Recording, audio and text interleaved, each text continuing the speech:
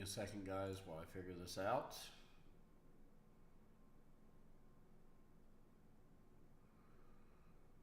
All right. Let's see what we got going on here. Welcome in, everybody. Welcome in. November 5th. Today's the day, right? Today is the day. Hey, Crux, how are you? Sorry, guys, I have been sick. So it is not doing well, for sure. But we'll see what happens tonight. And we are a few minutes running late, and I can tell you they've already called 2 states for Donald Trump, both Kentucky and Indiana. Both Kentucky and Indiana both going to the former president. And then it looks like Vermont is going to go to the current vice president. So that's where we're at right now. Hey guys, come on in. Hey Debbie, how are you? Let's get. That's Phantom, sort of. That's the picture, anyways. So there you go. The results have started coming in tonight, guys. I got nothing done that I wanted to get done. I'm just going to tell you. I'm just going to be honest with you.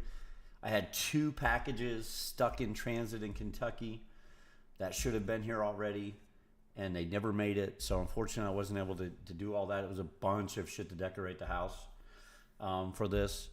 And then I drank Sunday night to the point of I still am probably not right. Yes, Vermont. Yes. Vermont. Also, Florida is leaning heavily. And I actually sent some texts out to some friends and acquaintances that I know. And someone who I know down there who is in the political circle tells me that they expect it to be a very big Trump win down in the state of Florida, based on what they saw today on exit polls. All right. So we'll just see what happens as the night goes on. I'm never drinking again. EB, how are you? I'm not. I'm never drinking again, guys. It was absolutely awful. Terrible. So 19 votes at Electoral College currently for former President Trump. We'll see if he is able to pull us off tonight. All right, you guys know we came to YouTube instead of Twitch for a reason, and that is because I'm very biased in this election. I want Trump to be our next president. I think he will do a better job for the country. Here's the way I look at it, man. You know, I'm taking this from somebody else. I think it was Charlie Kirk or somebody. And they said this. They said, if Trump was going to destroy America, he would have done it in his first 4 years. And if Harris was going to help America, she would have done it the last 4 years. So, I can't express to you how true that is. Super, super true, man. So, currently Trump is ahead 52% to 47% in the state of Florida. All right. We'll see what happens. About 5%. All right. About 5%. I would expect that they'll be calling Florida pretty early tonight. We'll see what happens. As polls start closing, you're going to see more and more states be called. We're going to have to wait. You know, we need to get to 270, and I don't think that's going to happen tonight, unfortunately. I truly don't. Yeah. So I don't think we see anybody hit 270 tonight. And I say that because I don't think you're going to see, unless it's a complete landslide, I think you're going to see states like Pennsylvania, North Carolina, maybe even Michigan, because Michigan's going to be, I think Michigan's going to flip back red. A lot of people don't. They think it's going to be close, but I think it's actually going to flip red. I'd be really surprised if it did not go to President Trump tonight. Wisconsin could be close. Minnesota should be blue. We'll see. See what happens. There's just a lot going on. Texas is going to be interesting. I think Texas stays red tonight, folks. But I think it's going to be a lot closer than what people are used to. All right, I think it's gonna shake some people tonight in Texas when they see just how close of a race that ended up being down there. But I do think the Republicans hang on to Texas for this election. 4 years from now, we'll have to wait and see. Florida, obviously, I feel like I said I have some inside sources there that are telling me that it's going to be Trump and it's going to be called early. It's going to be a pretty big win for him down there. Big number. Obviously, he lives there. He has Mar-a-Lago down there. So not surprising that he's going to take that. I think what's going to be surprising is by the number that he takes it. It's going to be big. It's going to be more than a 5% victory down in the state of Florida, possibly as much as 8 or 9. We'll see. We'll just have to wait and see. Crux, how are you? Yeah, I'm a little worried about Texas too. I think they hang on to it, Crux. I do. I think Trump hangs on to Texas. But I think it's like 5 points or less. I truly believe that. I think it's going to be 5 points or less. Network saying still 10 has 10 plus years before it'll flip. I don't know about that. I don't know if I give it 10 more years. I definitely don't know. The other thing we have to watch are these Senate and House seats. Because that's going to be another telltale sign. I mean, I think my opinion, based on what I've seen, and I could be totally off. Tomorrow I may just be scratching my head trying to figure out where the hell I was coming up with some of this stuff. I think Republicans are going to carry the House and the Senate because they're going to ride the back of Trump, who's going to win the election, in my opinion. We'll see what happens, but that's what I think. Yeah. Yeah, he only won in Texas by 2 points last time. Is that what you're saying, Paper City? Yeah, I think Texas is way closer than what people want to admit. I do. I think Texas is just way closer than what people want to admit. That's all. Look, and you got,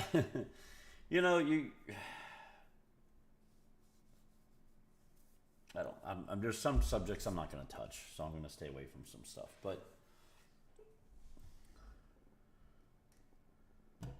I know you would think with the current state of everything, that was just for EB. With the current state of everything, tap, is this thing on? I know who that is. I don't know if he wants to expose himself, so I'm not going to do it. But it is definitely on. It is definitely on. With the current state of the country right now and the state of the economy and everything else, it's just I'm shocked. And you know what, Paper City? Here's the thing: it may not be that close. We may be looking back on this tomorrow, Paper City, and going, well, this is kind of what we expected, but it's not what we were being told, right? Oh man, shoot, bro, it was bad. It was bad. It was. I'm telling you, I was sick. Sick. Ain't no doubt about it. Ain't no doubt about it. West Virginia.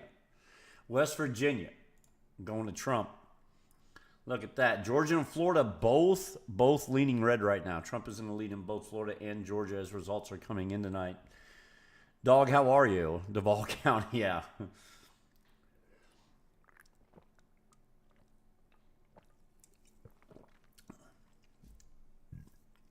So I'm doxing. You'll be all right, Kate. I think you'll be all right. So, I'm not seeing that yet, dog. Dog, I actually sent out some texts and some emails this morning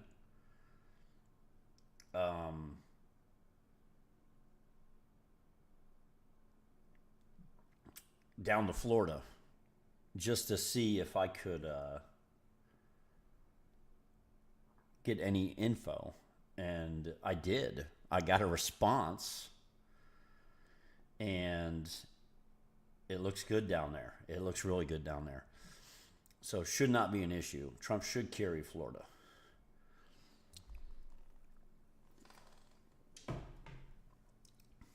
North Carolina is the one you worry about. South Carolina, I am not seeing called yet.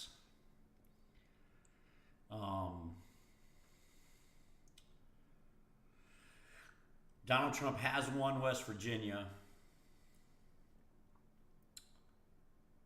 Those I am not seeing. I'm not seeing what you're seeing, my friend. Let me look really quick. Let me just keep pushing across. It's going to start happening really fast. It's one of the reasons I waited, man, because I wanted to see for sure what was going to happen tonight. 12 points from 4 years ago in Georgia. Yeah, and Georgia is leaning. Georgia is leaning towards Trump tonight. That's a huge one. If that happens, I think the landslide begins. That's just my opinion. Republicans have secured 40 seats in the Senate. Okay, they have secured 40 seats in the Senate up till this point. Is what we're looking at right now. It's being projected.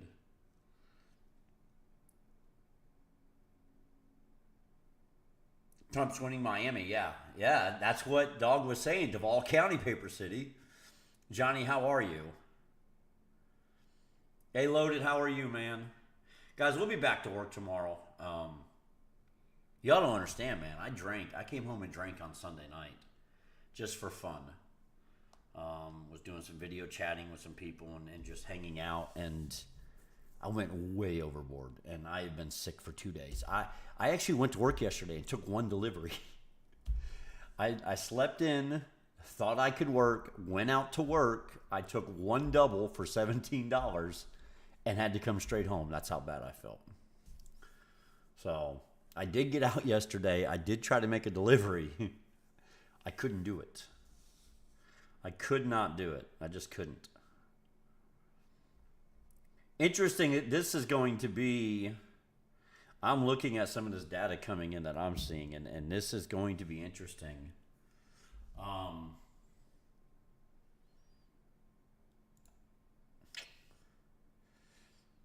Okay, so if I open another one, yeah, it's going to switch to it. I don't want it to open another one. I don't want it to open it. It wasn't bad, A-Pot. It was pretty slow here, is my understanding. My understanding here, it was pretty dang slow. We need, yeah, we're going to leave it like that, I think. Yeah, well, we can see the votes at the top. Yeah, Bags and Fox Business on. Yeah, I should have got my earbuds so I could listen in to different things. Because I've got to be careful what I do.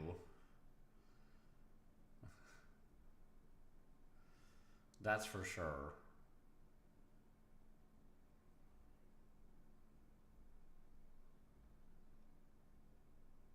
See what I can find here.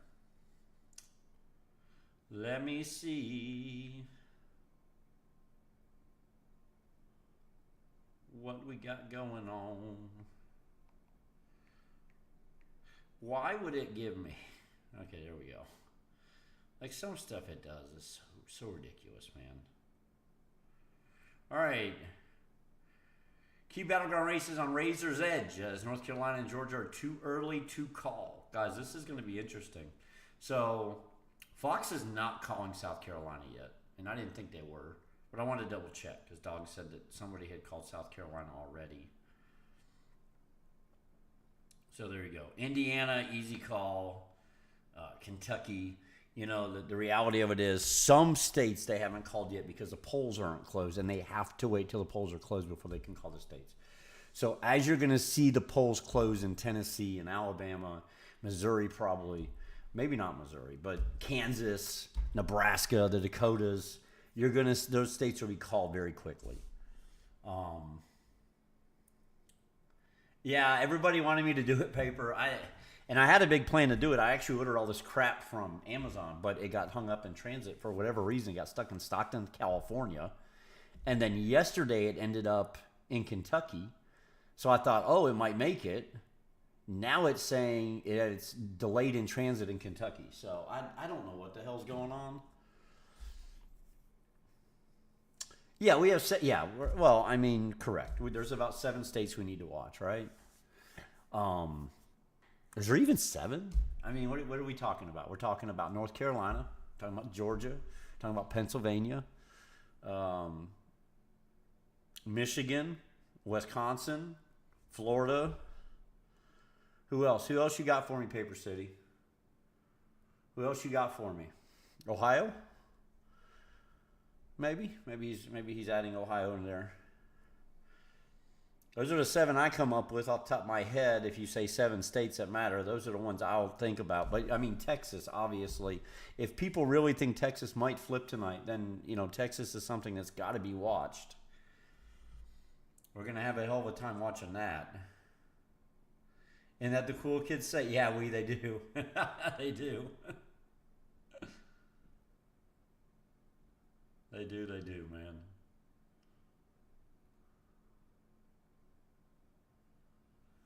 So 40 seats now in the Senate are being called for the Republicans.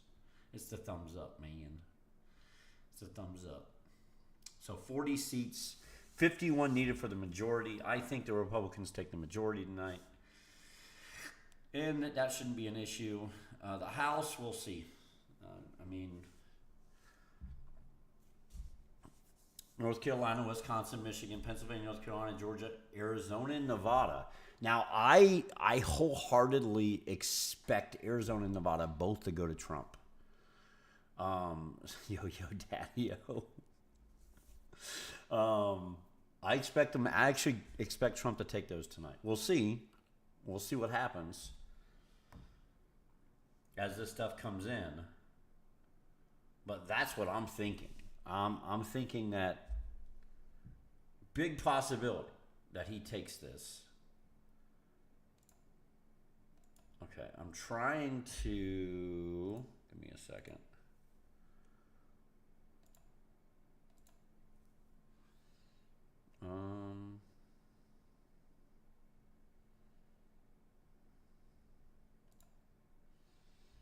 Oh, that's great. Let me just mess it all up. There we go.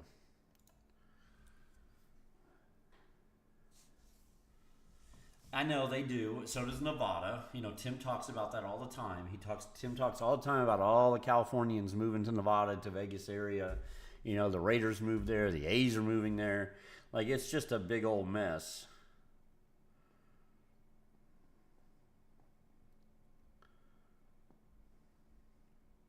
And here's the other thing I think to watch for.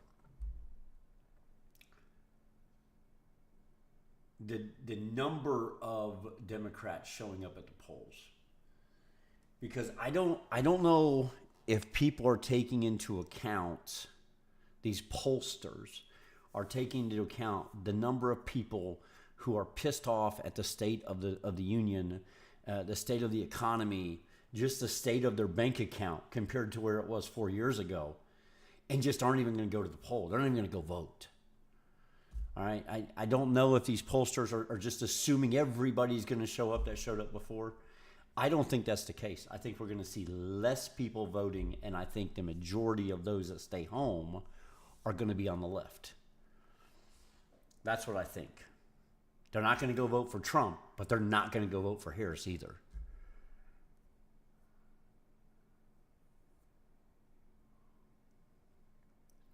Well, I know. I'll tell you, I had very little issues today. I didn't time it, but it was no more than 20 minutes. I don't think it was, maybe 30, but it wasn't bad at all. I know I left here, drove, it's not far, came back, and it was under an hour. All right. So it wasn't bad.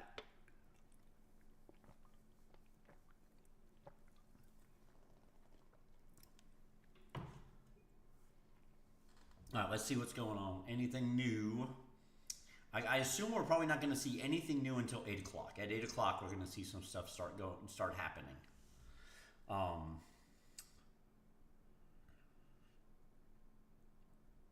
That's when some polls will be closing. Well, and I mean, a lot of people had to, you know, I mean,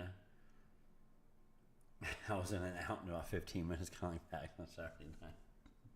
Taco, how are you? I get that. I get that. I do. And I think, that's what a lot of people are doing. um, I don't think that you're going to see a lot of people vote for Trump who don't want to vote for Trump, but he's the better of the options. I think you're going to see that. I think that's going to surprise a lot of people, how many of those votes he gets. Yeah, Taco's here. Come on, you didn't think Taco was going to be here? Taco's always here. Taco is always here. You know what we're going to have to watch for is, I think the biggest telltale is going to be how early Florida gets called, if Georgia gets called tonight, what we look like in North Carolina and Michigan. Yeah, I think the policies are good. I've talked about that personally. Personally, I feel like the policies are good for America, and yes, I'm very much kind of in the same boat. I'm trying to remember who it was. Yeah, I'm trying to remember somebody who said it. I can't remember who said it. It was some type of celebrity. And, and it's exactly what they hit on. They were like, I don't even like him as a person. But when I look at his policies and what his plan is for America, what his path is for America to follow, it's hands down better than what Harris's is. And so I'm in a situation where I don't like the man, but I like what he's bringing to the table for the country, and therefore he has to get my vote. Yeah, well, it's right now they're not calling it. They're not calling the polls in Georgia, right? They're not calling Georgia yet, but it's not going to be long. Trump is doing things down there they did not expect. Exit polls are definitely showing him with a very substantial kind of lead down in the state of Georgia. And I think this is going to go back to what I was saying before, and that is I think a lot of people didn't vote. I think a lot of people just decided not to vote. I mean, that was kind of their protest. They're not going to vote for Trump, but they're not going to vote against him either.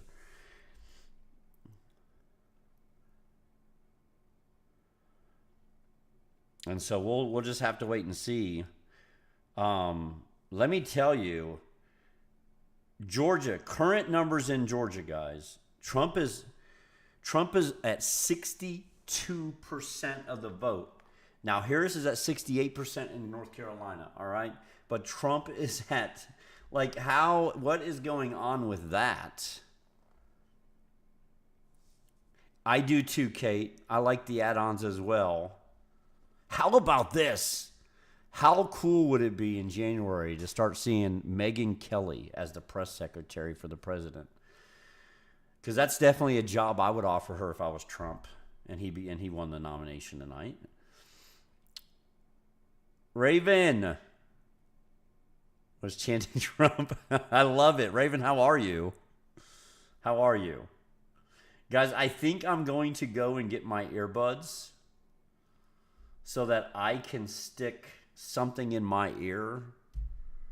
Because I don't even need this. I don't even have to wear this tonight. I have nothing coming through it.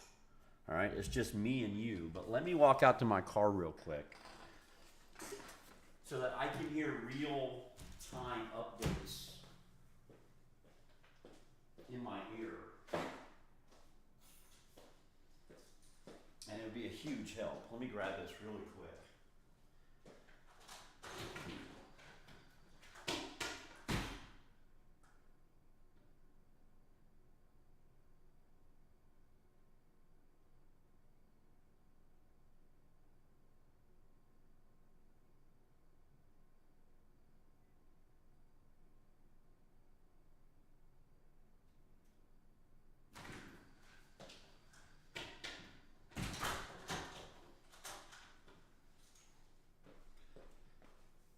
Okay. Now let me get some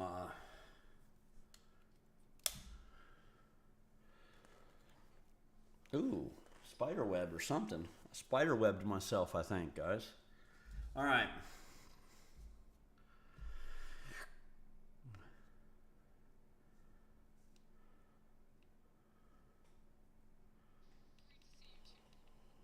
All right. Oh, she voted for Trump. Guarantee it.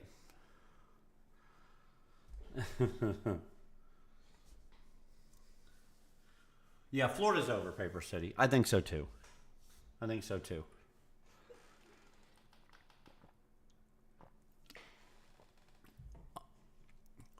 Ain't no doubt in my mind in Florida.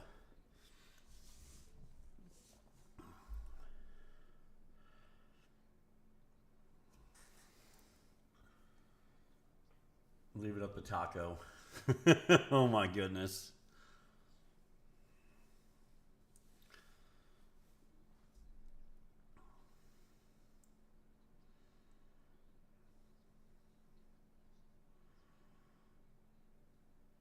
So at 8 o'clock, they're going to call a lot of them. All right. I.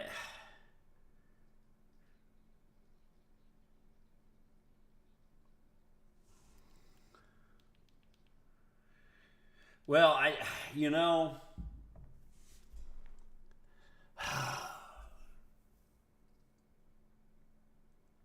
it's going to be.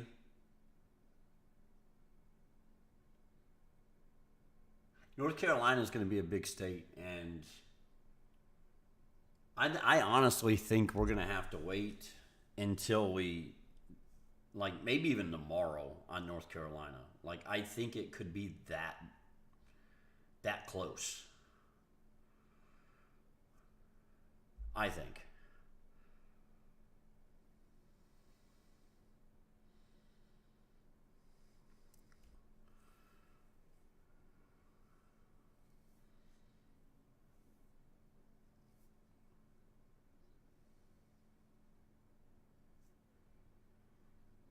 I'm trying to see here if what's exactly going on. Let me get this off. Let me get this off out of my ear, guys, so because it's distracting me. So it just threw me off a little bit.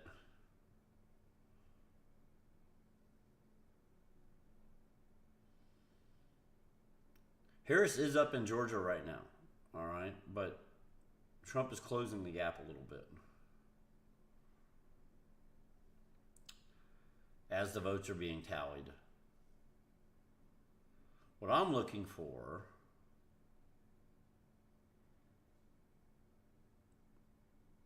Trump needs North Carolina. I agree with you. He does. He does need North Carolina. And I think he can win it. But I'm just not going to just give it to him. You know what I mean? Can't just give it to him.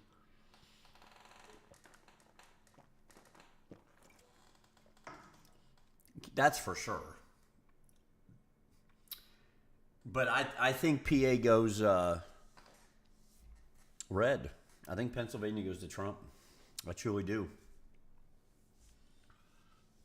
Yeah, yeah, Raven. Florida's gonna go. Florida's gonna go to Trump. All right, ain't no doubt in my mind. Ain't no doubt in my mind.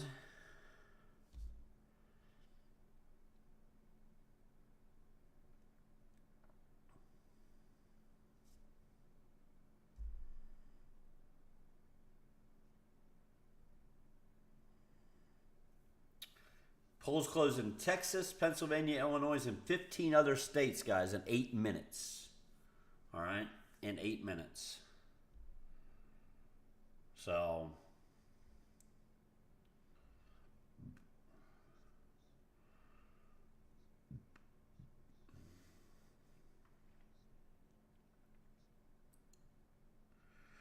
with 19% of the vote in Georgia, Trump is ahead 60% to 40%, guys. That's Georgia currently.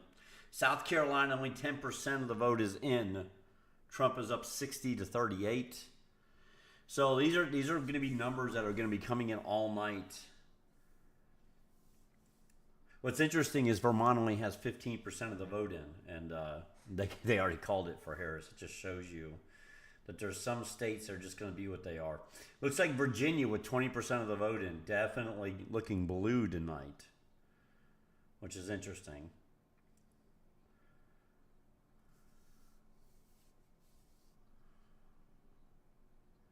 I'll be curious to see what happens in about 7 minutes. Because of Philadelphia, yeah, there was a big thing this morning in Philadelphia. The Republican Party had to file lawsuits first thing this morning because they were not allowing the Republican Party the poll watchers, or whatever you want to call it, that stand there and supervise. They weren't allowing them into the voting sites.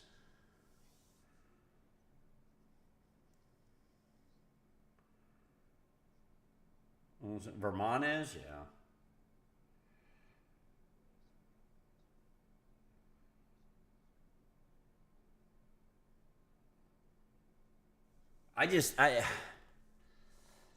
As a personal opinion, my personal opinion is we absolutely should see a red wave and landslide tonight.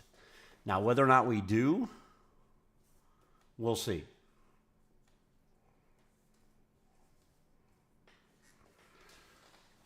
That's what we should see based on the current state of the country, the current state of the borders, the current state of the economy. Like,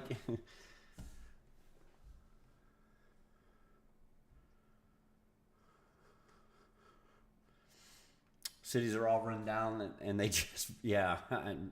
Look at Michigan for all those years, man. Look at Michigan, you know. And what you're seeing now is you're seeing Michigan start to flip to red more often, and I think Michigan's going to become a Republican stronghold. I think you're going to start seeing the unions looking to go red. I think it's interesting that the unions have always been supporters of the Democrats, and the Democrats are the one pushing all of these massive minimum wage increases and everything else. It's kind of a double-edged sword for them. I hope we do too. I hope we see the red wave too. That's what I expect to see. That's what I hope to personally see. The stock market is at a near all-time high. It absolutely is. It's kind of wild if you think about it.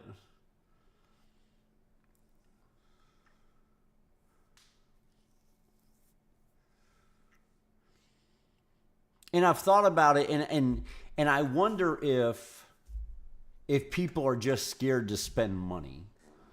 Like, if people have money but are scared to spend money.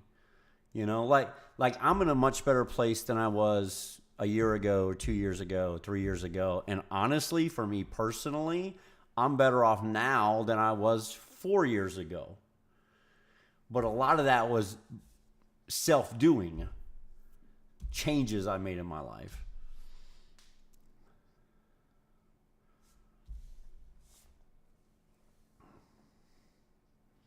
Yeah, back for 1960, black Americans voted Republican. Yeah, I mean, I'm trying to find us something. The betting sites, yeah, I saw that. It's like 100, earlier today they said something like at that point there was like $130 million being bet on the election. I was like, ooh, I didn't even know you could do that. Oh, South Carolina going to Trump. There you go.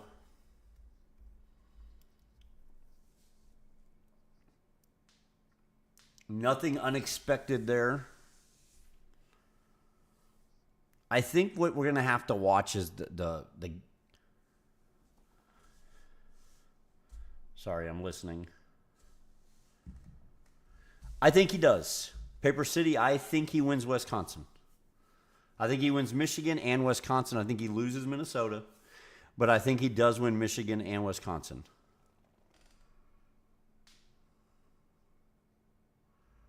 It is. It is. Yeah, it's just changes I made personally. It had nothing to do with anything the government's doing to help me. It's all stuff that I personally did in my life. You know, it's funny because I pulled out tonight to go to the Waggles. I needed some tea and some other stuff, and I was like, you know what, I got to run down there before I start doing this because I had nothing in the house. And I pulled out, and I was like, man, all the leaves are falling. I'm like, wow, this will be my second winter here in the same place.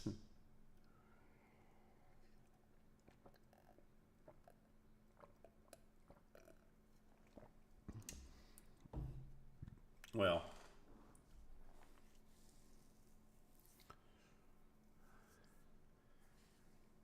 thank you, B.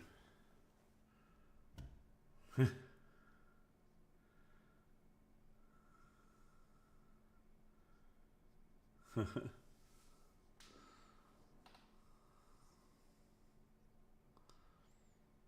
it?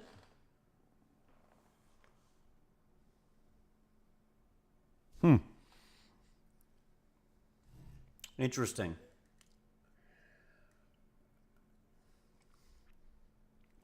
Yeah, Minnesota. We're not going to win Minnesota. Minnesota's going to the Dems tonight. No doubt in my mind. I love that Paper City. I love that. Well, we didn't want to do this. We didn't want to do this over on Twitch. I just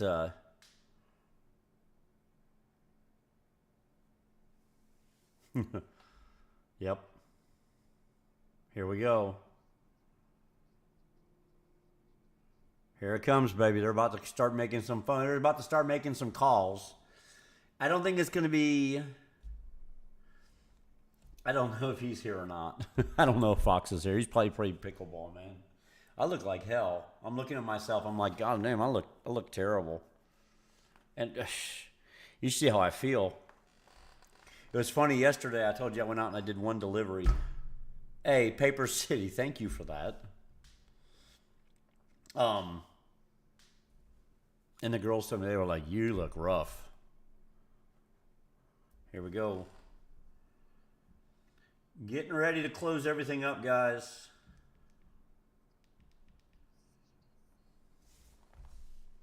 Too early to call Pennsylvania. But that's not surprising.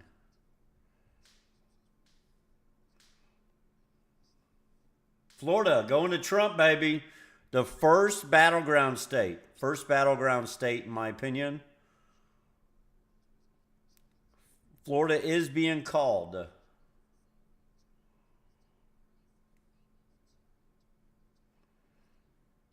Trump will take the state of Florida. Yeah, there was not.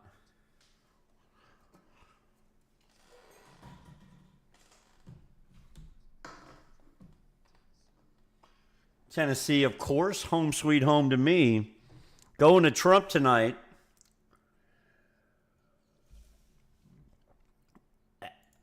Alabama, Mississippi, both going to Trump. And Oklahoma. Missouri.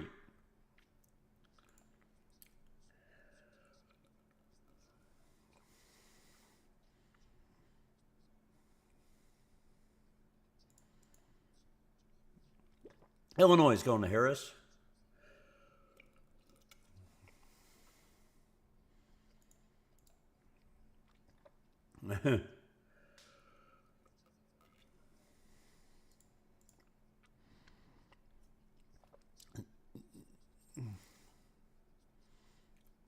Connecticut, Maryland, of course. Hmm.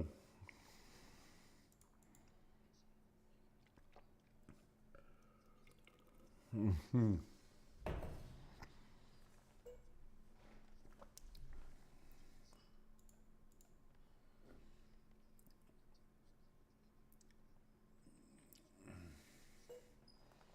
What do we got? 105 to 72. How did they got Harris at 72 and I've got her at 71? We'll figure it out. Yeah.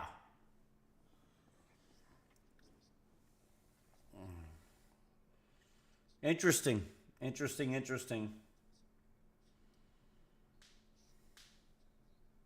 Yeah.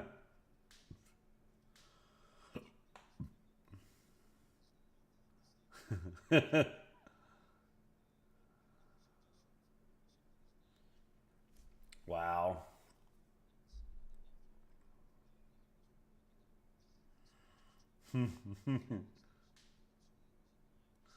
That's great. That's great.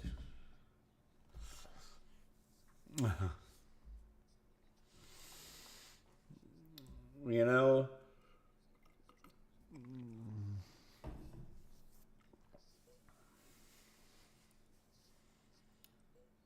I think Georgia is going to be called tonight for Trump. Hey, Wolfman, good to see you. Good to see you.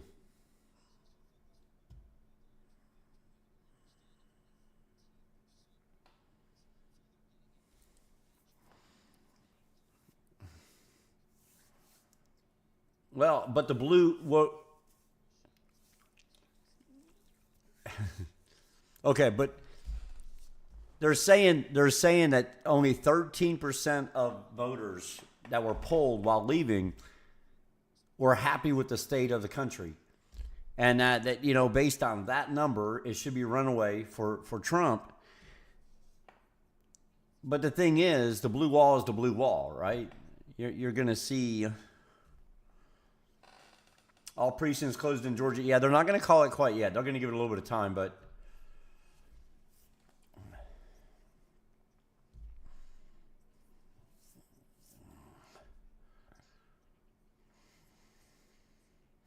and I think I need what I need to do.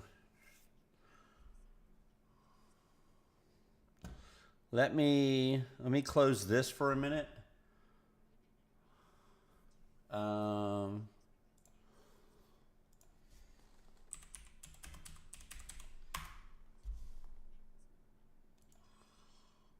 Okay.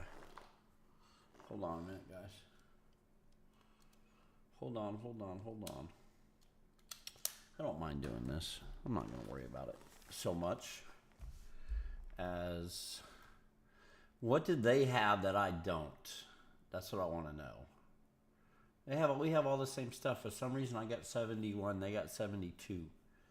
But everything else matches. I'm trying to give you guys some volume here, so you guys can kind of listen to what I'm listening to.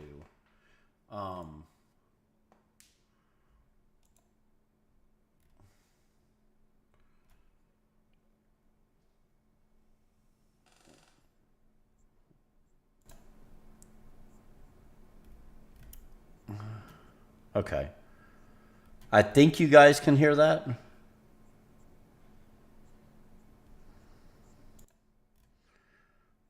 That Trump won with maybe a little bit better. So I'm just going to let that split play the ticket there. Those that were going out, and indeed, perhaps some Republicans voted for that. But you got a strong governor like you have in Florida. You have one in North Carolina.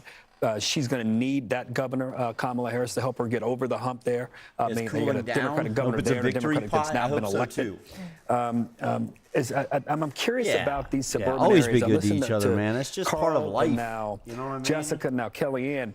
It may be It's that just part even in of life. Virginia, and you were talking, Britt, you look at that the and issue we're sitting around here, we're getting the results as LGBTQ they're plus and happening. how those issues have played in the Virginia Why school does it system say there. 71 And that Loudoun instead of County number is an 72? interesting number. I don't Yet get you it. see in some of the other suburban areas in Indiana, he has not performed quite as well. So it's interesting to me to see Can we bring this, and up maybe that it's not. Loudon? These states are a little different now than Yep. voters Here are in Bill's these got that Loudoun suburban County. areas. Yeah, Bill, you have Loudoun Look at County up Loudoun there? County. Yeah, we were That's just Fairfax County. That's an ex-urban county. Yeah. It What was reaches into- 2020? it's interesting. Yeah, let's look at 2020 versus now. Okay, so I want to show you guys the Fox insights that we have, and we can go into this county here. You see this green outline? like the so map- we you can guys see show the you map, what the right? vote was at You this guys see the point map 4 years in ago, front, okay? right? Let's go ahead and click on this and find out together, okay? Loudoun County with 96% of guys the see the vote map. reporting in that county. Trump's got a That's why I need you to see the 3.3 map. jump higher than he was performing 4 years ago. Now we'll clear this off here. How it computes here on the computer with 4 years ago, that's a slip about 4.5 points for Kamala Harris in that county. And Harold, maybe it is the issues in the schools. Maybe it is the transgender issue that the Trump team pushed as you so can hear much it, during that's this what I'm worried campaign. about. And That's what I maybe want. that's That's what having an makes you guys impact can on hear that. But let's move away from Virginia. There are a couple interesting stories I just want to bring our viewers up to. Okay, we can turn it down. How's that? Is that better? This map here. If we do that, Can find a little good news for Kamala Harris. You can find good news for Donald Trump. Okay. I'm going to show you why here. Down in Florida, just looking at Duval County. okay, you should be able to now. This is All right. This is advantage Trump from where he was 4 years ago in Duval County. See that? See that swap? Right. The wrong Loudoun County. Dude, that's just great. That is absolutely wonderful. That it's Loudoun called Loudoun County. South. Another Fox Insight, Okay. Okay. That's Baldwin County. That's freaking great. County seat in Baldwin County is Milledgeville. It was the Confederate capital of Georgia during the Civil War. Now, our Fox Insights tell us right now, look at this, okay? It has 2 colleges in this county. Well, we're listening in, The dog. African-American population is about 44% countywide.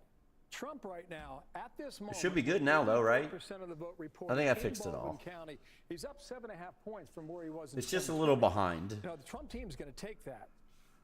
Likewise, okay. The Democratic governor, oh, Let me pop out here. You got 26 way ahead in counties North to Carolina. concentrate on.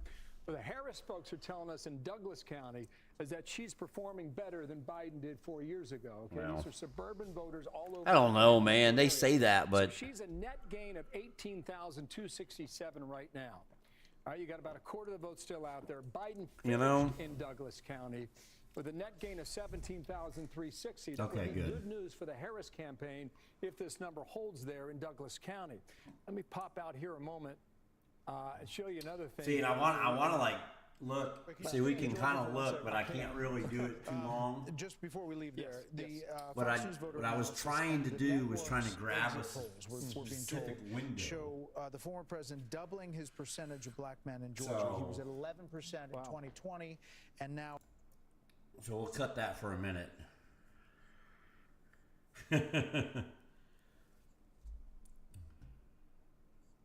Well, that's good. Okay, well, good. 46, yeah. Well, yeah, I mean, At the moment, okay? So roughly I mean, just the 48%. fact that they're already calling Florida dog, Count. which I This is totally Kamala expected Harris. She's gonna win the 100%. county, okay? But look at the raw vote total. Is a It's very good impressive, sign. 129,000. It kind of But look keeps what me Joe on Biden did track in the with same what county, I was okay? thinking. 242,000. So we'll see. It- You can't hear me? the precincts to know where the rest of the Okay, well, I mean, I can turn myself We'll up. Take a look at that in a moment here. But that I don't want to be too loud, one though. of 159 in terms of population. Okay, I turned it up. What you're saying, Brett, about the African American male vote there is true in places like Fulton County. I turned it all the way up, my friend. Still a lot of vote out there. I know. But we're gonna keep I an know. eye on this Fox and Fox News. challenge of the night here in Georgia. It was. It was, dog. That turnout is a bit lower than 2020. Yes, Duval County went In fact, some of them are Republican. Doing these comparisons as well. I can tell you this. Yeah. America, Kind of before crazy. Election Day, Just absolutely crazy down in Florida. What happened? set up an awesome website. And I mean, just And like I said, I was on I every feel day just I feel like this is going to be a landslide, but I could be wrong. from the early vote. I mean, he may even lose. But I feel like it's going to be a landslide. Hey, sis, how are you? I saw you called earlier. Hopefully you're doing good. I tried calling you Sunday night to have a shot with you. But I drank way too much Sunday night, and I've been down ever since. Above 26%. So that's another indicator. Maybe another Means Georgia goes probably, dog. I think so. I think Georgia goes red. Brett, what are you looking at? Well, I've been keeping an eye on this issue that was raised in our I totally think it goes red. analysis. It said that Me personally. half of all voters say the future of democracy is the most important factor in their vote. That's a big number. We're down to Arizona, North Carolina, Pennsylvania to decide this. Well, I mean, look, I think Pennsylvania is Trump. I think Trump takes Pennsylvania. That issue, democracy, is about one thing, about Trump and fear of Trump. But it's the same factor we keep coming back to time and again. Is the Trump factor in this race is is he able to? Your ringer was off Sunday night? Yeah. So dominant in three previous cycles, and that's what that vote is about. Because if you were just running on the issue, All right, let me look. Let me see if I can find the map the here. most important, economy, immigration, Right? you wouldn't see. Wouldn't see that, but you got half of people thinking that's important. And That's a Trump. it was That's a Trump a issue. huge issue for 2020, and it also resurfaced a bit with candidate selection in 2022. Certainly did. That he got I'm blamed looking for. So for the question is, are we going to see a map the from increase in his Fox. approval numbers translate into something positive And for if him you tonight? if you work your way back to what that's about January 6th. Well, Can I And clarify the price something? he paid politically for January 6th is still being paid. And it also was hammered over and over again by current President Biden, the former candidate. You know, the threat to democracy was really on his lips pretty much every minute. And Vice President Harris didn't take Let's that see. role for a lot, but she did come back to it towards the end of the campaign. Georgia, Texas, Kansas, all trending red. Anyway, it's a BS All issue. trending red, It's guys. about- Michigan, it's about January Ohio. 6th, which was supposed to be the moment. when we thought Those are this too fear close to was- call. Not even democracy was close fragile. yet. It So, was the premise of the January 6th special committee that are we good on everything that I have? Critically close to losing our democracy. Wow. It's ridiculous. I mean, that Some have not even called Illinois yet. our checks and balances worked. The thing was over. That's in a matter of interesting. hours, and yet here we are. It's still a factor. And here we are with a political rise from January 7th, 2021, to a candidate who is at least tied and in a good position and has a path to 270 to win the White House. Stand by, panel, if you would. Okay. Speaking of that, let's go check in with Aisha Hasni at the Trump campaign headquarters. She is in West Palm Beach, Florida tonight. What's the mood? Yep, I'm watching it. A long way to go tonight, but how are What do you things? think my choices tonight? We're going to need PA. I think we're going to need Pennsylvania. The crowd behind me still hasn't really filled up the convention center. I think we get Georgia. There's a long security line. Apparently, a lot of folks are at the Hilton. I definitely feel like we get Georgia, so that shouldn't be an issue. Way over, and that's because there's a really long security line. They got to go through the max before they get in here. So that is what's holding up the people, the spaces that you see behind me, and why that hasn't filled up just yet. I want to just talk about. You guys I mean, we can do some common sense stuff here, and everybody right? erupted into a cheer. We can I was give just talking to that. Congressman Mike Waltz, And of that. Florida, the great state of Florida, and he was telling And me how this. it was a Like, we record can do early this vote stuff. turnout, and that's why. Um, And he thinks that's going to resonate across the country today. People are going to come out and vote for Trump. Back to you guys. Thank you, Aisha. Aisha, thanks. Let's check in with Jackie Heinrich. She's at the Harris campaign headquarters in Washington, D.C. Hi, Jackie.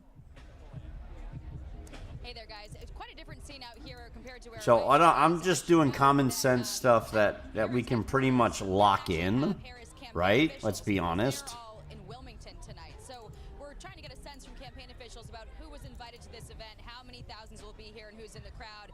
But I am hearing from people close to the vice president, sort of watching these reports come in.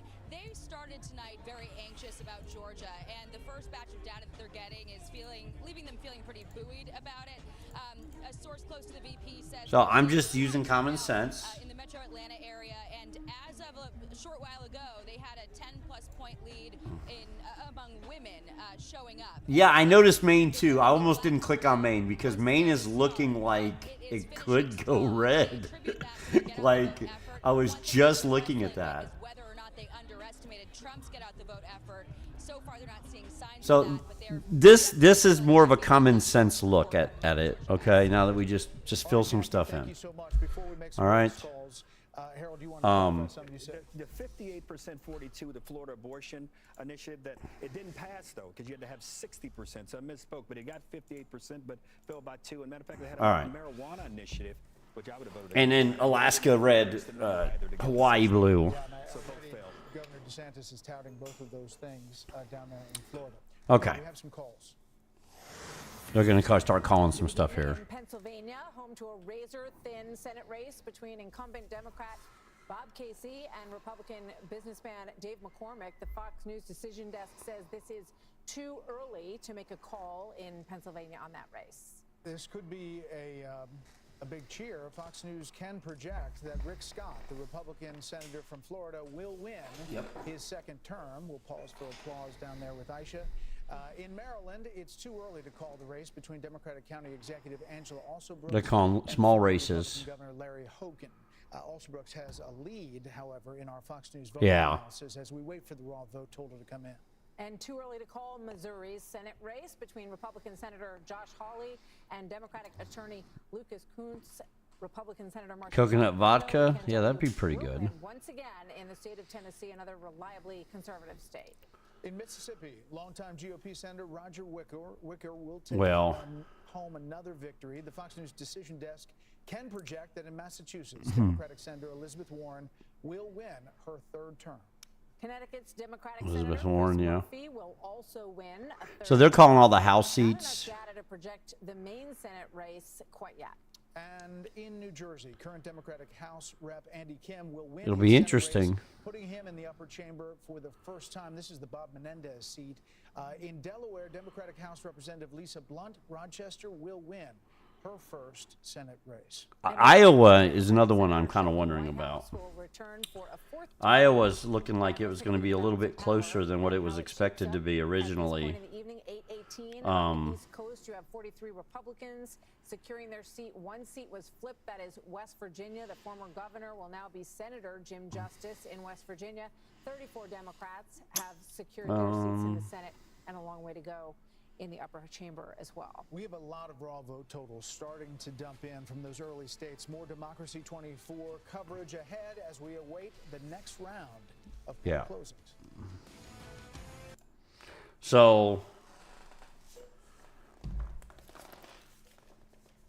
So this is just kind of the common sense map, right? This is kind of what we expect for sure. Doesn't mean it'll happen. It's just like this, but this is what we would expect to happen. And that leaves us quite a bit out here. And if this red wave starts, all right, it happens in Georgia, and it happens in let's just give Trump Georgia, Pennsylvania, Ohio, Iowa. All right, we're at 254. All right, we're at 254. We give him Wisconsin, it takes us, 264. Minnesota, I'm almost positive will be blue. All right? Just my opinion, if I can get it to actually go blue. So if this happens, what's he need? He doesn't need a lot. He just needs any of it, right? Nevada gets him 270.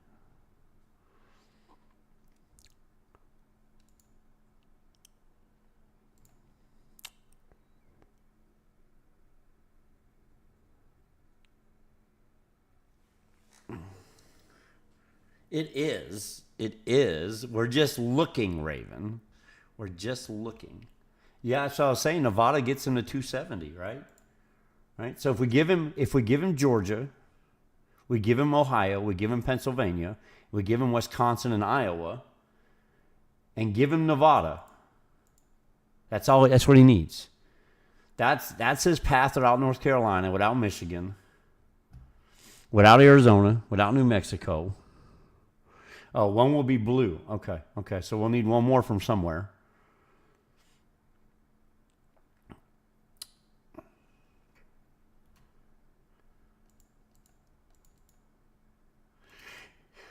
Wouldn't it be interesting? Wouldn't that be interesting? Okay. We can reset it. I was just kind of curious.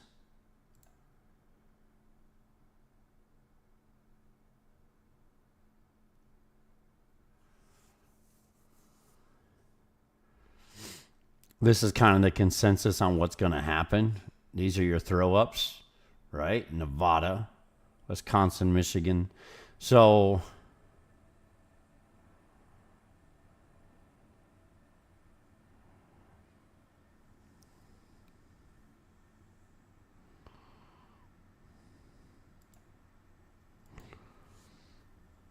he has a couple paths to get there. He does.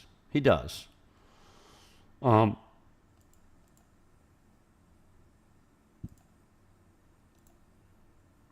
trying to remember what all they've already called.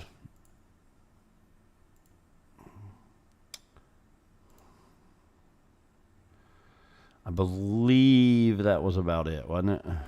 And they called all of this.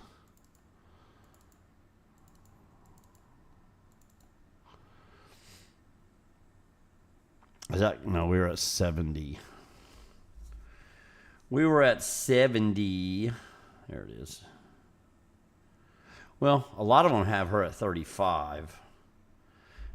A lot of them have it at 35.95. Oklahoma's also been called. There's the 95. And then a 35, we're showing we got a 52 because a lot of them are not calling. See, so that's the other thing. So some of the AP and stuff, they're not calling New Jersey yet, or Delaware, D.C. You know, Fox is calling it. Oh, yeah. Yeah, everything, like everything on there. That were betting So, prior to this election day. What do always we being learn good. from all of that tonight? Yeah, it's looking that way, old man. Talking about investors and businesses. It is definitely looking that way. I think you really have to look at economic policy and tax policy in particular.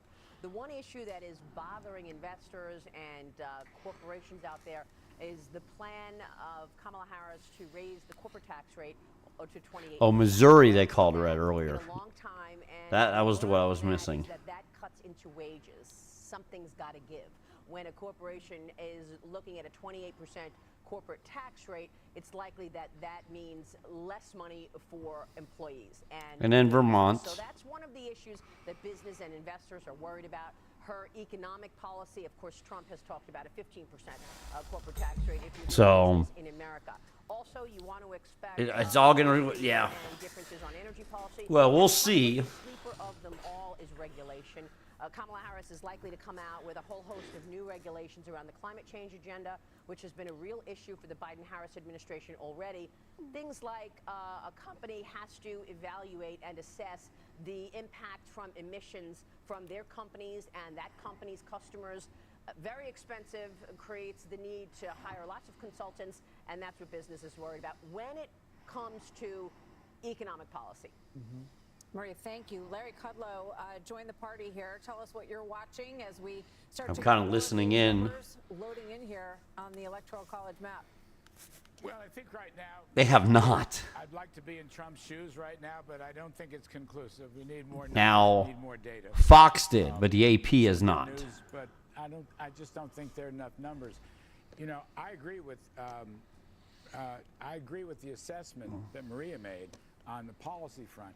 But be honest with you, number one, I don't think the stock market yet knows who's going to win or what the policies are going to be. It's watching like a hawk, but I don't think it knows yet. I mean, I don't know. We've got to see what happens tonight. Number two, Trump has this working class coalition. It's a different Republican Party. You know, it started I'm listening in. 2015, 2016. It's ebbed and flowed. I think it's closed in high tide. The question is, with that kind of coalition, working folks, whites, blacks, Hispanics, young people, others, will it work? All right, so, will it hold? oh yeah, Illinois Enough of an expansion to Harris. in Mr. They have Trump's called it. base, to New push Jersey, over and win.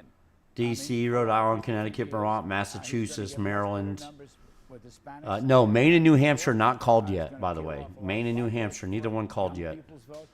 That was his strategy. Delaware That was not his called yet. strategy. It's not your father's Republican Party anymore. It's not that they hate business, but the business roundtable. All right, is that now we're up to date? Now we're caught up? Could he expand 105 and 71? Does that make sense? Yep, well, 72 because somebody was explaining that one of the... and I'll try to answer that question. Well, we'll try to get you some more data there, Larry. Charles, you know, the Republican Party has changed, but the issue of the economy, the vice president has closed that according to the latest polls. I mean, Wow. it was up big. So- you asked that question early, but as she closed, it got to within. I'll be really curious to see now. In the closing days. You're worried about Pennsylvania and North Carolina? President Harris benefited from a couple of things, I think. First, the media. Every time economic data comes out, it's great. He doesn't necessarily have to have them. Last month, we lost 28,000 private sector jobs. And by the way, you can talk about. But it sure would be nice. It sure would be like a cherry on top. To come up with these consensus numbers, also factor that in. Our jobs numbers have been going down. That's for sure. Since 2021, and now wages are really beginning to drop big. I don't know. Last week we had what they call an employment cost index. Wages are dropping, and that's bad news for everyone, particularly folks who are already having trouble keeping up. Bags reported. Yeah, don't do that, kitty kitty. Trump went out on a dangerous limb when he Don't do that. because conservative economists hate it.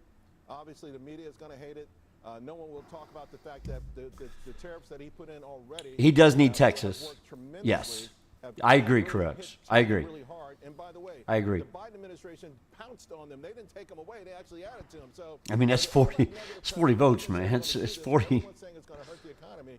You gotta A lot of have people are that. listening to that. But still, folks know the bottom line is that the top 20% of Americans are doing 40% of the consumption. They have made all of the money on their Biden-Harris policies. I know.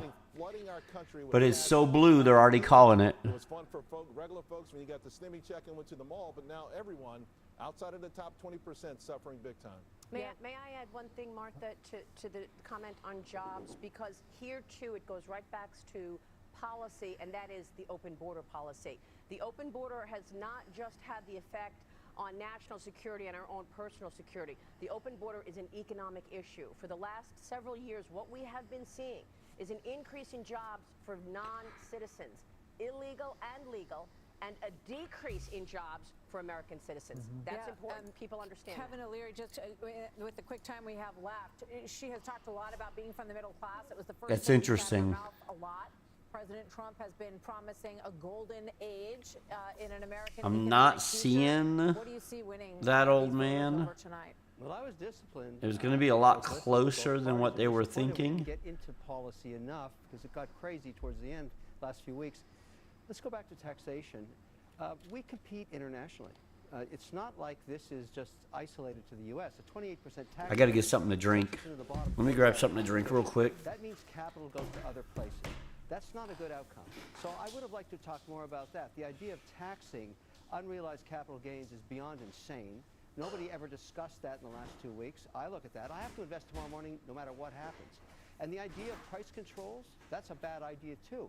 We left those alone, and they are very, very dangerous ideas. But don't you think, I mean, with all due respect, Trump hammered away on every single thing you just talked about. He completely opposes the corporate tax. All I remember all was the Nazi hunters, All right, guys, and I remember we've got a firing call to squads. make. Well, then And we you will need come to back to read you guys. you need to read the stories You more guys carefully. continue the argument. Larry, Maria, Charles, Mr. Wonderful, continue Thank that you talk. all. We're going to make some calls. That's because the hour is upon us, 8:30 p.m. on the East Coast, and the Fox Decision Desk can now project that former President Trump will win Arkansas. The state hasn't voted for a Democratic presidential candidate since Bill Clinton. And No. as we look at the race No, to Wolfman. 270 as it ticks No up, drinking. 11 for former President Trump. Big 17 chill. for Vice President Harris. That'll be on your screen all night in the ticker there on the bottom, and then we'll scroll through the races by state.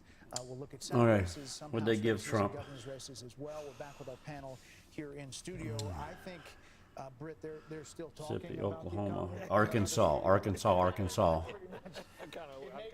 I kind of wish we missed it. Sorry we missed it. Just dip in. Well, they were All right. talking a lot more substance than when we heard on the campaign trail when it came in. They're absolutely right. I mean, we did not have a good debate. I know. For instance, I know, over Paper City. economic issues, and it clearly is the number one issue on people's minds. Brett. You know, we didn't really get into policy.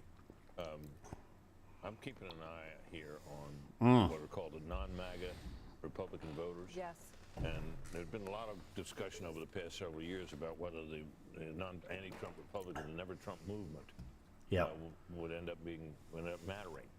Our voter analysis memos tells us that if she wins, That will be the decisive factor. I'm not quite sure I buy that, but it's interesting that the never Trumpers could swing it her way. And the fact that the Trump campaign has made such an effort to turn out these low propensity voters. That is to say, what we might call unlikely voters. That might be how they plan to make up the difference among Republican voters that they might lose. I think that has been the strategy, right? I mean, Kellyanne? Sure. Well, we've said all night and all week, well, gee, we don't know anything. Well, here's what we do know, that the two parties had a primary season and only one party participated in it, the Republicans. We had a lot of strong men and I think at least one woman running in the Republican primary. One candidate and a super PAC spent $250 million to get 9 electoral votes. Another woman got 97 electoral votes. They spent over $100 million. I like them all very much. I'm glad they're part of the party.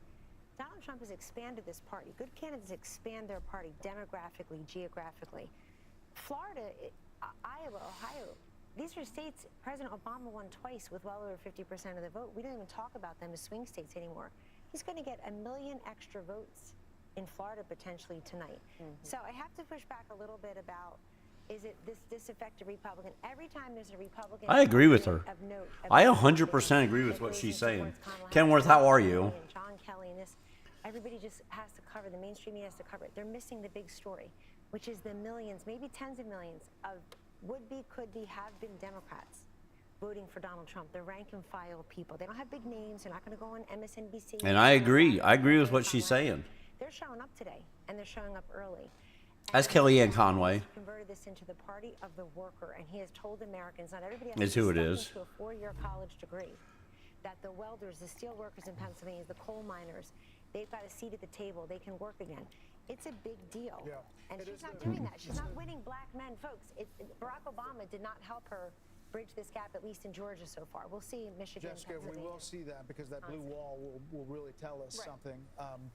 But it is changing. The party's changing. There's a lot of Reagan Democrats in this coalition. One of the things to note right now at this hour, we have not called the state of the Commonwealth of Virginia. Right. It is a lot closer than people thought it would be. You know, the Trump campaign did a stop in Virginia. They thought it was closing. We're not calling it yet.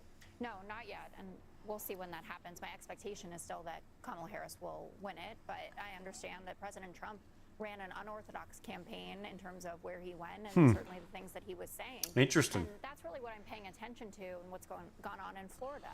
Now, that's great for him, a feather in his cap. Ron Still DeSantis 25 minutes before, to make Florida a place that a lot you of know, liberal friends are happy to be living. But that is inefficient vote when you are trying to become president. And what is a Reagan Democrat? That is all the Democrats who voted for Reagan, correct? To give him a chance to spend time in New Mexico, which he lost twice. And I think that if Kamala Harris is victorious, You know, tonight, President Reagan she ran has the some table, bro. examination of why those campaign stops happened, and if his time would have been better spent parked in North Carolina, in Georgia, in Arizona, and one of the blue wall states that he has to pick up, Pennsylvania, for sure. We've got to go ahead. Yeah, we'll see how that inefficient vote is. It's a real issue, and we have to see whether or not it actually pans out. And one of the reasons he went to New York and I have New not, Mexico, Kenworth. and were these house races. I have mean, not. there are house races in all of those places. So, and she did the same thing in places as well. We're going to hold on. We're going to take a quick break. We're going to be right back with the panel, and we're going to dig into a lot of these numbers. Major poll closings coming up. We'll get our first look at Arizona. Remember Arizona, Michigan, Wisconsin? Oh, wow. This is Fox News Democracy 24 marches on. The votes are in. The next president of the United States is... Dude, this is hilarious. First Lady Jill Biden went to vote today wearing all red. What? That would be pretty funny. That's pretty comical. Yeah, he won 49 states. Yeah. Kind of crazy, huh?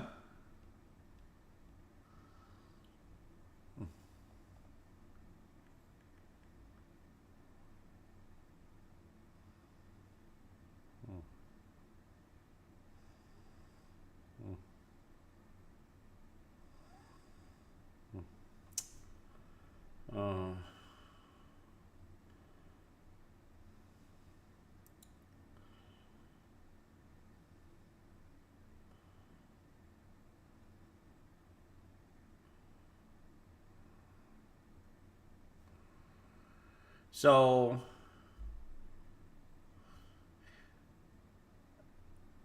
it says Reagan carried 44 states in 1980.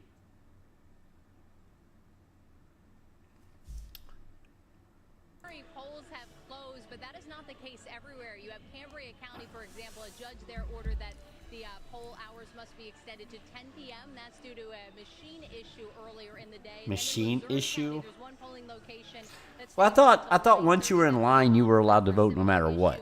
I mean, am I wrong on that assumption? Did they change that? in Northampton County later.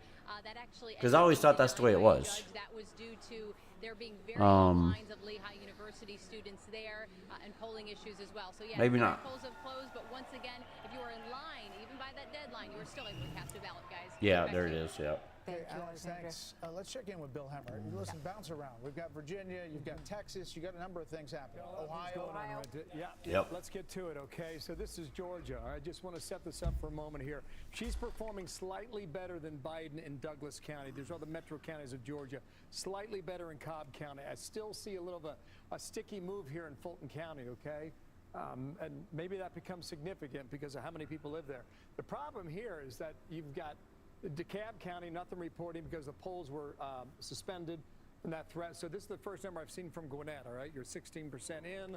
She got about 60% of the votes, so a lot of the vote still remains out there. Let's move away from Georgia as requested. This is kind of interesting, guys. I mean, a lot of you folks live in the Washington, D.C. area.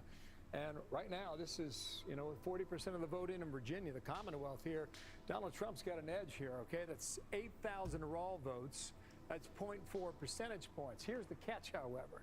A lot of this map's starting to fill in. This right here across from Washington, D.C. is Fairfax County, all right? Fairfax County is number 1 out of 133 counties in Virginia based on population. At the moment, you still have at least half of the vote still outstanding, and you see Kamala Harris was 67%. You would expect that in Fairfax.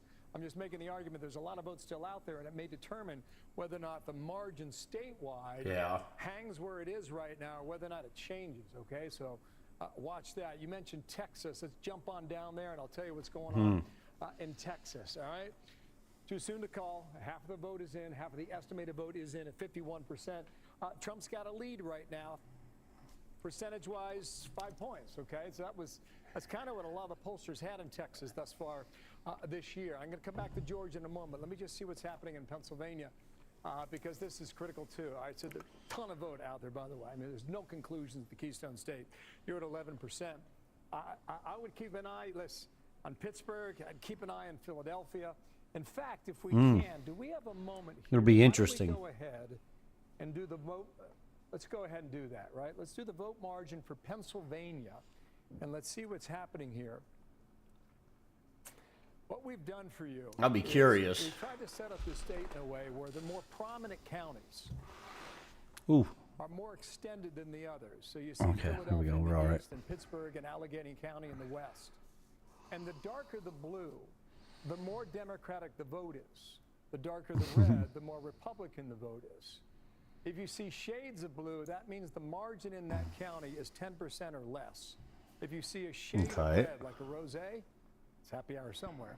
If you see a shade of rosé, that's 10% or less too. So those are counties that we want to watch. Let's look at the vote margin now for Georgia. This is interesting, right? So we just went over there on the board and we showed you the metro counties throughout Atlanta. Let's find out what I'm just kind of curious. The outstanding vote for Georgia is at the moment.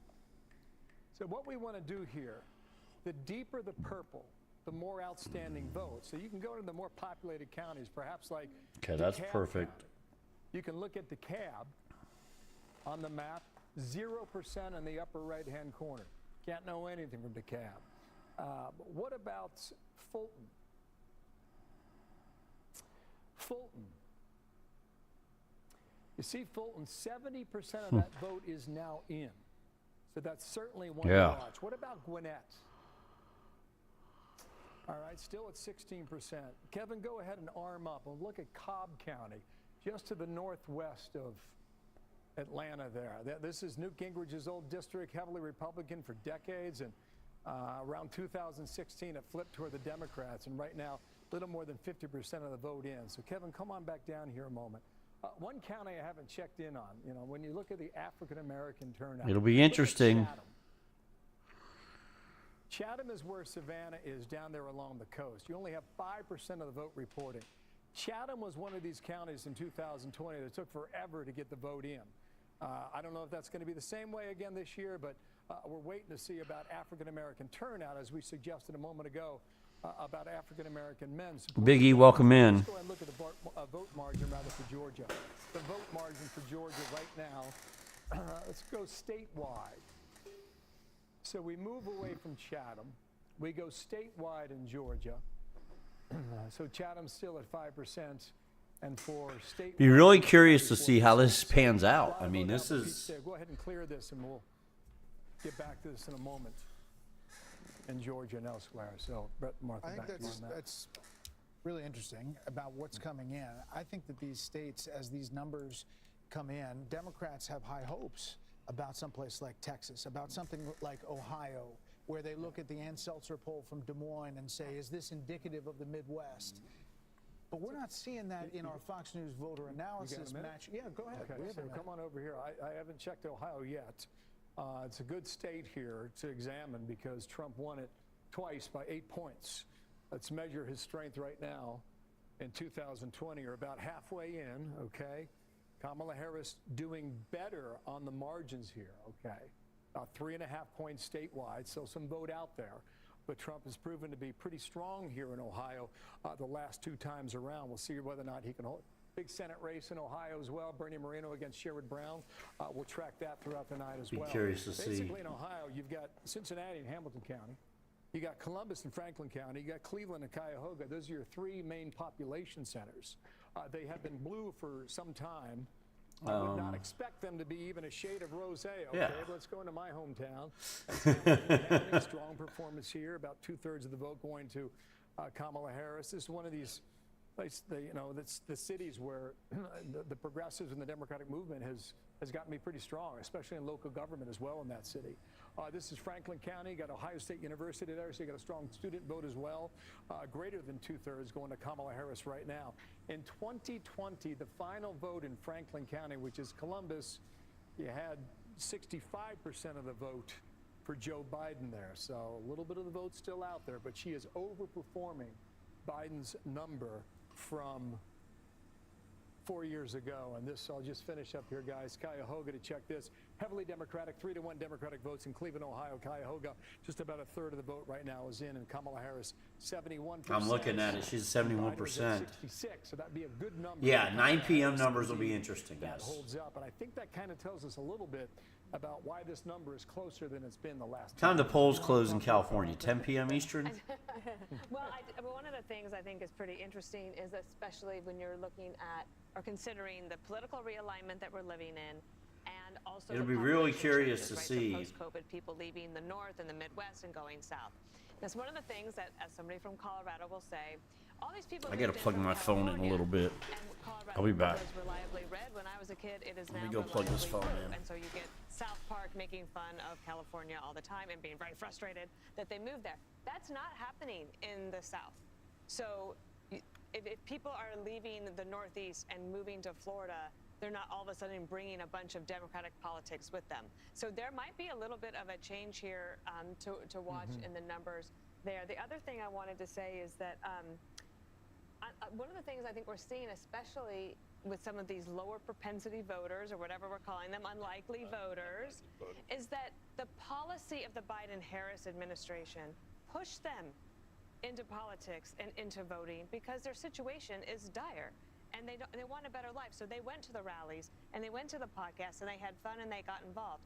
What will be interesting to see is, Kellyanne might be able to correct me, but as I understand it, if you don't vote often, or if you're a first-time voter, whichever party you vote for the first time, you're likely to vote for that party the second time, and then you might have that voter for life. So the political realignment that is happening and the coalitions that Harris and Trump are putting together could have longer legs. Well, it goes to what Kellyanne was saying earlier about the working element of the Republican Party shifting. And I think that when you look at Ohio, you are seeing a concentration likely coming from the suburbs, which is leaning more to Harris. There's something else I see very quickly, and I see it in Virginia.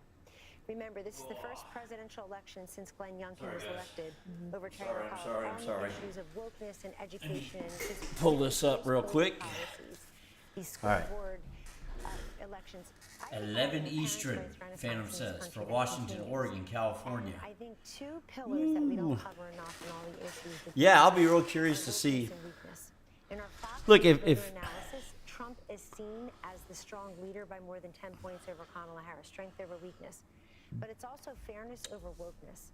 People feel like life is increasingly unfair. They don't want men and women's sports. They don't want to think their kids are stuck in schools based on their zip code.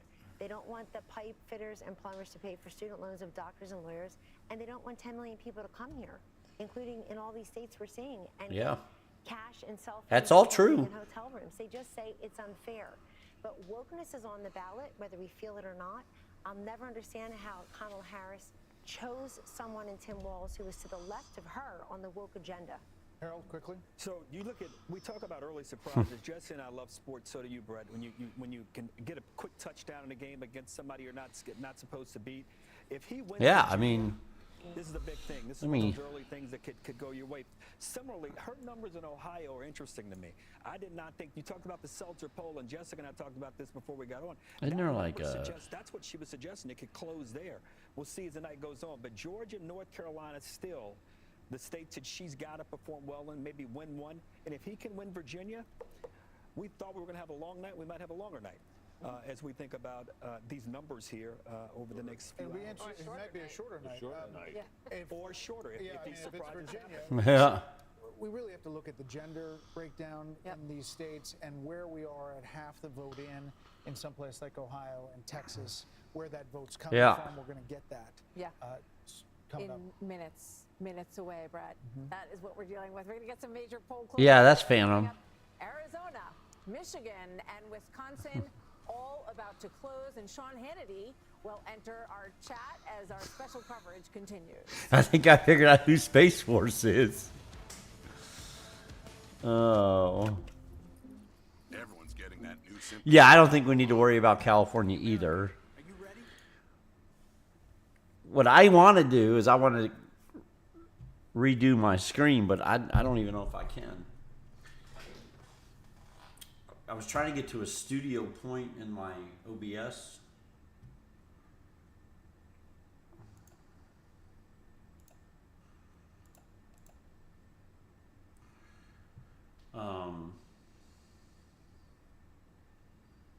There used to be, I think, like a button.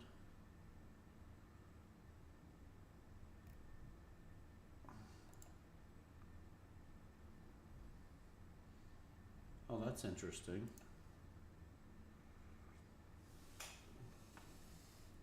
Everything as expected. Yeah. Yeah, everything is going pretty much as expected up to this point. So nothing out to, out of the ordinary.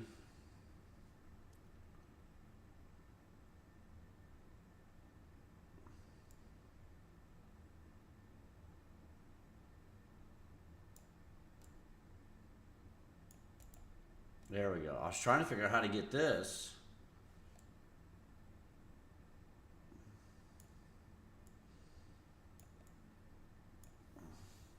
I'd prefer not to have it on there at all, but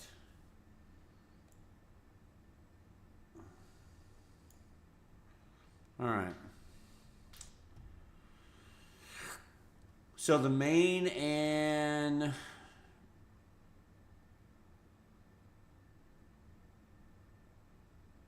oh, really? That's interesting. So Maine and Nebraska both split votes?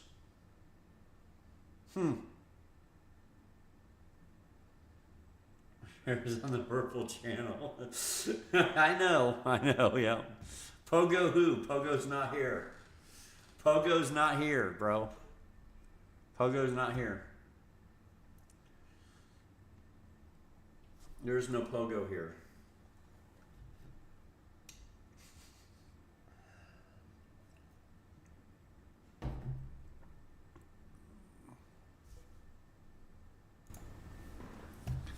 See what we're gonna get. Yeah, very highly contested. Give us something.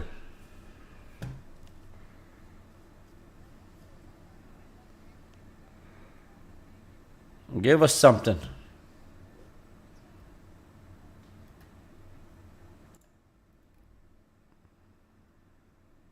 Most polls show the economy is the voters' top issue.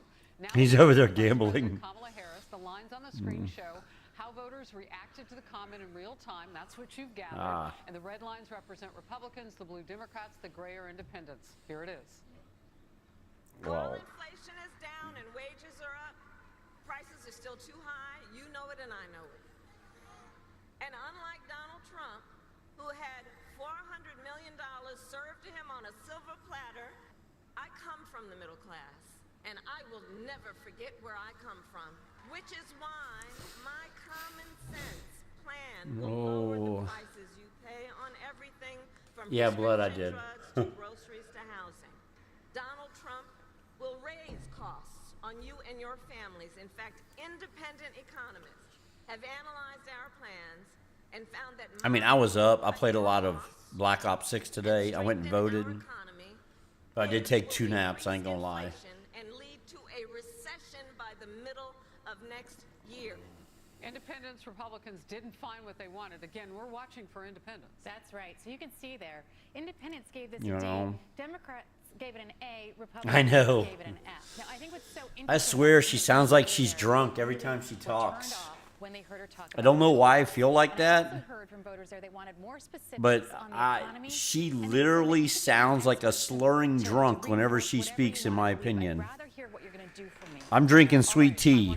I'm never drinking again. You don't know how sick I was Sunday night. Holy shit, I drank too much. What did you do and why? I woke up butt naked on the bathroom floor Monday morning. For me, If that tells you anything. they had to win my vote, and they can talk about everything, You know? the economy, but what really matters is what. Because she is drunk. Well, she sounds it to me. Ourselves, was it easier to buy groceries under the Biden administration or under the Trump administration? And for me, I can say personally that I am concerned with the direction that the country is headed in, and I would say for a vast population of the electorate that the same sentiment is shared. So I think that we all have to really contextualize all this information and ask ourselves the actual questions of how we feel in the circumstances. Who that did we you vote face. for?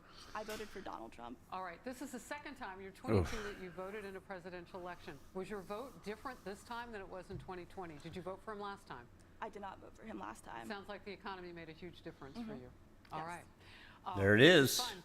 So there's a Biden voter, voted Biden 4 years ago, voted Trump this go around. The voters' voices throughout this evening. Look, So glad to be here with all of you. Brett and Martha, back to you. Harris, thanks so much. Harris. So we welcome Sean Hannity to the panel. We have 5 minutes, and then we'll be able to make some more calls. We have some significant But takeaways already. I have a lot of it's very interesting. Obviously, you guys have gone over the issues and what is important to people and what they've been telling all the pollsters, polls, et cetera. I'm looking at this from a little bit different perspective tonight. To me, it's a numbers game.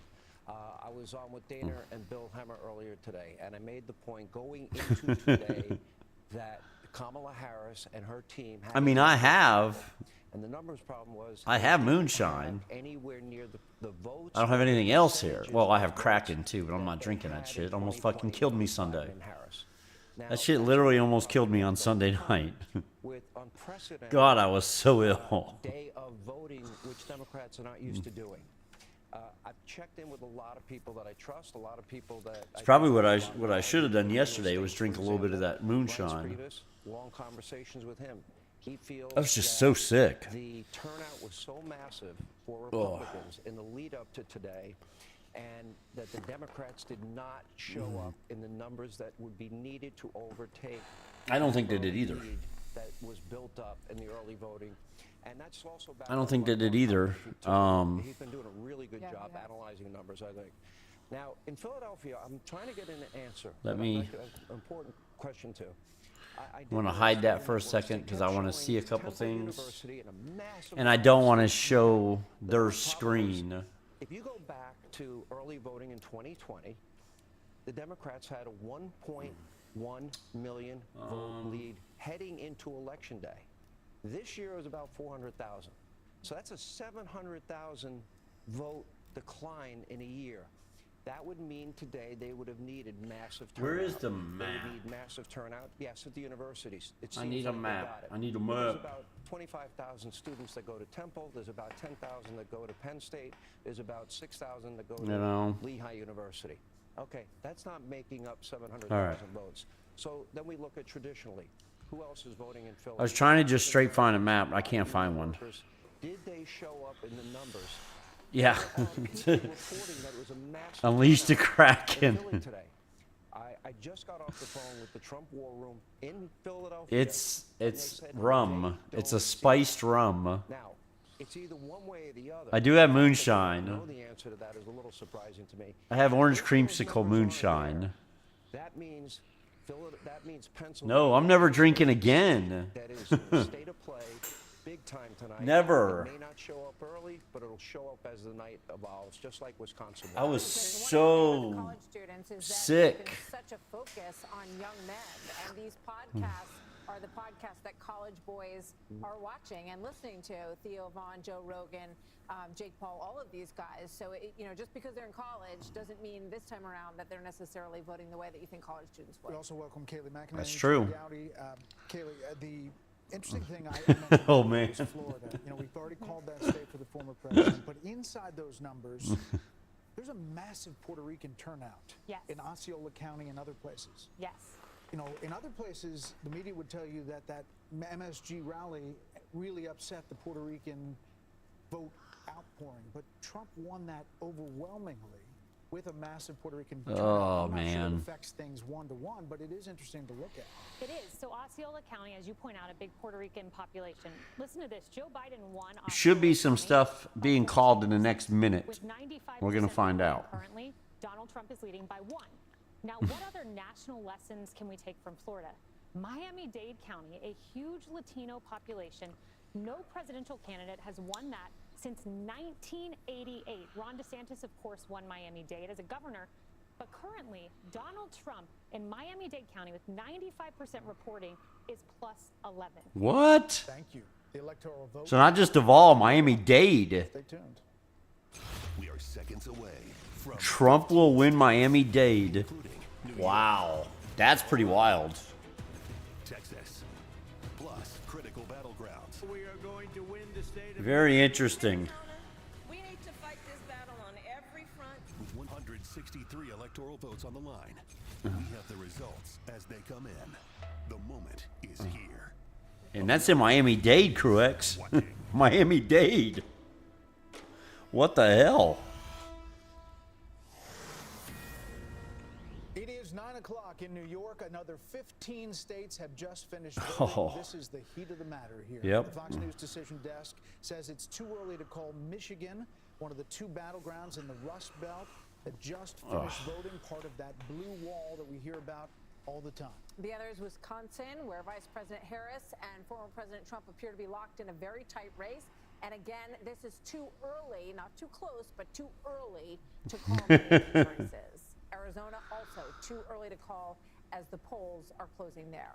Fox News can project that former President Trump will win Texas. That locks Ooh. 40 more electoral votes. They are locking in Texas. Former president also has a lead in Iowa. There's no call at the top of the hour here. Remember that Iowa. No. Let me lock this up. Hold on. Lead by 3. Yeah, the same day Emerson had him up by 10, but that got a lot of people's attention because Ann Seltzer what is is such that a from? well-known and usually correct pollster. So we'll see how Iowa plays out tonight. In Nebraska, the Fox News decision desk can project that Trump will win the statewide vote. Nebraska gives 2 electoral votes to the winner of the state and 1 vote to the presidential winner in each of their districts. So Trump will also Why is there it is? Nebraska's 1st and 3rd districts, the more suburban 2nd district, Omaha, which is the blue dot that we have talked so much about.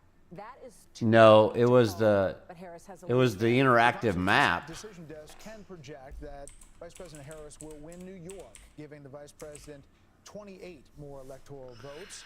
She also has a lead in Minnesota. Too early to call the state of Minnesota, which closed in recent days, according to the polling. Obviously, the vice presidential candidate, Tim Walz, from Minnesota. And now Fox News can project a Harris victory in Colorado as well. Well, we kind of figured that. Electoral college votes there. New Mexico, right? Too early to call, but Harris has a lead according to our Fox News voter analysis in New Mexico. Give me a second, guys. I'm trying to find. Louisiana, which has voted for a Republican in every election this There century. you go, Phantom. Phantom's home state. Trump also wins Kansas, adding another 6 electoral votes to his tally. The former Kansas. in North Dakota, a longtime conservative state as well. Nice. Will also take South Dakota, which often mirrors the vote of its neighbor to the north. And Fox News can project that the former president will win Wyoming with 3 electoral votes. So there you see the tally on your screen, 178 electoral votes to 113. That map of the U.S. is slowly filling in, and we will continue to bring that to you throughout the night as we make more calls. So moving to the Senate and back to the Rust Belt as well. The Fox News decision desks say it is too early to call this race, which we've been watching between incumbent Democratic Senator Let's see if Tammy this Baldwin, fixes it. who is in a close race now with Republican banker and entrepreneur Eric Hovde. Michigan Senate race also too early to call. Former GOP Congressman Mike Rogers competing against current Democratic House Representative Alyssa Slotkin. In Arizona, Democratic House Representative Ruben Gallego has a lead on Republican candidate Carrie Lake, also too early. I didn't catch everything they called. Nebraska, and there are 2 Senate races on the ballot today, and the race between incumbent Deb Fischer and independent Dan Osborne is too close. Is close to call. Oh, yeah. Too early to call, I should say. According I mean, the fact that we got Texas, the fact that Georgia's looking like it is, North Carolina's looking like it is. serve as a Nebraska senator. In Texas, 2-term Senator Ted Cruz is locked in a close race against current Democratic Congressman Colin Allred. Too early to call that race, according to the decision. What am I missing here, guys, that they've called? Help me out. Amy Klobuchar will sail to a 4th term. New York Democratic Senator Kristen Gillibrand will win another term in the Empire State, and Democrats will hold No, not Fox News paper. Fox Mulder, one of the viewers on Twitch. Fox Mulder. North Dakota's GOP Senator Kevin Cramer will easily win a 2nd term, and in Wyoming, Senator John Barrasso will also win re-election as he serves as the chair of the Senate Republican Conference. Yeah. Look at how the Senate is stacking up at this hour, 9:04 on the East Coast. Well, they just called it, Crew-X. They just called Texas. Flip, which we have mentioned, is West Virginia, waiting for other states that are on the bubble and close and early at this point in the night. 37 Democrats are hanging on to their seats in the United States Senate. I think this is like where everything starts to gel. Exactly. And we start to get more of the hard numbers. I know they've called more than this. At the billboard. Harold, I'm sorry, Texas went to the Republicans. No, I just think the numbers. I'm only looking at some of the popular vote numbers and how the candidates performing with minority voters in urban and suburban areas. I'm just joking with you. Bill, what do you got? Go blue. Okay, so a couple things here. Go blue. What are you talking about? Michigan. We'll be in Ohio in a moment here. Hang on one second there, buddy. Okay, just want to show you this. I mean, this has got to be your target right now. You know, Fulton County, heavily populated, and a ton of votes there. Okay, that hasn't really moved. So the estimated number of votes still out is about 30%, and Kamala Harris hanging in there with 700. Kind of wild. I mean, it's just absolutely kind of crazy the way it looks. Look at that. But this is individual counties. I'll show you a county. Look at this. Look in North Carolina. Trump's ahead by 4%. 4% lead in North Carolina. I'm going to mute this. I'm going to mute that so you guys can't hear it. Well, they're showing you each county. So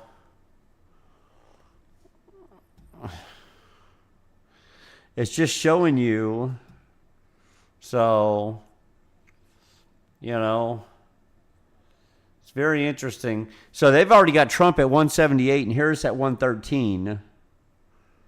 So 178 and 113. I thought I had this.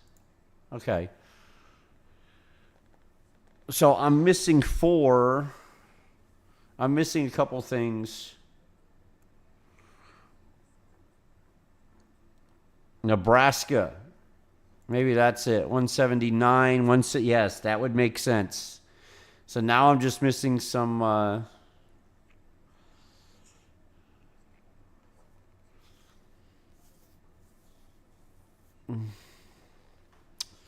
Texas was huge. The fact that Virginia is too close to call, that says a lot. That's a big thing.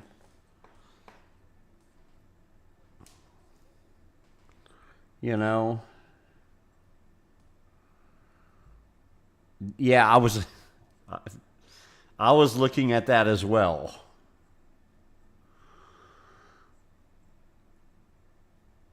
Yeah.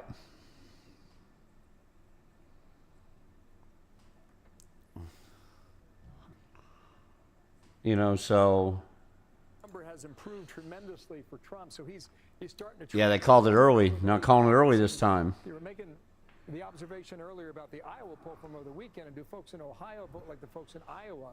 If Ann Seltzer's poll, the Des Moines Register, had Kamala Harris win in Iowa by 3 points, a lot of people dismissed that. And if you're going to draw that comparison with Ohio, I think right now you can say that maybe. Yeah, there's a lot left. Maybe Iowa's not going to go that way, but we'll see throughout the course of the night there. Yeah, Bill, I think we should get a cut from the Des Moines Register. We've mentioned her like 5 times this evening. I don't think maybe that was the idea. A little something for the mention. Yeah, just because I popped it up, guys. So that poll, that Ann Coulter poll, looks like it's wrong. It looks like Trump is going to carry Iowa, but we'll see. We'll see. Robert Kennedy going to make a difference in Michigan? He is on the ballot. They tried to get him off the ballot. The court said, no, you got to be on the ballot. He's drawing 2,455 raw votes. Okay, now, if Michigan is that close, it's just something that we're going to have to watch throughout the night to see whether or not this is some sort of spoiler for the red team and whether or not it helps out Team Blue in Michigan so far. So that's for you, by the way. Let's interact with the panel here. Trey Gowdy's here. What about that point about third party? RFK Jr. tries. First of all, the Democrats try to prevent him from getting on the ballot. And then the Democrats try to prevent him from getting off the ballot. Now, he's on the ballot in Michigan and Wisconsin, also Minnesota. But Michigan and Wisconsin, obviously, if it comes down to really tight, that could make a difference.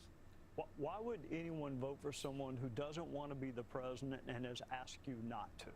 That's what I'm trying to figure out. Who are these 0.4% that are voting for someone who has begged you not to vote for him? If you want to see him in Washington, don't vote That is for him. interesting. But it reminds me of Jill Stein. I mean, I think Jill Stein called. Yeah, Virginia's a huge surprise.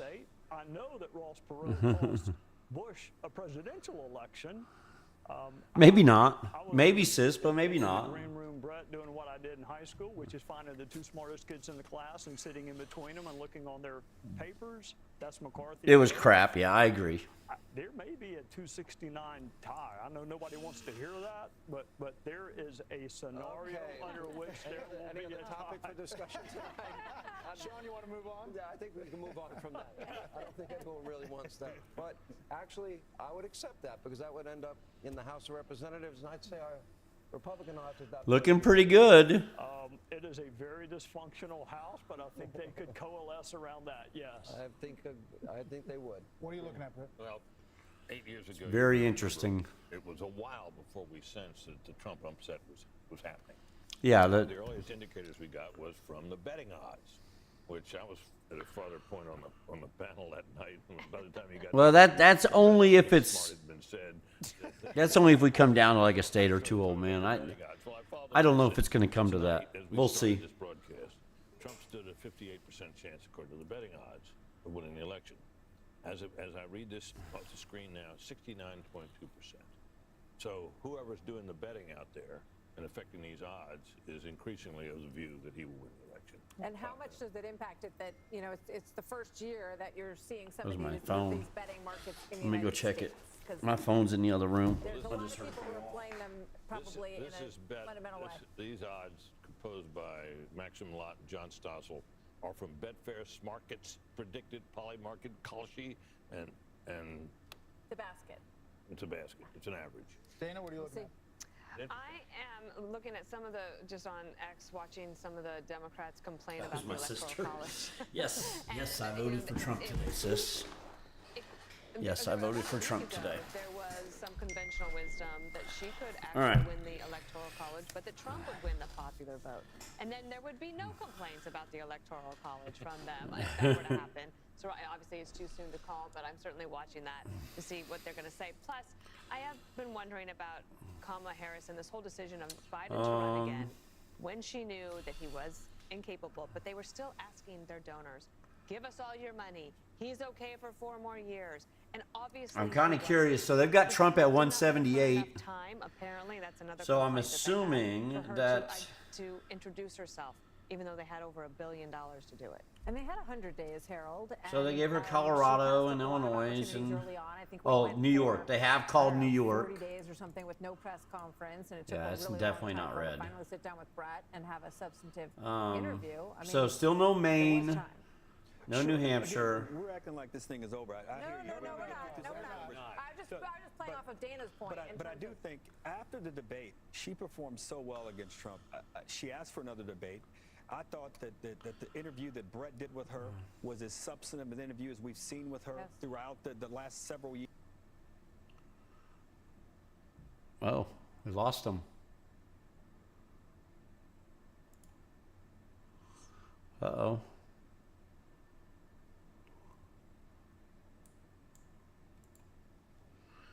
Are we good? Are we good? Or is it my internet? No, it's not my internet. It's definitely them. They're down. Yeah, the 7. Yeah. Yeah, the 7 that we expect to see or whatever. Yeah. I mean...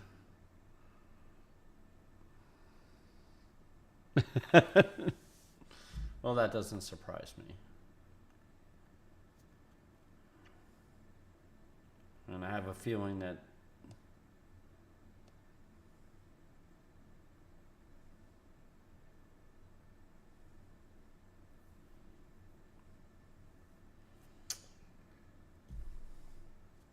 oh, Fox is actually up. I don't know why it's not working on my screen, but it's actually up. So let me refresh it. Yeah. Trump and Vice President Harris. I don't know what that was. They vote after the election. They vote after the election. So- and it's only 1 vote per delegation. But we'll cross that bridge when it comes to it. Get ahead of ourselves here. Is digging into the voter analysis Yes. and how it tracks with the raw vote and what we're seeing. Just trying to keep feeding your conversation So, there, Martha. I know you were asking about the they've got suburban Harris at voters, seeing with our Fox News 113. voter analysis and some really interesting findings I'll put up here for you.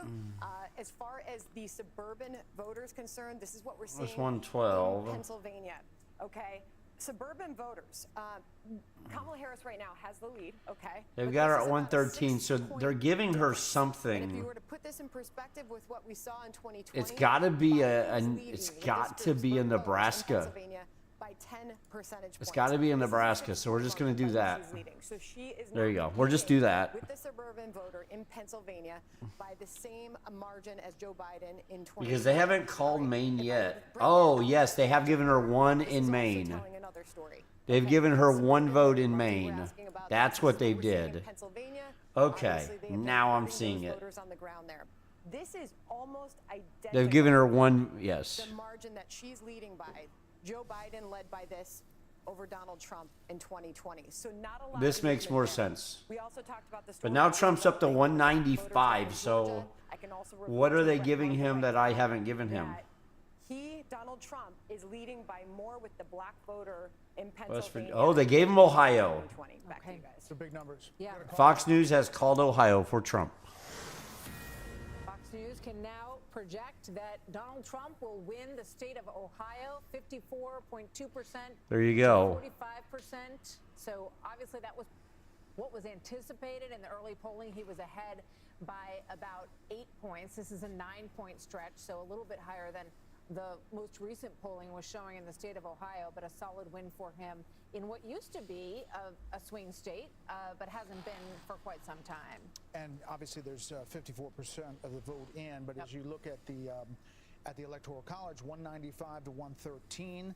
Again, Ohio used to be the swingiest of swing states, no longer, very Republican, much like Florida.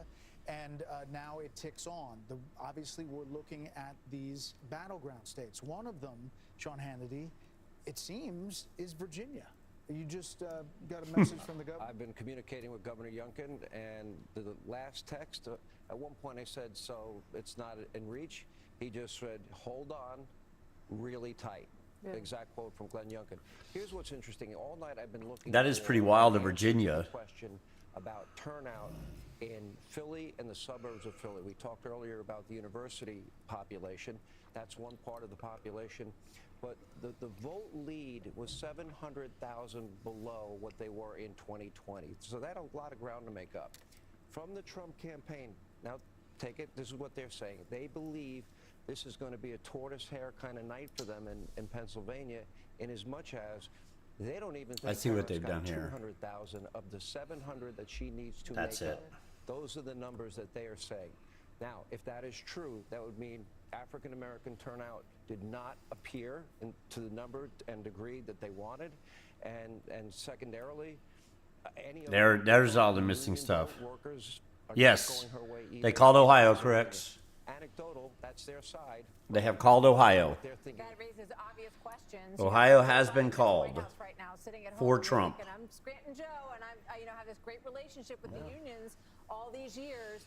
And if she does end up, and we just want to continue to caution that we're waiting for a lot of data to come in here. He's Yeah. shaking his head and saying, I could have won. It's just interesting that they're analyzing this data like we all are. Yes. And I'm surprised Iowa. Iowa's the one shocking me that it's not been called yet. For the better part of the night, I was hearing from either reporters or Democrats. Believe it or not, I have a few of those friends. And I was hearing from them, oh, huge turnout in Philly, Yeah. huge turnout in Philly. And I said, tell me, where's the turnout? Could never get an answer. Right. And so finally, now the answer is beginning to come in. And that would be the Trump War Room. That would be the Mar-a-Lago crowd. Their degree of confidence is going up minute by minute. Take that for what it's worth. Okay, Harold, let me just ask you this. I was in communication with Harris folks, with Democrats. They haven't had anything in a while. I mean, are you hearing anything from? My communication resembles yours. I'm not have a lot of that either. I think these numbers are concerning. The numbers that Sandra is raising on the other side there, combined with what you just said, Sean, is room for concern in both Virginia and Pennsylvania. So I've not heard anything either. Okay. The polls are closed in battleground Wisconsin. We're going to check in there on the ground with senior correspondent Mike Tobin in Milwaukee. Wisconsin. Learning about some issues with more than a dozen tabulation machines. What's that about? Those people are different. More than a dozen tabulation machines and 31,000 ballots. And as a result, the city put out an all-call for volunteers. So they've got firefighters, healthcare workers, and IT workers all showing up here to help with the retabulation of those 31,000 ballots. Now, the heart of the problem, I can show you as we zoom in over my shoulder, are these tabulation machines. There are 13 of these tabulation machines here at Central Count. If you look close to the back of the machine, there are stickers on the back of the machine. Those act as the seal. The seals were in place, according to city officials and election commission officials, but there's a locking mechanism there as well. A Republican observer noted that the locking mechanisms had not been engaged. First, we were told on one machine, then some of the machines, then all 13 machines. Oh, 31,000 ballots. no one locked them. The city says they believe the integrity of those votes was never compromised. Still, out of 107,000 ballots, those now need to be retabulated. Some 43,000 ballots have been counted here as of this point, but they've got these additional How do you volunteers to not lock speed it? the process. We expected to get final numbers. How do you not lock it? 1 or 2 a.m. The city now only says it's going to be later than that. The city wants to pass this off as an abundance of caution, or a very cautious move. Republicans are upset about it. The RNC chairs, Michael Whatley and Laura Trump, put out a statement calling this an unacceptable example of incompetence. Wisconsin officials are here to try to get some questions answered. Brett and Martha? It's a long night in Milwaukee. Thank you, Mike. So the Fox News Decision Desk can now project that Vice President Harris will win Delaware, the home state of President Biden. And there is the look at I'd already called it. 270. That makes it Trump 195, Harris 113. That's what I've got. We have another call to make as well. In a key governor's race, Fox News can now project that Republican Kelly Ayotte will become the next governor of New Hampshire. She defeats Democrat Joyce Gregg. And that was a close race for a while, but Kelly Ayotte will win there. Here are a couple of other results we're getting as our Democracy 24 coverage continues. It'll be on the screen. New Hampshire with a Republican governor. You go right ahead. You drink all the Kraken you want. It ain't for me, just for the record. You ain't drinking it for me. You're drinking it for you. I got Kraken and I ain't drinking it. Just the thought of it makes me nauseous.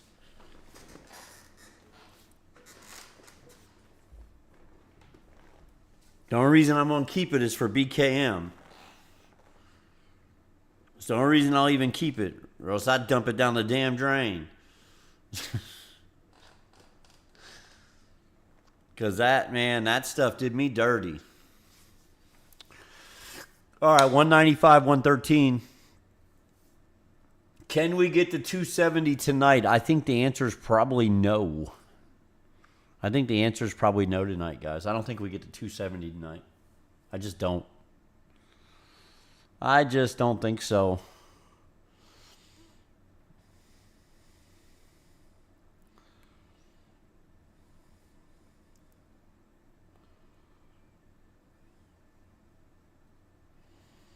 I'll be curious. I mean, you got Georgia, North Carolina, Virginia, Pennsylvania right there. All together.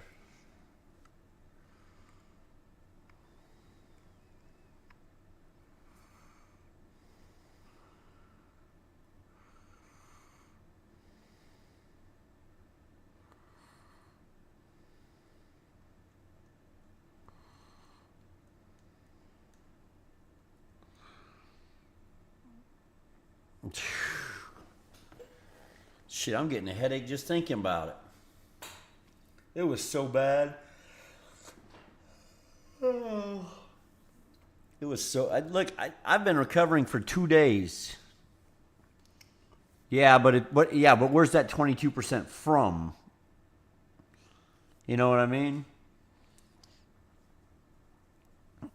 If it's all Philly or all Pittsburgh, you know, I would expect her to be up.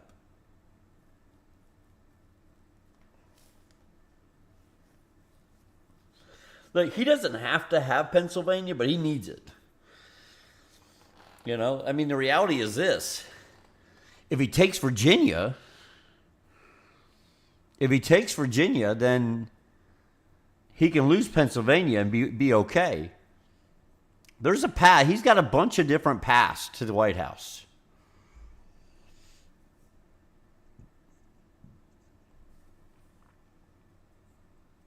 Yeah. Yeah, because I need to know how many votes I need to add to it. All right. Cruz wins.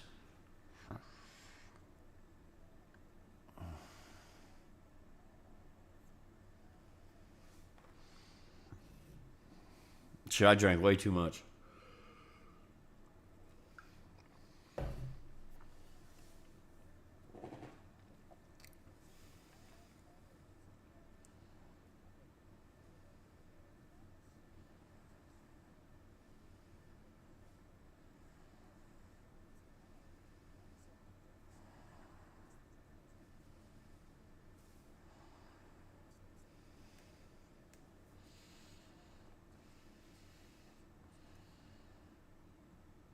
Oh my gosh.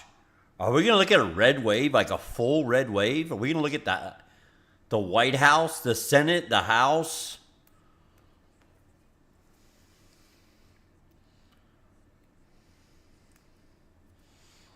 What?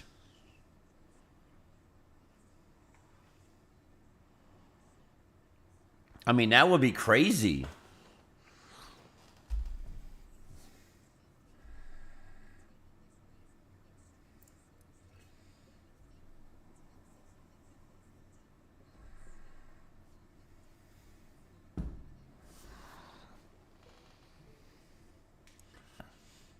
Oh.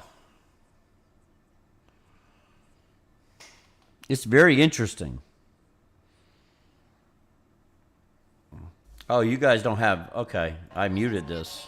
Sorry.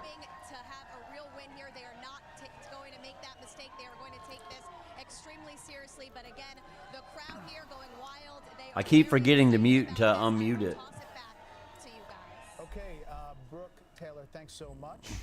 Let's bring in Pete Hegseth, who is Let's go. at a honky-tonk. Make some calls. Of course he is. Of course he is. Where else would we find you, Pete? Hold on. Once I go like this, we got to wrap real quick because they're coming to us. You're on. Should we get Pete a drink? Just stand by, everybody. We're coordinating with the mothership. Pete, mothership calling Pete Hegseth at the honky-tonk in Nashville. Can you hear us? Hey guys, yes I can hear you. I'm sorry, Brett and Martha. We're at Kid Rock's honky tonk in Nashville. I can't hear a thing. I can't hear myself think. And the crowd here is psyched because you're now on the TVs here in the bar as well. I'm here with Clay Travis, Morgan Ortegas, Tommy Laird. We just had Kid Rock himself. So while you're Crazy. watching the returns on Fox, and everybody's watching you guys, and you're doing a phenomenal job. Pull up Fox Nation on your second screen and have a party with us. Yeah. I'll tell you the vibes. Yeah, let me tell you. We're talking to voters today too. This feels a lot like the 2016. 195, 113, and I see many different paths to the White House for Trump right now. I'll be really curious to see what happens in the next hour, and if they're able to make some calls. For Donald Trump. I can't hear you, but I love you. All right, Pete, thank you so much. Pete, Sounds like thanks they're a having lot. a pretty good time there. They are. having a We're pretty back good with our time here. panel. Britt Hume, Dana Perino, Harold Ford Jr., Kayleigh McEnany, Sean Hannity, and Trey Gowdy. And Bill Hemmer just went behind the billboard. I kind of was going to call him out there. It's like the Wizard of They Oz. do include Georgia and North Carolina, We're yes. looking at Erie County, Yes. Pennsylvania. Yeah, I was looking at it too. Yeah, that's important. Here as we look at this data here. That's important.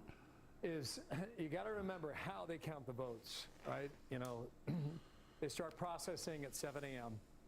this morning. All that's mail-in stuff too, and that's the vote that's put out first. And so I want to do something funky and fancy here, guys. So just bear with me, because I'm going to try and find. I think he takes Montana. 2020, okay. He takes Idaho. This is important. It's important for us to understand. I think he It's takes important for Utah. analysts to know, understand. It's important for the audience to understand at home. This is 4 years ago in Pennsylvania, okay? This is just a 24-hour span from November 3rd into November 4th, from 8 p.m. to 8 p.m. the following day. And the vote that count that came in here, right, it's heavily blue. Well, yeah. Over 70%. And then around 11 p.m., you get across to the line, and that's where the Republican votes started coming in for Trump. Then you went well past midnight, and Trump maintained his margin for almost the entire day on Wednesday. And then if you went further off this map, you see where eventually the bars there cross the other way for Joe Biden, okay? So with that in mind, okay, we're going to show you Pennsylvania, and we'll try and digest all this together now. I haven't looked here in some time. You only have a quarter of the vote in now, okay? So at least 75% is still out. And you see a lot of blue in the areas where Kamala Harris needs to do well, namely Pittsburgh, Allegheny County, and namely Philadelphia and what they call the collar counties around Philadelphia. But the argument for this hour is that there's a strong Democratic vote in that batch that's now been counted, okay? There's two counties in Pennsylvania that you watch because they are bellwethers and they are flippers too, okay?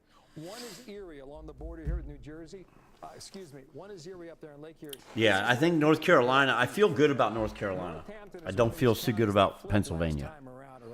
Kamala Harris with a lead with 27% of the vote reporting there in Northampton. Yeah, but I mean, this is up on the lakefront here.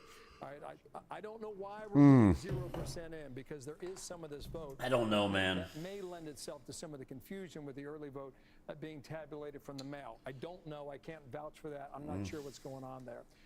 We're going to watch the less than 0.5%. Yeah. Sorry, guys. I'm looking at it as some other stuff as it's coming in, but that's why we can't get the 1% there in Erie County. But in all likelihood, you're going to see the T start to form here in Pennsylvania, and the T is going to be all red. Now we're going to see what happens on, both sides of the state, and they're going to be blue. The question is, how blue will they be? So we'll watch that here. You guys didn't mention Virginia. We'll just pop on down here because it seems like there's a pretty good race going on right now, right? Trump has just upped his margin here, right? So he's got about a 2-point lead statewide. Too soon to call, I should say, with more than half of the vote in. We're seeing Here's where we Pennsylvania. need to look, all right? This is Washington, D.C. This is Fairfax County. No, we're not. We're looking at Pennsylvania. All of 133. There's 40% of the vote that has not yet been tabulated. Oh. Okay. Biden, sorry to interrupt. Sorry, what's that? Where was it for Biden? Go ahead. Yeah, I'll show you. I sure will. So a lot of that 40% outstanding is going to go for Harris, but we just don't know how much in the most populated county, okay? So go back 4 years. This is 2020. This is Joe Biden at 70%. Okay, so Kamala Harris, she has time to make up for that, given the fact that that vote is still out. They gave her something else. Just looking at Georgia a moment ago. Yeah, they gave her New Hampshire. County looks to be somewhat similar, and the reason is I'm going to explain this to you, okay? Fulton County is the most populated county in the state of Georgia. You're going to get a lot of Democratic votes from out there, all right? She's up by 46 points, all right? Pretty good margin. 202,000 raw votes, okay? So 4 years ago with Joe Biden, he won the county with 242. His margin on a percentage basis was a bit higher, about 2 points. 242,000 in a state 4 years ago. Sorry, excuse me. I apologize. Let's go statewide here. In a state that was determined by 11,779. Let me go to my cheat sheet here, guys, all right? I'm going to do something that's a little ugly. But for the sake of the audience at home and for our knowledge, I'm sorry, I'm into what he's saying. Georgia in 2020.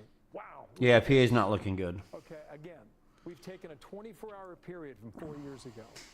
Blue is the Democratic vote, obviously red is the Republican vote. And you see all this, you know, at 7 o'clock, boy, it was all over the place, okay? And then in the 8 o'clock hour, Trump easily took a lead there.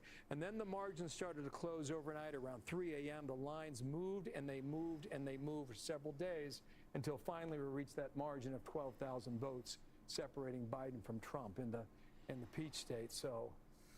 But the difference would be that was the COVID election, and that was a lot of mail-in vote, and that was not the same early vote for Republicans, right? Yeah, So Trump's ahead by 5 points in the state of Georgia, all right? The important thing to keep in mind is how states report it. Yeah. And Pennsylvania. He's ahead by 221,000 votes. Mirage in the beginning, and we'll see whether or not that mirage is real throughout the night, and maybe even into tomorrow. Bill, broadly speaking, there'll be some exceptions to this. Does it appear to you that she is underperforming Biden nearly everywhere? All right, I'm going to leave this on for you guys, but I've got to go pee. I'll be right back. I've been poking around all over this map. I can find some good news for her by a point here, a point there.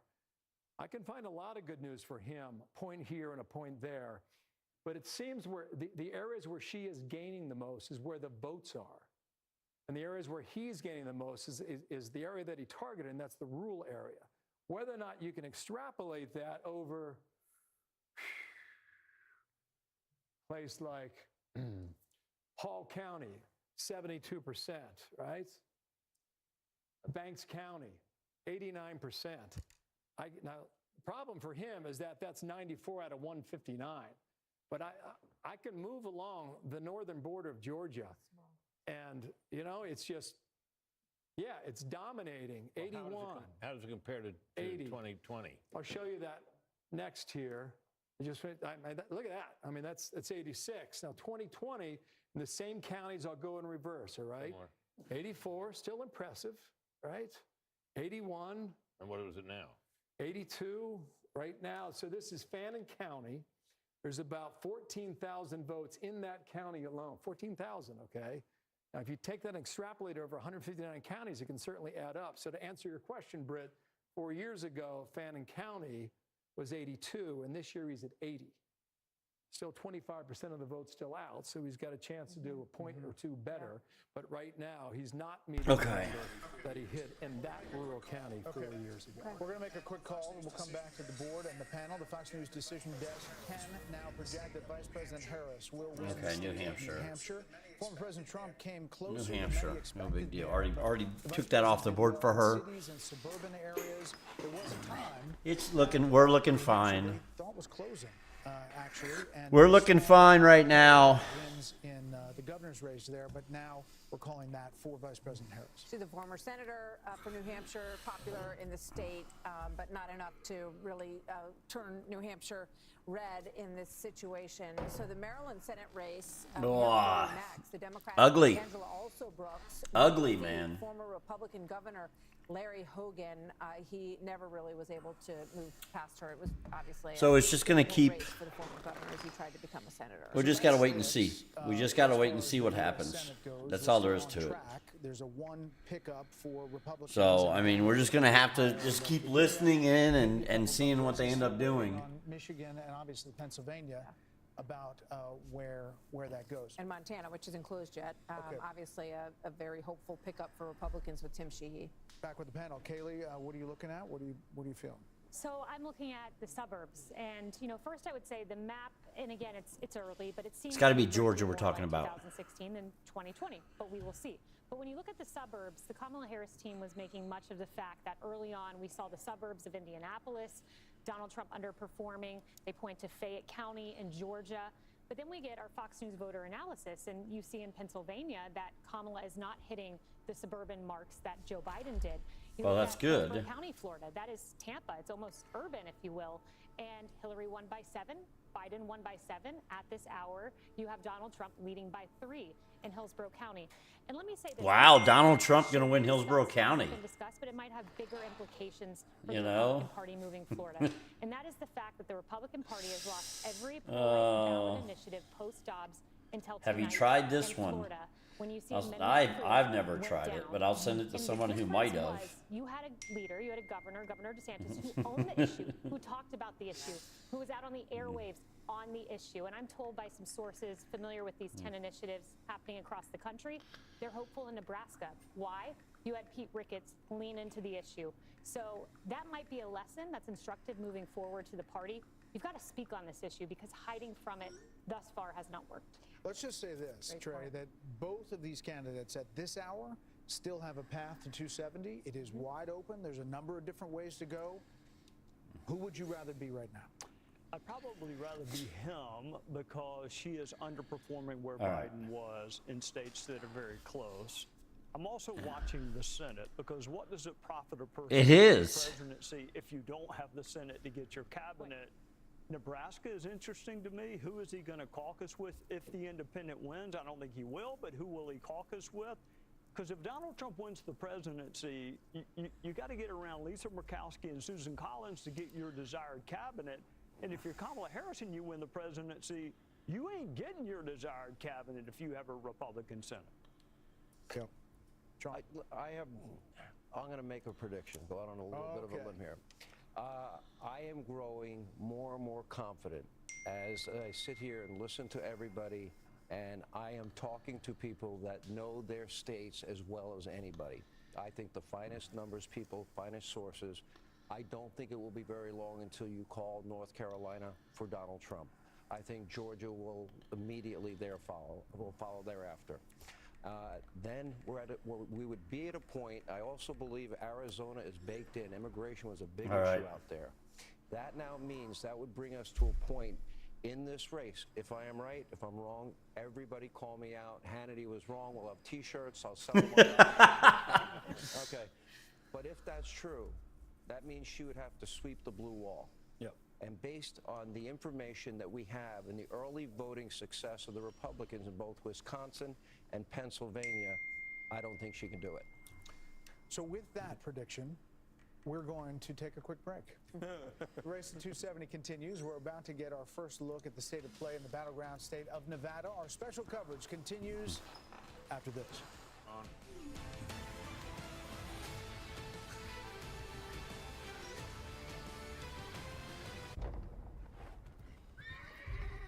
You believe you were sent by God? Hey, America, are you ready? The 2024 Fox Nation Patriot Awards. Be part of this year's celebration, live in New York. Tickets are available now. Go to foxnation.com/Patriot Awards. So I was looking at something. Let me mute this out. All right, so 195 to 117. Sorry, guys, I got two different things going on at once.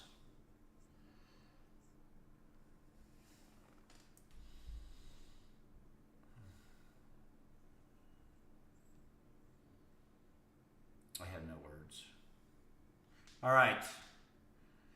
I love the fact that this is so big that they are legit leaving up the numbers. Yeah, it just keeps going up, man. I know.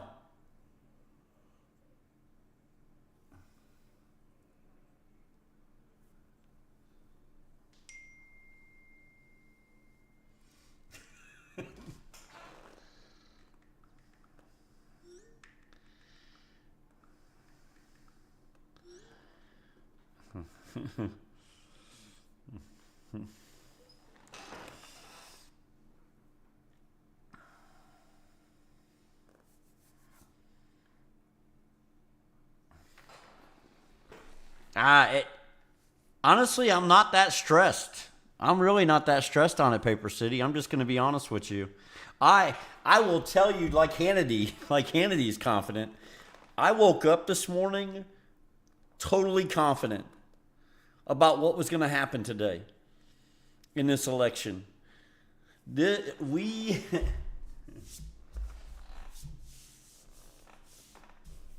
And if you take, like we was saying earlier, you know, the stock market being close to a record high, right? So it's not that the economy's been complete ass. I think it's more of people are afraid to spend money than it is there's not money out there. I think that's part of it because people are scared to spend it because we don't know what's going on. And everything has gotten so damn expensive, right? People have quit spending money. But I think the immigration thing, I think the I'm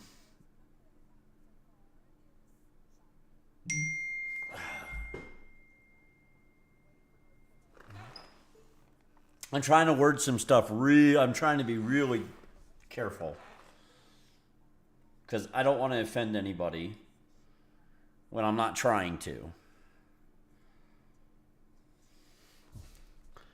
And I'm trying to see the percentage that is in right now. So Pennsylvania, she's up by 5. So we're waiting for a lot more with 32% in. Pennsylvania, and what we're hearing is it's not surprising. Exactly Correct. correct. Coming in Yes. Pennsylvania is not surprising to the red team, at least at this point. There's Wisconsin, 47.9 to 50%, and Wisconsin has 23% of the vote in. Also expected to be a tight race. They have both spent a ton of time there. Here's Michigan, which we haven't really talked too much about yet. We're going to look. We're going to be able to show. Should be some more stuff closing up here. Like 14%. Charles. Still to come in Michigan. Obviously, this is Charles, how are you? And that is 45 to 42. Let's go to Grady Trimble, who is just outside Detroit, Michigan, and we'll start to get a. I know they're both iPhones. That is somebody scrambling to figure out what the hell that Kraken white rum is because they've never seen it before, and they need to know where to get it, and they need to know what it is, and they need to know everything about it. That's what that dinging is. When combined with early voting, it's quite possible that it sets a new record, the previous record set in the last presidential election in 2020. I'm good. I'm good, man. I'm good. I really am. So.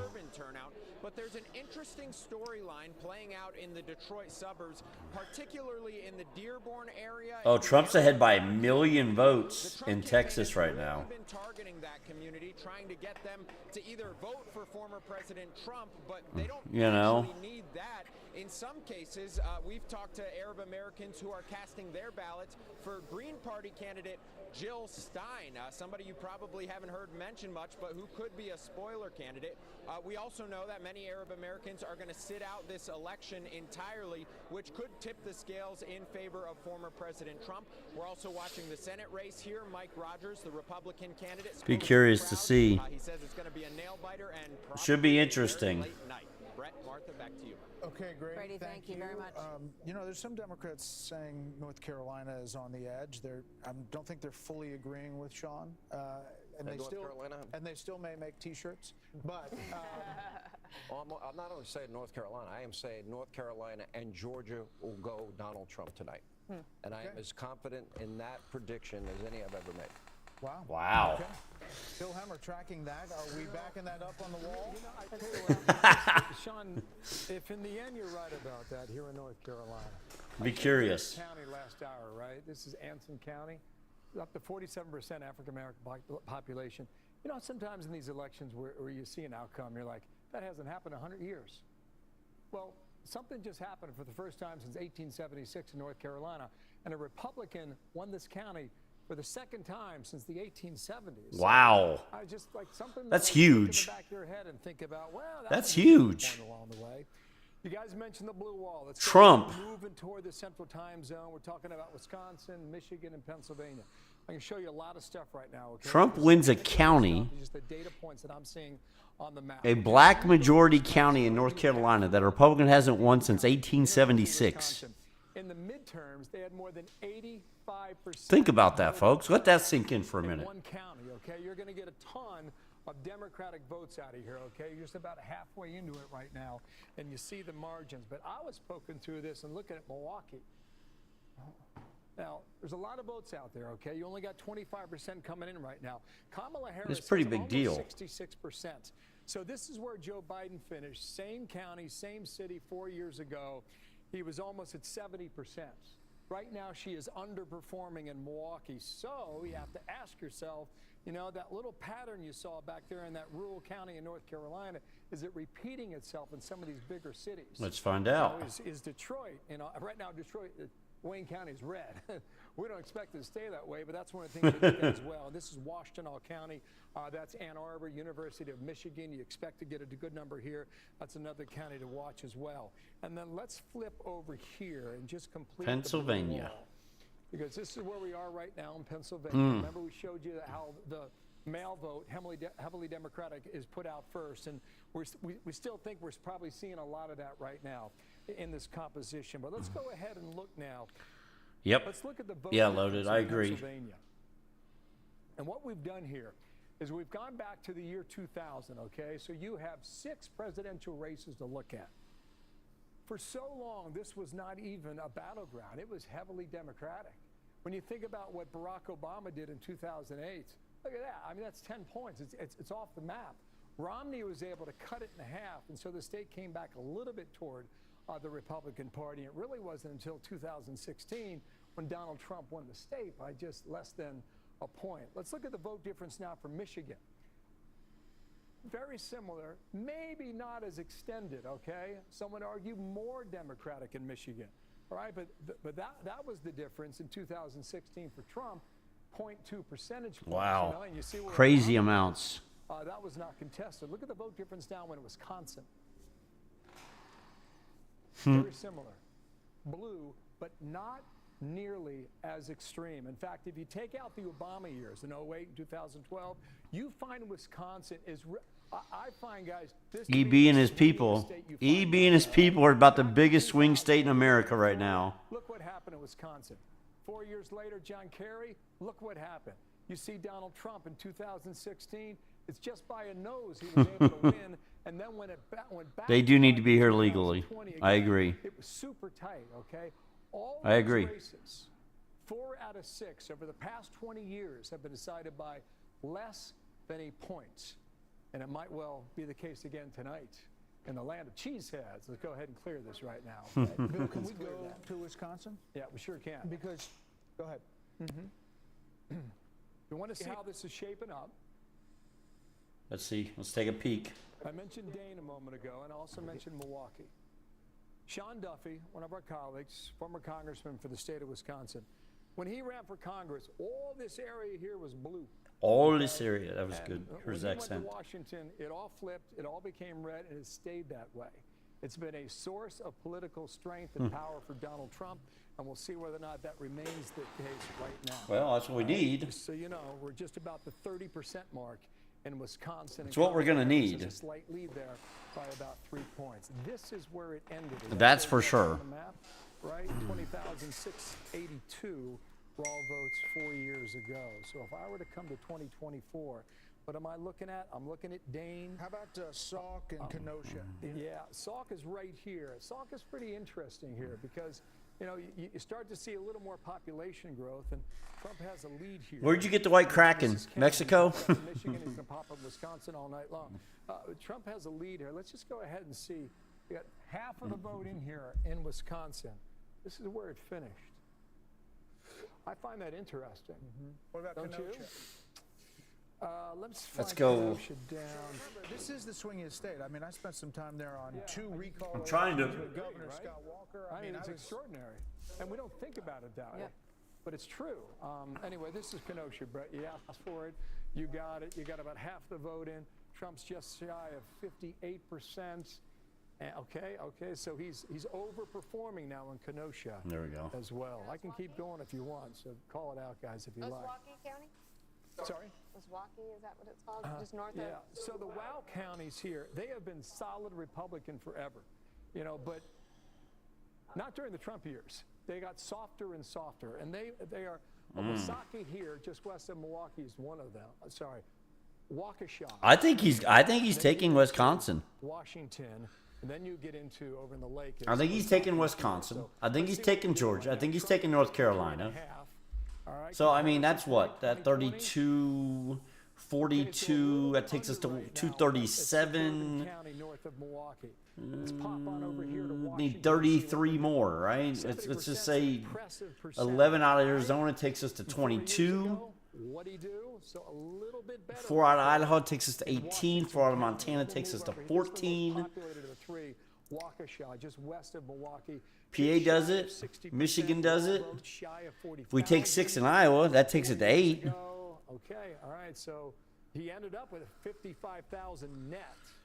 So he either has some space to make up, or he's not going to get to the number. Going to get 3 out of Alaska. That's something to watch. The WOW counties there in Milwaukee. My favorite county in all of Wisconsin, maybe my favorite county in the entire map this year, right here. You know what this is, Brett and Martha? Door County. It's Door County, okay? And why do we talk about Door County? First of all, you don't want to be there in the winter, okay? Because it's cold and it's frozen. But in the summertime, it's got to be beautiful. Half the vote in. Trump has an edge here. 4 years ago, you see what happened here. Biden won it, all right? Go back to 2024. Let's go statewide. Watch all the map go into play here, okay? This is a flipper county in Wisconsin, all right? The shade of blue is just very slight, okay? So it shows you how close it was. So we'll keep an eye on it because sometimes those are the bellwethers statewide, and we'll see whether that develops there in Wisconsin. All right. Thank you, Bill.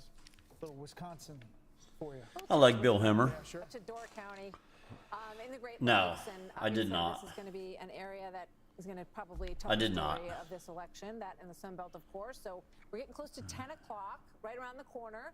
That is when we will get poll closings in Utah, Montana, and Nevada. This is our special coverage, kicks into high gear, and the electoral count continues to load in. 195 for Trump, 117 for Vice President Harris. Man. There's some things that work better Crazy. together. Hey, America, are you I got to take some Tylenol. I'll be right back. Hold on. Let me turn the commercials off. Can be quiet for just a second. I got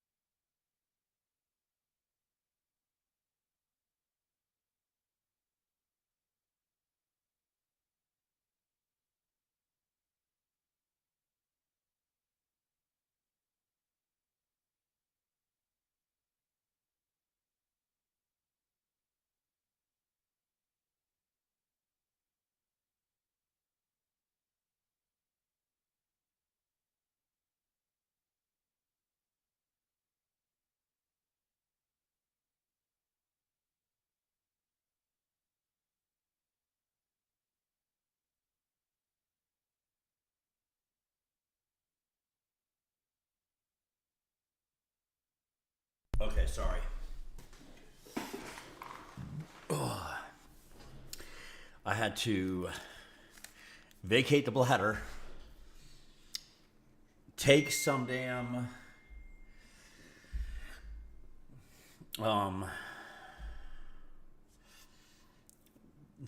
tell your sister to send us 2 shots because we can't buy that here.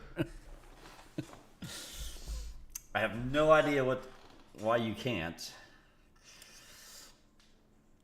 Do you think you will take Georgia back? I think so. I think yes. I think we get Georgia.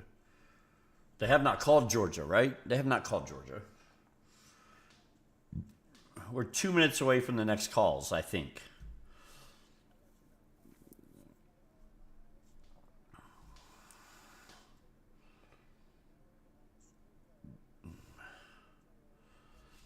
Let's see what happens here. Let's go, baby. We're still waiting, obviously, for Georgia to fill in and North Carolina to fill in. Yeah, because we don't know about that outstanding vote and whether or not it will meet the level that Vice President Harris would have to meet. And we've been talking about Philadelphia County. She would have to clear 700,000 votes in order to... In 2020, yeah. All right, so let's go to Jeff Paul from the headquarters of Republican Senate candidate Sam Brown, and what's going on there? Hi, Jeff. We'll be there in a little bit, right when it starts, but right now we are outside maybe one of the biggest and most expensive polling centers in the country. This is Allegiant Stadium, home of the Las Vegas Raiders. And one of the things I want to mention to you folks at home is that people are still showing up here to cast their ballot. We are a minute away from polls closing, roughly a minute away from polls closing, and under Nevada Oh, he sounds drunk. if you are in line by 7 o'clock, you have the right to vote. And we are hearing about some instances where there are some pretty long lines throughout the state. Also keep in mind that they will not release any results anywhere in the state of Nevada until the last person in the state votes. So we could be looking at a very long night ahead of us here in the state of Nevada. Martha? All right, Jeff Paul, thank you so much. We're waiting now for these calls at 10 o'clock, and we're looking at basically Here they come. a scenario where the Democrats are putting Yes. all their hope in the blue wall. The question is, what happens when we make a call Yes, in North Carolina and Space Georgia? If you believe Sean Ghost. Hannity is coming soon. We'll see if it does. It is time to see how many more electoral votes will fall as we get ready for our next calls. Stay tuned. We are seconds away from 3 states, including Montana, Utah, plus the critical Nevada. Together we will fight to win Nevada. Nevada, we fight for the future. With 16 electoral votes on the line, we have the results as they come in. The moment is here. Now. America is watching. Love it. Going very quickly, it is now 10 p.m. here in New York. 3 more states in the West have just finished voting. Fox News Decision Desk, too early to call. The state of Nevada, one of the most competitive states in play. Hispanic and working class voters obviously could be key to the victory there. Both of these candidates have spent a lot of time in Nevada. Utah and Montana should both go red. President Trump will win the state of Utah, adding another 6 votes, electoral votes to his column. He'll also win Montana's presidential election. We're looking He's up to for 205. out there. Ad-lib. He needs 65 more. Yes, you will. I just did that. All right, so let's take a look at some of the places that are too early to call, and let's get you an update on the total count. President Trump at 205 right now, 117. He's 65. And we gotta find 65, chat. We're looking for 65. 65. That in all these places, there's a lot of city votes, a lot of population concentration. Georgia and North Carolina is 32 of it. Only leaves 33. Whether or not that vote, when it does come in, will be enough to outbalance. Alaska's 3, so that's gonna leave 3. Montana, as Or we mentioned, 30. also home to this pivotal Senate race. Arizona and Pennsylvania equal 30. Senator John Tester in the political fight of his life this time. He survived it before, but this time Republican former Navy SEAL You know? Tim Sheehy putting up a real fight and may win. The Fox News Decision Desk. That was says my it's too belly. early to That was call my there. stomach growling. Also home, too early to call to this Senate race between incumbent Democratic Senator Jackie Rosen and Republican Army. Yeah, we talked about that. We talked about it being 269 to 269, Jeff. We just talked about that a little bit ago.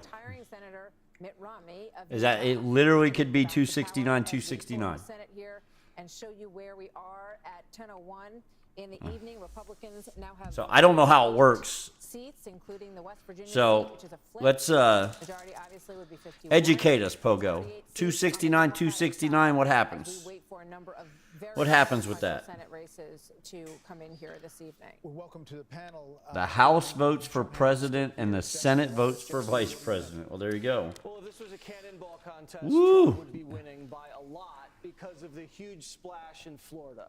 I mean, he beat Biden by 3, and now he's at almost 14 over Harris. That's a big statement. 14-point win in Florida. She has not had a big statement. What the hell? Tonight. The other big splash, Virginia. Now, we don't know how Virginia's going to shake out, but Biden won Virginia by 10, and now it's tied. Obviously, it's too close to call, but right now she's playing defense. The Trump team is very confident that Georgia and North Carolina are going to go their way, and Harris is going to have to play defense in Pennsylvania.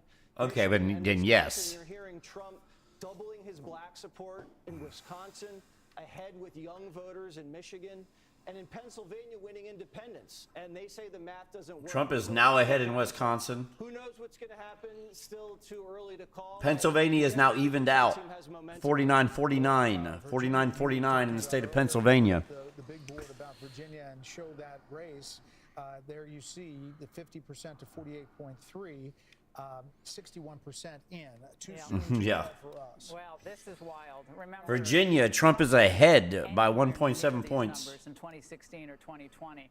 The Loudon Currently. numbers that we were talking about earlier are really something to watch. Trump is outperforming by 8 points. What is going on? It was a blowout in 2020. You right, Crooks? Yeah. The other thing to look at, and Glenn Youngkin, I've been in touch with him. He said, buckle up. Virginia is going to be very tight. Then go down to Miami-Dade, where we haven't seen a Republican take that county in Florida since 1988. Donald Trump is doing something tonight. The New York Times is noticing he's up at 287 electoral votes projected. Obviously, anything can happen, with a 72% chance of winning. Watch out for slowing vote reporting down in the blue wall states. It happened last time in 2020. And if by midnight it looks like Trump has a good chance to win and things start slowing down with reporting, I think you can't really blame people for being a little bit concerned about the way we do reporting in elections. Yeah. I have more of a question, actually, for Laura, if that's okay, if it's permitted.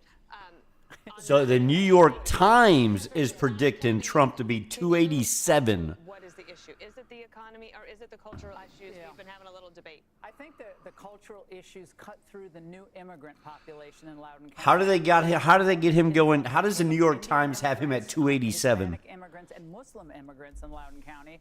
And if you talk to them, and some reporting has been done on this. I mean, that's 82 points. The gender curriculum. There's 32, at least 50. Issues, but also in general, just this idea that the new immigrants coming to this country want to be able to start small. They still haven't called Maine. Living. I think both issues are really hitting. How crazy is that? It's the kind of place where you'd think it might be fertile ground for Democrats almost in perpetuity because of where it is. It's in the exurbs of Washington, but it is very close to that huge number of people who work in the Dulles Technology Corridor. And that looks like the kind of place young, tech-savvy people who would be prone generally to vote Democrat.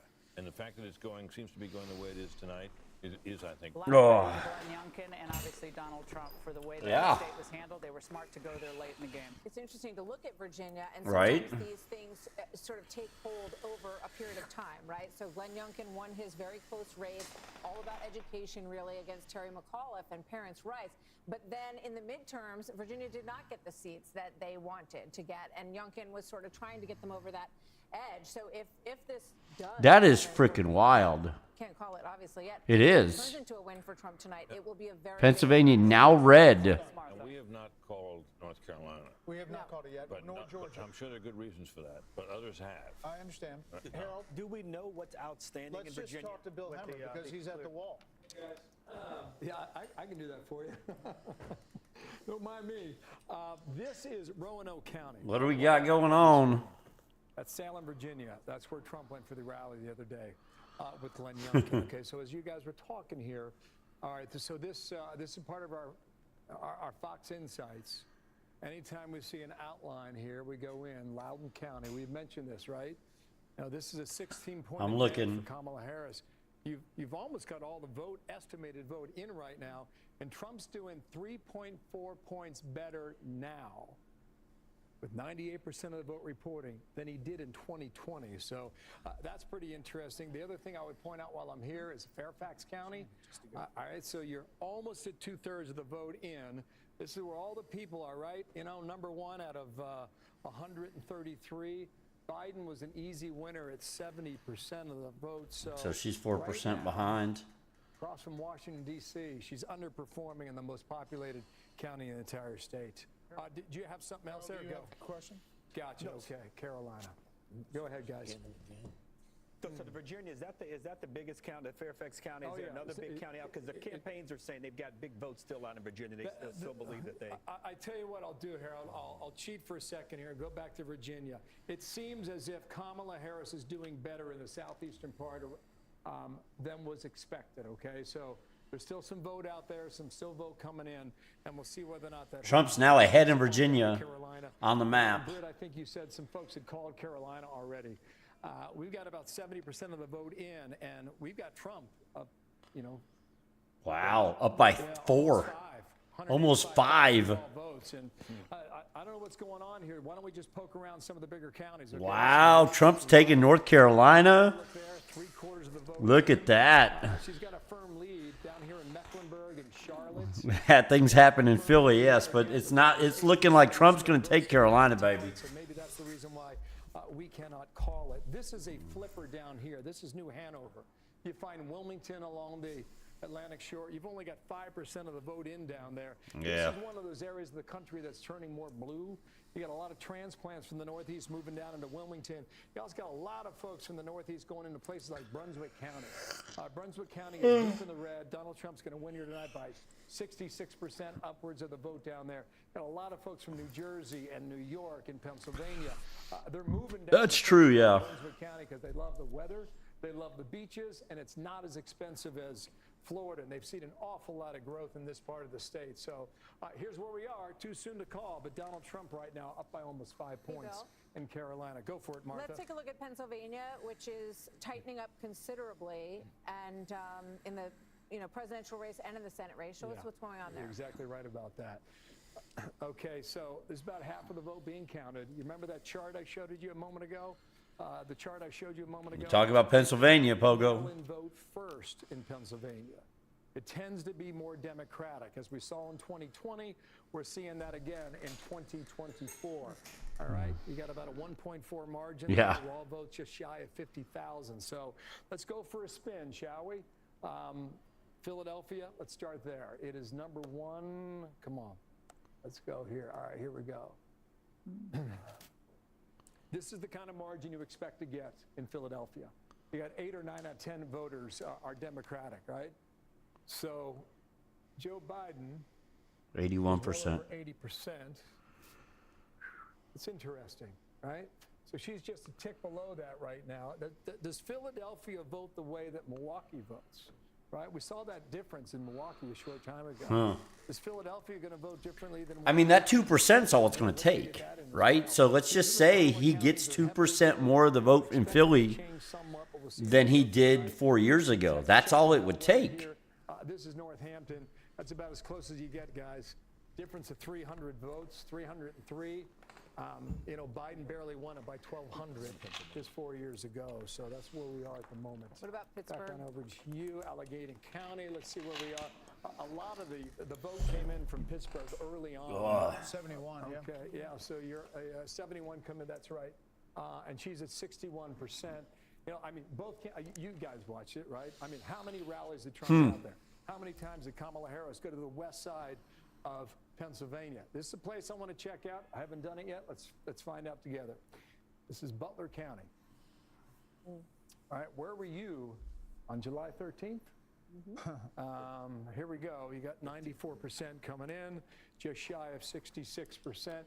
So how did Trump do in a rural county like Butler 4 years ago, before the assassination attempt, right, this past year?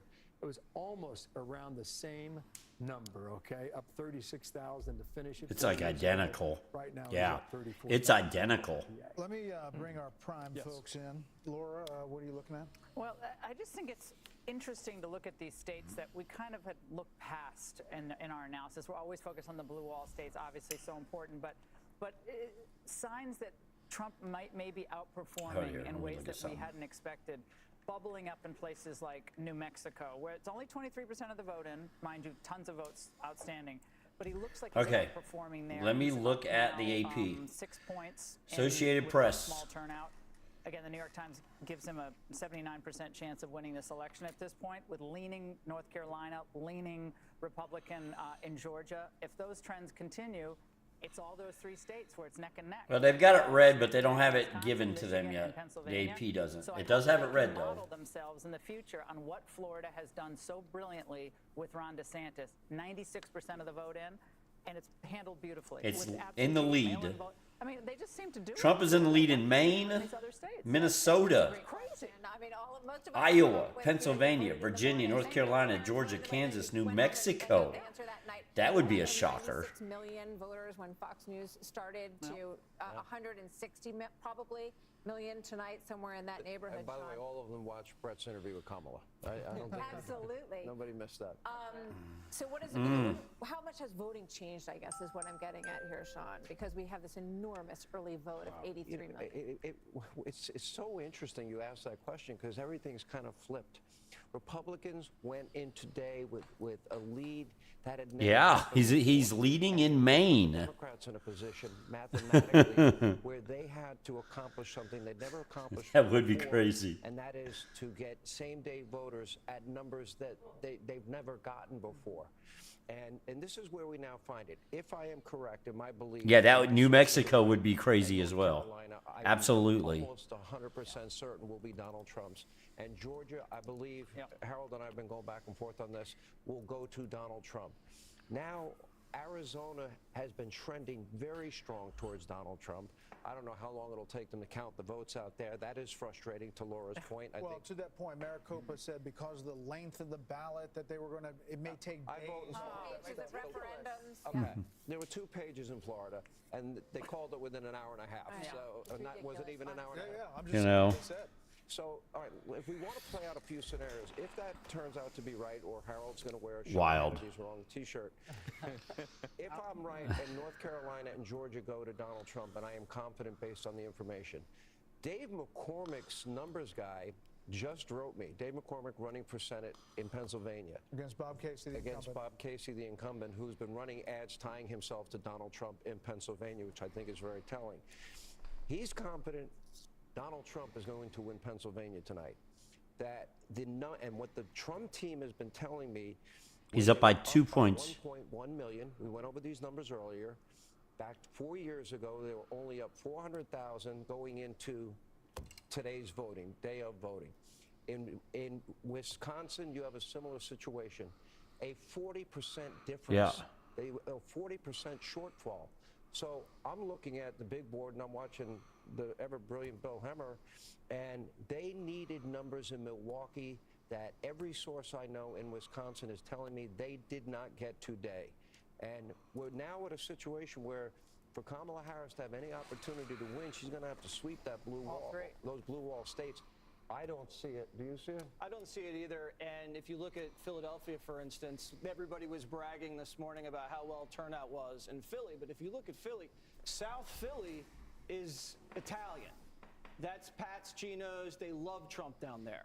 Big Eagles territory, big Flyers. And then you go to the Northeast, that's Irish Catholic. Maybe Sean Hannity knows a few people over there. So they came out big for Donald Trump, and that might have been an explanation for those numbers to pop. But if you look at Pennsylvania broadly, they banked so much of the early vote, which they'd never done before.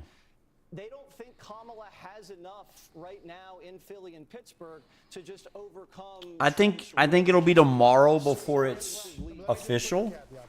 Britt, maybe even a day after, but 2016, and there was a betting odds that you were. But I think we'll have a really good idea tonight. 90% chance that she was going to win. That's where the evening began. And then it started going down, and we started doing the what-if scenario, and her pathway started to narrow.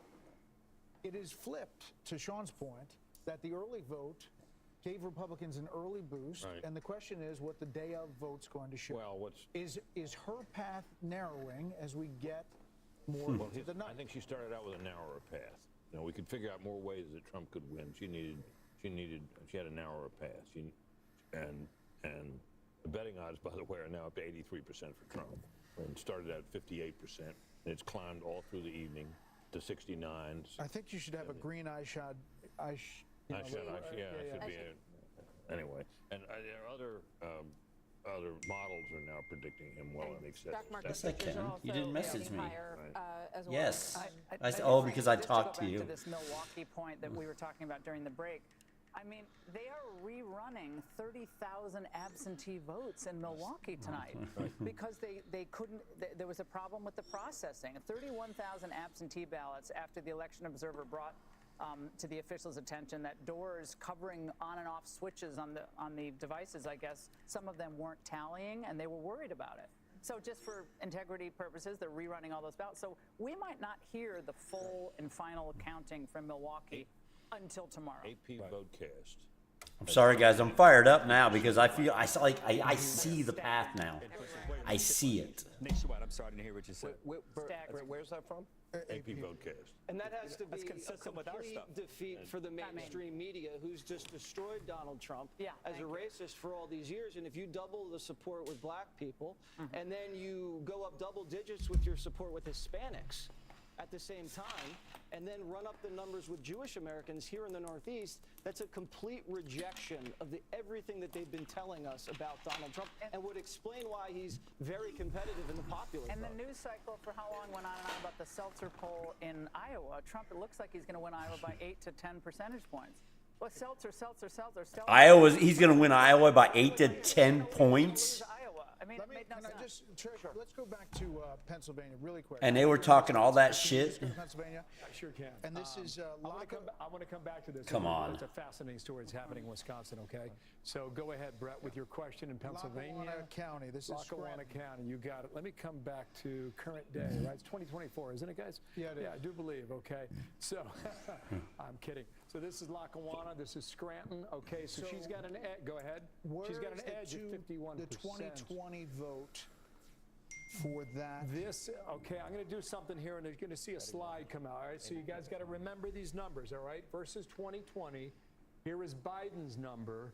So she's about, 2 points. you do the math, 2.5 points below what Biden did, but she's winning the county, too, and that's Scranton. Can I just show you guys something that I think we need to pay attention to? This is Wisconsin. All right, so you got your Fox Insights going here, okay? We talked about Dane, we talked about Milwaukee. What about Green Bay? That's Brown County, all right? Right now, with 46%. Let's do it, baby. In Brown County, Detroit, which is Green Bay, welcome in. it's up 3.6 points. Jace, I promise you, the polls haven't closed in California. That's why they haven't called it. We'll move down here to They have to wait for the polls to close. Ever since they had the issue where they called the state of Florida while the polls were still open and the networks got sued and it was a big fucking mess with the hanging chads and all that bullshit. Ever since that happened, they have to wait till it is closed. Going into this election, those are three of the counties you're looking at where he's trying to drive the numbers up, and he's able to do that. And so this is where we sit. That's all. Half a point, and not for nothing, guys. But sorry. Come on back. Good to see you, Detroit. Not for nothing. But Robert Kennedy has racked up 8,000 votes in Wisconsin. Uh-oh. And 2020 in Wisconsin, we'll get it here. Yeah, I got you. 20,682. Wow. Maybe it matters, guys, or maybe it doesn't, but it's just something to point out right now. When we come back, I'll take you to Michigan. Some things happening there as well. Fascinating, too. Michigan, they're going to Michigan next, Detroit. Keep an eye on. The 31,000 votes you talked about, Laura, you think they're going to count in the morning, and that's in Milwaukee, right? Which They're is heavily reprocessing them. They've begun to reprocess them, but there's no indication as to when that's going to finish. Because they had problems with the machine.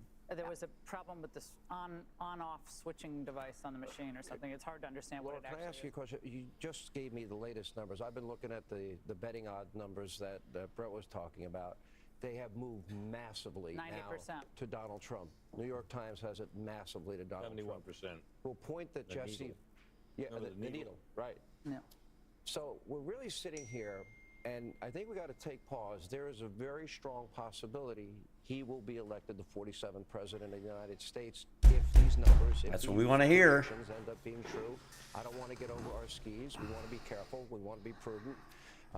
We're all looking. I don't know if the entire UAW is, but there may be a few members that did for sure.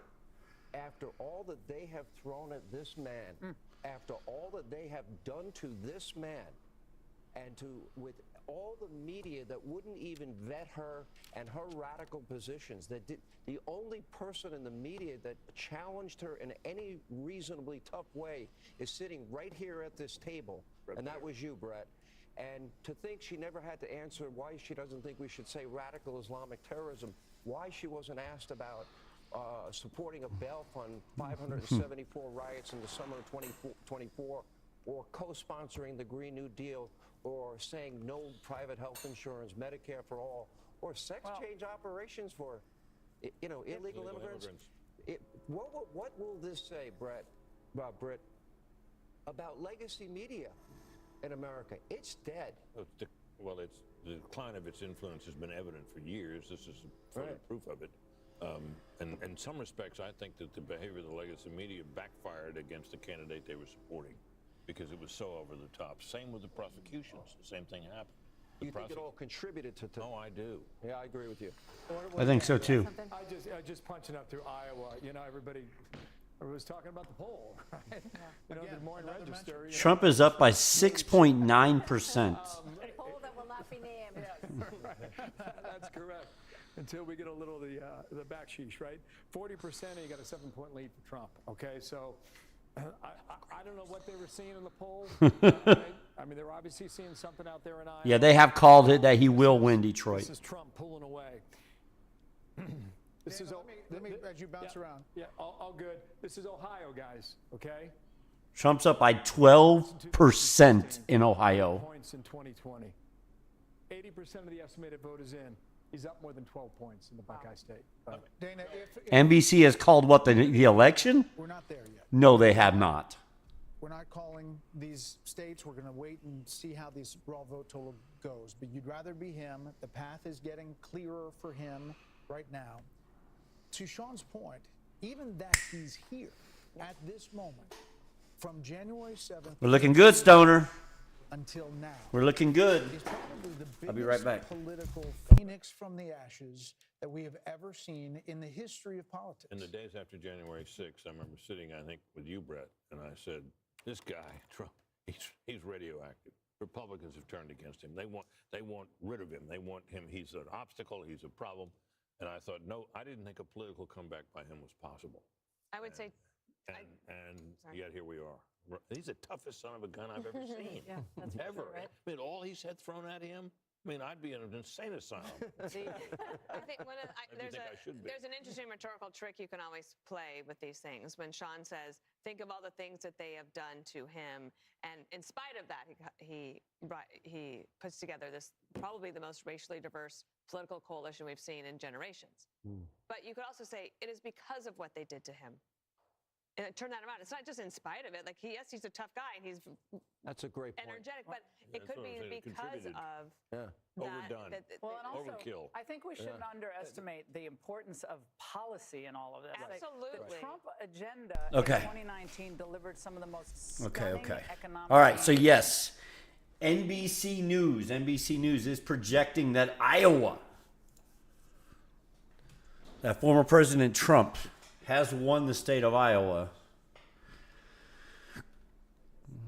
So that's going to take him to 211. And I think it's not just the greatest political comeback of all time. If these trends continue, a big if, but if, it will be the greatest comeback, I believe, in history because this man was counted out and called every name in the book. They want to put him in jail tonight. If they could, they would put him in jail. Yeah, they would. To get ahead of ourselves, but if he does win and the numbers hold up and the popular vote is what it is, he would have a mandate. He would have a diverse winning coalition that he would then be able to govern with. The House, he got both the House and the Senate. He would probably have the Senate. Maybe he doesn't have the House. But that mandate would have to be respected. So it would be up to Democrats and the media to determine how's their posture going to be towards a seemingly very popular president who's had the greatest upset victory, followed by the most controversial election, followed by the greatest comeback victory we've ever seen. So we shall see. Yeah, so we may have this conversation several hours. A job tomorrow. Yeah. Yeah, Ohio's been called for a while here. But the Iowa thing was crazy, dog.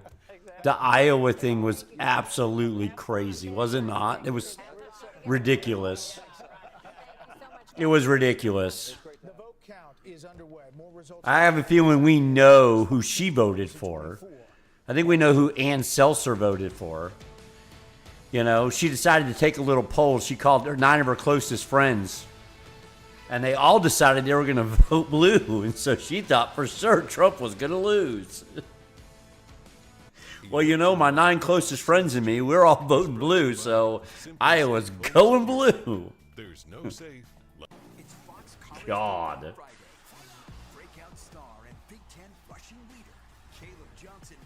All right, 49 in the Senate, 49 seats in the Senate for Republicans. Need a couple more still. Trump's at 205 according to Fox, but I'm giving him Iowa. NBC has called it. AP's called it. We're going to go ahead and make it red. It takes him to 211, and his path is getting clearer and clearer and clearer, folks. This is going to be very interesting. What I'm curious about now is, does he get to 300? Does he take Georgia, North Carolina, Pennsylvania, Michigan, Wisconsin, Minnesota, New Mexico, Arizona? Does he just take them all? Nevada. I'm sure he takes Idaho. All right. So...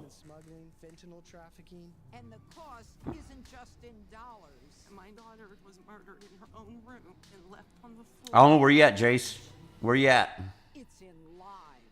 Anybody who is here illegally knows they will be protected. Where was my son's sanctuary? Sanctuary America. That even has a border. Yeah, they have. Yeah, I know, dog. I know they have, yeah. Fox is just being very careful, and I don't blame them. They're already, you know... They're already to the right? We already know it. CNN's left. Fox is right. They don't want to look foolish. You heard Sean Hannity? He's already called it. He said Georgia or North Carolina. If they don't, he'll get a shirt made up that said Hannity was wrong. You know what I mean? So the Virginia thing is interesting. Planet Earth. Okay, well. This is the story of the greatest American before there was an American. Hear real stories from real heroes, highlighting those who put their lives on the line for our freedom. Trump is up in PA. Yes, Trump is up in PA. Let me get these ads off here. I didn't think we'd have an outcome tonight. I'm beginning to feel like we might. I'm beginning to feel like we may have an outcome tonight. And I didn't think we would.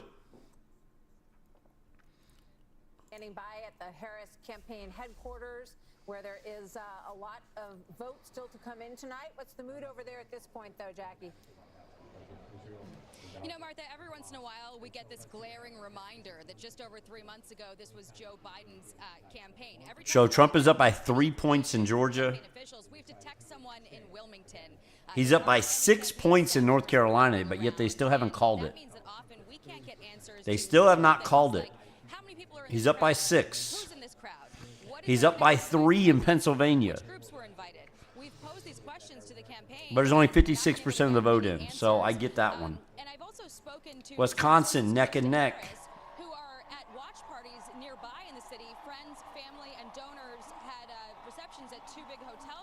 Michigan, tight, 49.2 to 49. Woo, 22% of the vote in. So Arizona neck and neck. Right now, they've just been piping in CNN behind me. So we are waiting for anything substantive. The updates that we do get are Crazy. from senior officials that are giving us sort of broad strokes as they're watching data come in. He's going to need more than that. That's going to be 32, 42, 51. That'd give him a 262. He would still need 8. But, anything... He's going to get 4. He's going to get 4 in Idaho, 3 in Alaska. There's 7. So he's going to need 1. So anything else, if he gets Pennsylvania, North Carolina, and Georgia, Alaska, and Idaho, any other state puts him over. Even Maine, which he's leading in Maine right now, which is wild, but he's leading in Maine. So that would even be enough to put him over. Still working on it. How do you not have that answer? This is the Harris campaign, but they are in Wilmington. So it's just sort of a glaring reminder every once in a while that this apparatus was really thrown together in just over 3 months, guys. Jackie Heinrich at the Harris campaign. Wow. Headquarters in D.C. I don't think that tells you so much. They're not talking to the media. They don't have anybody coming in to speak. They don't have any special speakers or nothing coming in. I think they already knew. Well, the county hasn't stopped. I think they already knew. An all call for city employees. So they've got firefighters, they got healthcare workers, IT workers here, trying to move this count along. They have to verify all of the metadata. Yes. So Maine splits its votes. Through these machines. So here's the problem. We zoom it over my shoulder. I want to show you how these voting tabulators are working, or how the machines themselves ran into a problem. She has won one district in Maine. That machine, there's a red sticker on the back of that machine. That effectively acts as the seal to prove that it hasn't been broken. But there's also a locking mechanism on the back of those machines. Now, those machines operated until the afternoon, and no one noticed that the stickers were in place, but the locking mechanisms hadn't been engaged. A Republican observer noticed that, raised the red flag, brought it with the city officials. The city officials say they believe that the integrity of the vote was never compromised, but out of an abundance of caution, some 31,000 ballots had to go back to the starting point, start all over again. We've got 107,000 ballots out here at last report. Some 43,000 ballots had been through the process. We expected to get some final numbers from the city of Milwaukee around 1 or 2 a.m. The city can't speculate when we'll get the final numbers now. We just know that it's going to be later. The city is trying to pass this. Did they? Well, I already had him for 4. Some Republican leaders out here, So you're telling me that even Omaha? This is simply unacceptable. He took Omaha too? Preserve the integrity of this, wow. To make sure that these machines were locked, a simple step in the process. That's crazy. We'll give it to him. That is the extra point he needed. Is an unacceptable That's it. of incompetence. So look, I mean, here we are. We're at 212, right? If we give him Alaska, which is not unheard of. We give him Idaho, right? Ruby Ridge. I mean, come on. Idaho's going to be red. All right. And then we give him Georgia and North Carolina and Pennsylvania. He's 270. There's one path right there. One path. Correct. All right. So if you take off Pennsylvania, 7,000 ballots here, North Carolina, and Georgia, right? to go back through the process. So it's delaying the process. It's not tanking But the process. say we give him The city officials Nevada, want to insist Arizona, the integrity of the process was not compromised. They just want to be extra cautious. New Mexico, In Milwaukee, Mike, thanks. So let's bring Wisconsin, and we have some new people joining us at this hour. and Pennsylvania. You're still at 270. There's so many. There's so many paths. He has so many opportunities And Charlie, great to have you guys here. to do Let me this. start with you. What's your read on this evening? And we're looking at North Carolina and Georgia and Virginia very closely right now. Well, my read is that this is a real tug-of-war election. And all Yeah. I'm saying right now is the Trump forces seem to be pulling that rope just a little bit more. What you see is that he's doing a little bit better with minority voters. The suburban It's looking, yeah, it really is. And Trump is doing very well in the rural areas. He's ahead by 2.5 points in North Carolina. Infinitesimal change. Whoever wins, we're going to have a very divided country. The polls were right. We will be divided between the elites and the working class and what they think the direction of America is. But right now in that tug of war, Trump's forces seem to be pulling a little stronger. And the elites appear to be on, at least the way it's shaping up tonight, on the blue side, and the working class is on the red side. This is not, this is a development that has happened in the Trump years. I asked you 3 nights in a row, who do you want to be? Right now at 10:36 p.m., who do you want to be? Well, right now, I want to be Donald Trump because these votes are coming in. You take a look at Philadelphia. Philadelphia, he had 12%. Then he had 18%. The same as he had last time. Now he's got 21%. He's got 3 points better than he had last time. That's what he needs to pull Pennsylvania. Mark, she still has a path, but it relies entirely at this stage, I think, on winning the 3 big blue wall states. What do you think her chances are? Well, that's what I'm saying. I think her chances are diminishing the more this vote is coming in. There's no question that I think this race now is going to be down to those 3 blue wall states. I think he's got, let's call it a 55% chance of winning 1 or more of those states. We've got more information, I think, on Pennsylvania than the others. I think that is, I think, pulling more in his direction the more these votes are being counted. I just have one more question for you in this round, Mark, and then we'll get to more, I'm sure. You early on questioned the strategy that had led to inflation in the Biden administration. You thought they should have addressed it much sooner. You also questioned whether or not he should be the candidate and whether or not the switch up should No, he's winning sooner. currently. What do you think tonight about those issues? Oh, I did that. Yeah, sorry. I meant to do that. Race.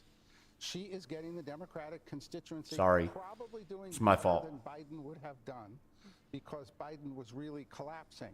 She is getting the Democratic constituency. This is awfully close no matter who wins. Whoever is president is going to have to address all of America. But I think she ran a good race, almost an excellent race, but it may just fall in It's a good point because we're comparing Biden to 2020 numbers when he won, but the numbers where he was when she took over were not those numbers. Disaster. Yeah. We have a call to make. The Fox News decision desk Iowa. can now project that former President Trump will win the By state of 12 Iowa. points. Trump is performing well in rural areas, which helped deliver victories to former President Trump. In We already gave him Iowa. We already gave him Iowa, so. Of a lot of focus on a poll that shall not be named. No, let's do it. Oh, name it? The Des Moines Register poll. I think we've talked about it 7 times tonight. But anyway, it got a lot of attention. It was a attention-getting poll, and it was being forecast to be what the Midwest may look like, maybe because of a gender gap or whatever she was seeing in her poll, Ann Seltzer. We are now calling Iowa for the former president. Yeah, I mean, it was, described as a bit of a jolt when it came across. I think all of us, when we saw that, Ann Seltzer, because she has, the reason is... Uh-oh. So you think about what everyone is saying. We were losing signal. 34 That was electoral weird. votes in Michigan, Wisconsin, and Pennsylvania. If she loses Virginia, Nevada is 6. That gives her 50. If she wins Virginia, that gives her 57. She has a very narrow path, as Mark is saying. I think as you look back, and this is a big if here, we talked about it, I think in the last segment, we talked a little bit about the policy here, Laura did. And if she looks back, I think 3 things, and you said one of them, Kellyanne, should you have chosen Shapiro? If where we're going is where we look like we're going to go. Should you have countered on the transgender issue more quickly and more effectively? And then the border and the economy. Should she have distanced herself from Biden? Now look, we're still a little early in the evening. I agree with Mark. It's still a little pull one way. But if you're Jeez sitting Louise, how many? you want to be on that campaign tonight, What the hell is this if one? you want to win the campaign, so she's got to run the tables here over the next hour or two, over the next day or so, if we're hearing correctly about Wisconsin. But it does not look as promising as it did a few hours ago. Let's head back to Bill real quick. Bill, can we dip into Virginia, the Commonwealth? Yeah. Say it again, Brett. Sorry about that. Oh, sorry. That's okay. Go ahead. Do what you're going to do. We'll get to Virginia. Okay, gotcha. Eventually. I'll give you a little run up the Atlantic coast here, okay? This is Georgia, too soon to call. You ask yourself, why can't you call it? There's still some vote out there. The question is, where is the vote and what's going to come in? Trump's up 3.2 points statewide. So you come in here to the greater Atlanta area, and this is Fulton. Our Fox Insights tell us, okay, this is different. This just changed from a moment ago, all right? At this point in the night, with 82% of the vote reporting, in Fulton County, the largest of 159. Trump's up 0.6 points from where he was 4 years ago. All right, I'll clear that. Let's come back out statewide. This is Cobb County. We talked about that earlier. Okay, at this point in the night, our Fox Insights tell us that Harris is up 1.3 points better than where Biden was at this point from 4 years ago. We'll clear that. We'll also go to Douglas 2 here, okay? At this point, this is all greater Atlanta, a lot of population throughout the area. At this point, 90% reporting here in Douglas County, Harris is doing 2.9 points better than what Biden did 4 years ago. So there's still a vote out there, too. And I mentioned Chatham County about 2 hours ago. That's Savannah. They counted slow 4 years ago. They're counting slow yet again. But you get a lot of Democratic votes out of Chatham down here on the Atlantic coast. A lot of folks live there, too, 5 out of 159. So we'll see how that shakes out. Okay, let's run up the coast here. I'll let you know what we're seeing here in North Carolina. Then I'll hit Virginia. Then I'll hit Pennsylvania, all right? Trump up 2.5 in North Carolina. Why can't we call it? I was looking at Mecklenburg County with Charlotte. Okay, so they've had a lot of votes come in since the last time I checked. All right. There's a lot of outstanding votes. You have to ask yourself, where are the votes, right? If they're in the most populated places, you can't make a call. But now you're getting a lot more from Charlotte. It's over. I agree, dog. County, Raleigh, it's I agree. I agree. Still about 20% of the vote out there, okay? Comfortable lead for Harris. We expected that, but let me just check 2020 and go ahead and use the slide again. Okay, so she's performing half a point better than Joe Biden finished from 4 yees ago. So we'll keep a track of that. You went to Virginia. I'm getting there, guys. Hang on 1 second here. Just got to move the meter, and we'll see what's happening here in the Commonwealth. All right, so while you're checking that, Charlie Hurt's from Virginia. Yeah. Tight squeeze. So what are you looking at, Charlie? Tight squeeze, Virginia. What are you looking at? So it's kind of interesting, actually, that this is so close, especially if you looked at the early numbers across the state. It was fairly extraordinary with the early vote, both early mail-in vote and then early in-person vote. All of the big D-plus counties in the state were significantly down from 4 years ago, including the big counties like Fairfax, Richmond. I'm going to wait for this 11 o'clock closures. Counties were significantly higher this time than they were 4 years ago. And so if you had just looked at those early numbers and then look at this, it's actually not that surprising that it's this close, even though Virginia is, for all intents and purposes, a blue state now and has been since George W. Bush, or since Obama anyway. But it is, I think that Governor Youngkin, who said, watch out, it's going to be tight here, is probably looking at those same numbers and realizes that this thing might actually be the surprise of the night. Yeah, a lot of people drifted to Northern Virginia, suburbanites. There's not a great Trump vote in that near D.C. Counties, Kellyanne, and that's what we're looking at here is where that vote is outstanding and whether it changes the dynamic. No question. And Glenn Youngkin Yes. has been a great partner to Donald Trump this whole time on the campaign trail. He told me personally when I asked him, do you think it's really competitive? He said, I think you're going to force Biden-Harris, now Harris, to spend some time and money there, and that's happened. But it was ground zero for the parents' rights movement, the school stuff in 2021. I wanted to say something. Kamala Harris's team was Trump is ahead in Michigan. to go for the 3 states in blue. Trump is ahead Since in they've Michigan. gone Democrat from 1990. He's ahead in Wisconsin. 28 straight years, with the exception of 2016. They went for Trump. They've always voted as a bloc, but they also ran out of choices. He's ahead in Georgia by over 3 points. Racially diverse Sunbelt states like Georgia, Arizona, Nevada, With 88% of the vote in. North Carolina. He's in the very white states trying to become president of the United States.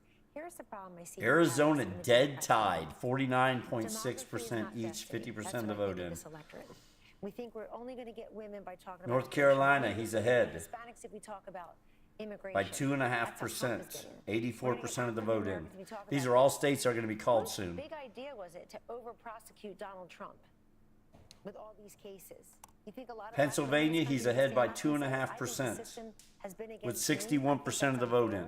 to say nothing of the fact that they want economic upward mobility like everyone else. Wisconsin, he's up by 1.5%. People coming over the border are taking their jobs. With 56% of the vote in. Barack Obama telling them, you're not right.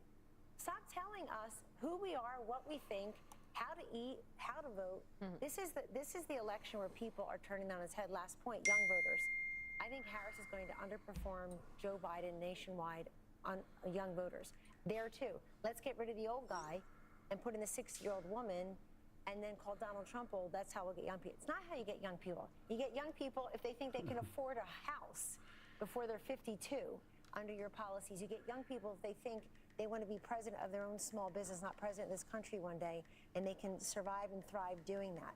So this whole demography thing that we should vote according to our gender, our race, our age, this is the election where I think that hit a wall. Can I ask a quick question just to Mark and Kelly? If things hold right now where we are, does she only have to win the blue wall just for the sake of the audience to win this? So if everything happens, she wins Arizona, he wins Nevada, he wins Georgia, North Carolina. If she wins Michigan, Pennsylvania, Wisconsin, does she win? Yes. Yes. Okay. So the blue wall remains what we have. She has a good path. Yeah, he's got two paths, but you got to get one of them. Is that true, Bill? Pretty much, yeah. Because it gets her to 270 with the 3. Yeah, with the 3 plus Nebraska too. I think it's too early to start filling this thing in here. I want to start just yet, but I don't know. We're kind of warming up the fryer. But just show how it happens. Just show the 3. Yeah, for her, it would be Nebraska 2. Well, we got to go a long way. So just it's going to take me a while to get there. Okay, so she would have to win all the usual states here. It's just too many to fill in, right? Oh, gotcha. Boom, boom, boom, boom, boom. That's good. Oh my gosh, what am I missing? Holy cow. Okay, Maine, Nebraska 2. Hawaii. Oh, yeah. Okay, so that's why I didn't want to do it just yet, because we got to go a ways. But maybe like another half hour, an hour or so, we'll fill in a few more. If you got time, I'll take you to Arizona, unless you got something else to do. Love to go there. Let me go ahead and reset this because there's some movement here. There's some movement here in the American Southwest. This is Arizona. First time we're looking at it on the night. And Trump has just taken a 1/10 of a point lead. Kamala Harris had the edge here for really the past hour. This is Maricopa. This is Phoenix. This is where you get 60% of the vote statewide is in Maricopa County, all right? She has an edge at 2.2 percentage points. Raw vote 563,000. I'm going to bring out the slide again, okay, and go back to 2020. And this is Joe Biden in Arizona. So she's up about half a point, not quite, all right? But Donald Trump's performing a little better right now at this point, but there's still just about I think he gets this. And he gets this. Call there in Arizona. Let me come back to modern day, 2024, and see if this has changed. It has not. This raw vote's 2,200. So we'll watch that. Just wanted to take a sneak peek at that. You guys mentioned Iowa, the state that shall not be named, or the poll that shall not be named. This is nuts. 14.5 points. Wow. Yeah, that's not even. Somebody's not having a good night. Guys, there's a ton of votes still out there, too. This thing could go higher. Anyway, back to you guys. It's a little outside the margin of error. Okay. All right, let's go over to Sandra and get a look, because we've been talking about young voters, and you have some new stuff from our. I feel good. I feel good with this. Sure, Sandra. I'll build off of what Kellyanne just said about the Hispanic voters in just a second. I'll dive into age first for you, Martha. And it is pretty incredible, some of the data that we're seeing in our Fox News voter analysis. This age group 65 and over, okay?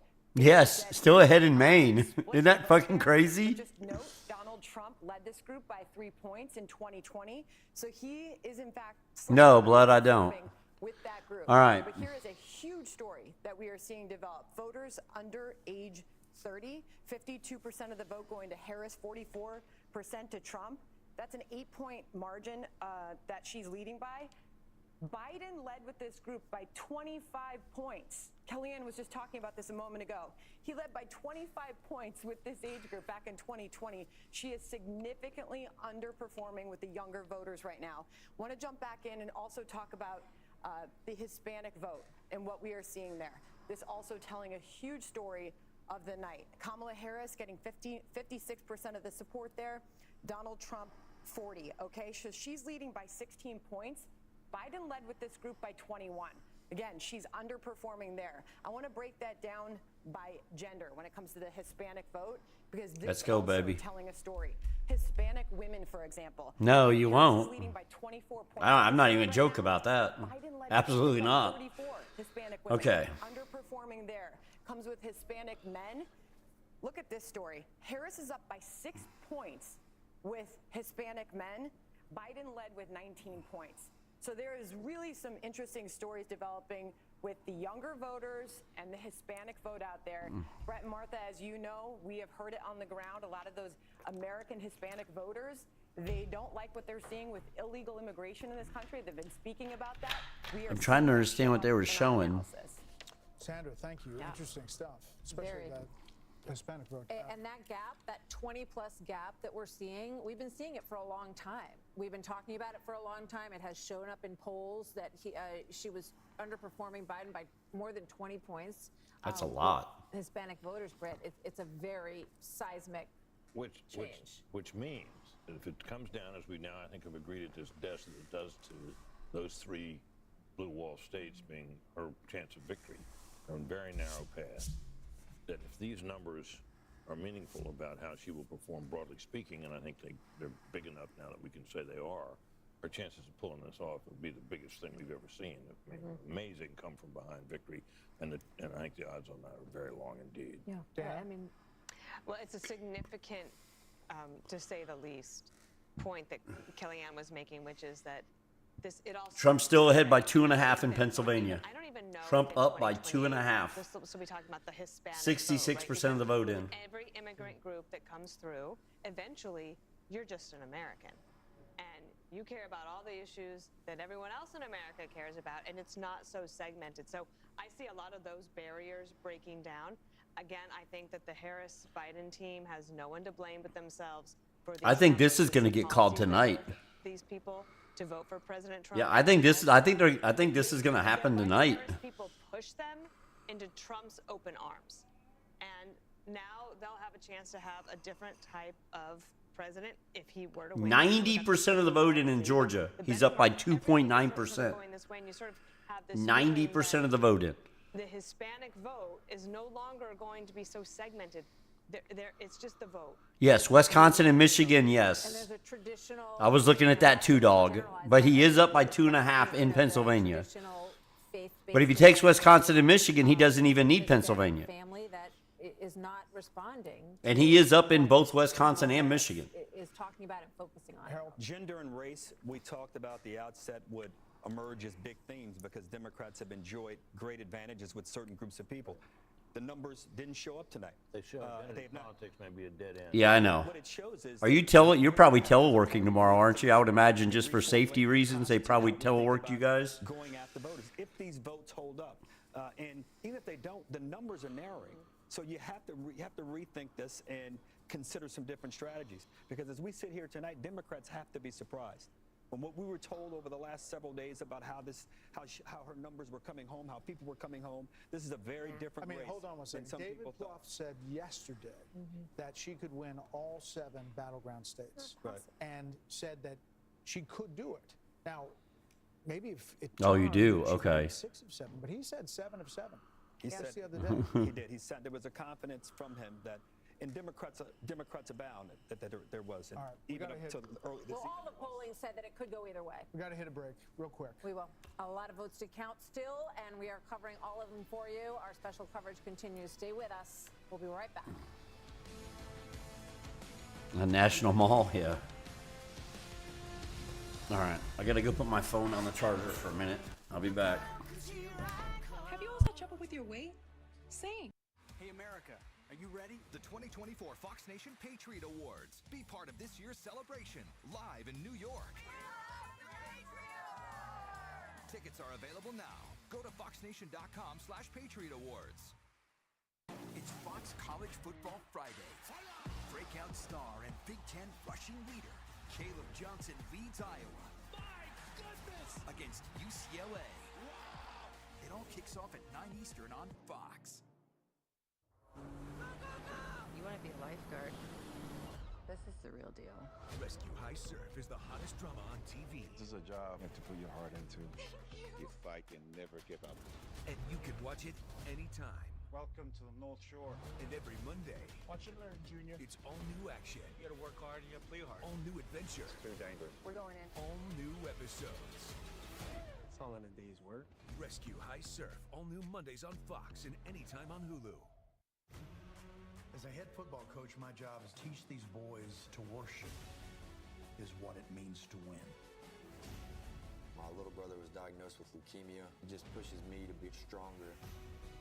He's so sweet. Gone on a couple of dates. You don't know how to kiss. Come on. Show us. I always do trust in God. You can beat a team, but it's hard to beat a family. Give it up to Jesus. God, Family, Football. Streaming now. Part of Fox Faith on Fox Nation. Sign up at foxnation.com. You believe you were sent by God? Yes. Okay. Oh, I do have.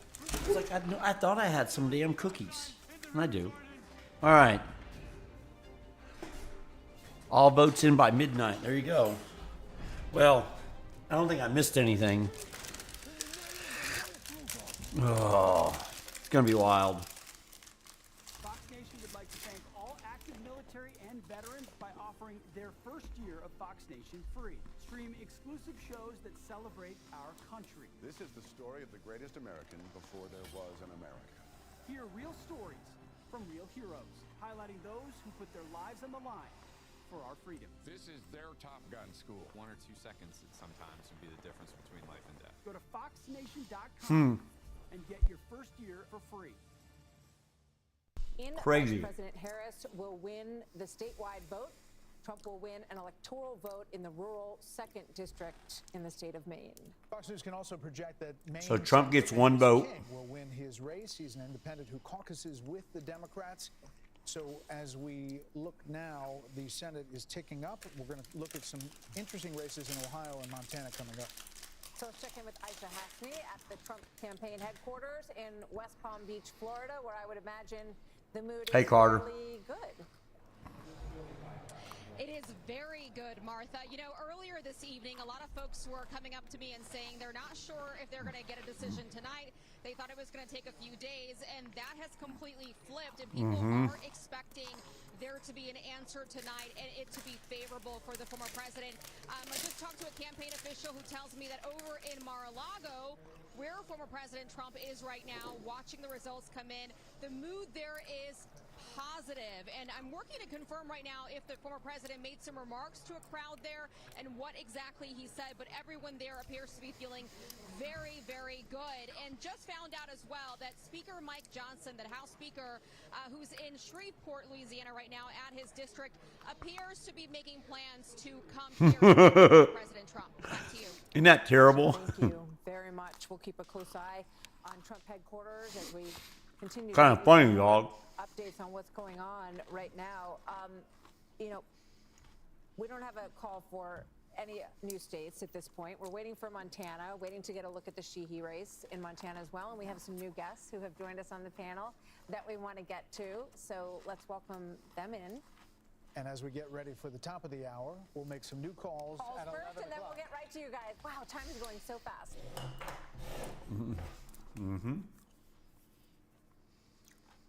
There we go. It is now 11 p.m. in New York, and 4 West Coast states have just finished voting. The Fox News decision desk can project that Vice President Harris will win California, the Golden State, 54 electoral votes, biggest prize, more than any other state in the country. And Fox News can also project that Harris will win Oregon, adding 8 more votes to her Electoral College vote. Harris will also win Washington, another reliably Democratic northwestern state. But the former president will win Idaho's 4 electoral votes. So as we see the race to 270, it's now 216 to 193. Race is changing quickly. I am getting some word from the Democrats who have now put out kind of a sense of the race, saying that in Pennsylvania, they say they're overperforming turnout expectations in Philadelphia and the early vote expectations in Bucks County. They go into state by state of where they feel like they are going to see more votes in these states. These are the blue wall states, because that is the path that we're looking at. In Wisconsin, They say, we know there's significant amount of vote remaining in Dane and Milwaukee counties, and we are seeing signs of strong performance in the WOW counties. We just have partial data. We don't expect complete results from Wisconsin until tomorrow morning between 3 a.m. and 5 a.m. We shall see. We shall see.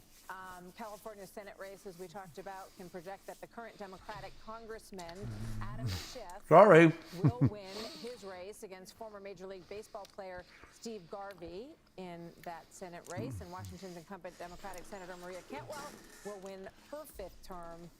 Not big surprises on that front this evening either. I didn't mean to do that. Balance power in the Senate, 49 for Republicans. The majority is 51. They have flipped 1 seat, 42 for the Democrats, as we wait for a number of these big Senate races to be called. Ohio, Montana, Pennsylvania, all will really dictate the future of the Senate. And Michigan. Let's bring in our panel. Brig Hume, Dana Perino, Harold Ford Jr. They've been here for a while. Kevin O'Leary, Jessica Tarloff, and Ben Domenech. Jessica, are you surprised? Surprised is a very generous term for how I'm feeling in this particular moment.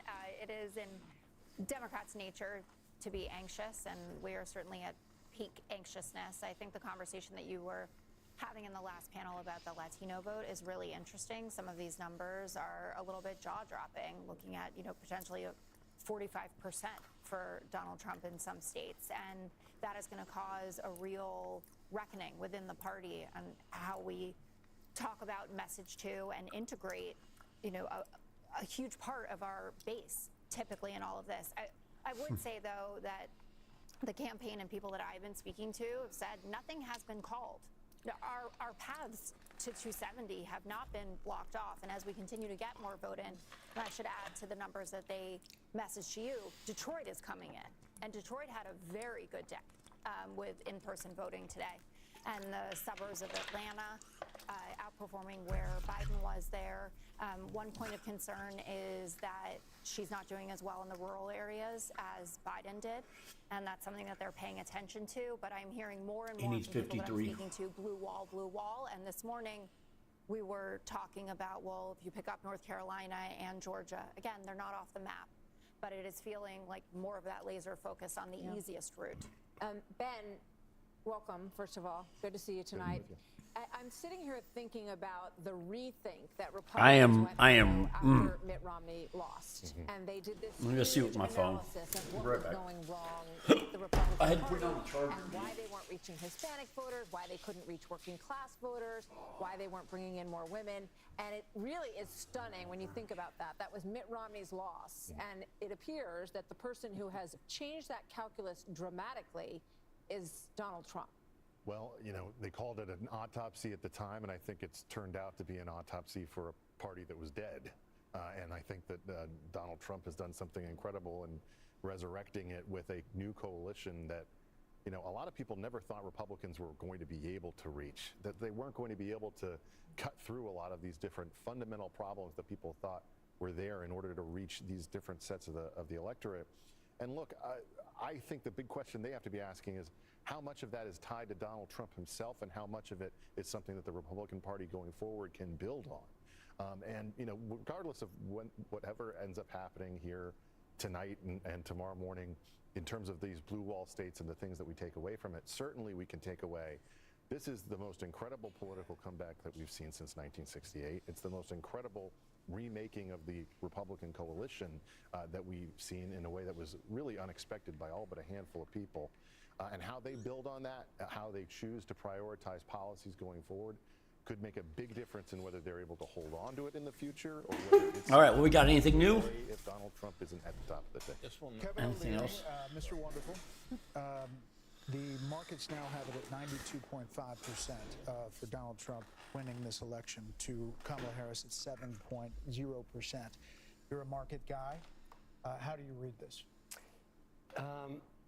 I'm going to stay on this theme for a moment and call this perhaps the greatest night the Democratic Party can ever have if they lose. And let me explain that. I was very troubled just over 100 days ago when they circumvented the democratic process and anointed somebody. The analogy is easy to a Super Bowl. You arrive at the Super Bowl game, and by any measure, Trump now up by 5 in Michigan. Politics, a presidential race. Your quarterback, Biden, is injured. He's taken out of the game. You don't bring a quarterback in that's never. She's pulled ahead in Virginia won any game with 75% in, so that's not a surprise. Trump up by almost 3 points in North Carolina with 87% of the vote in. They get to reboot. They get to go back to the center. They get to Trump up by almost 3% in Georgia with 88% of the vote in. A movie star or an Obama You know. deciding to anoint somebody, those guys are gone in 4 years. They won't have that kind of influence. This could be great for America because I'm an investor. I have to work with who's ever in the White House in January. But I care about policy. And when I hear policies coming out of a party that are so twisted against the American way of life, like basically taxing capital gains that are unrealized, that's not America. Or price controls, that's not America. 28% tax rate takes us to the bottom quartile of competition. That's bad. We can't do that. That would hurt the country. And all I do is work with entrepreneurs that want to build businesses. There's a reason people come here under barbed wire and drown in rivers to get into America. It's the American dream. All right. The thing the president has to do is to maintain it. Those policies are against the American dream. And I have nothing against Harris. I mean, look, she did a masterful job in getting to where she is. It would be good for them to lose tonight. It would reset and reboot and get that party back to the center. It would be good for them. They may not want to hear that. We don't. But they may have to. Kevin, you may have to deal with it. You may have to. Kevin, I would love to win and do the reboot. We can still do those things.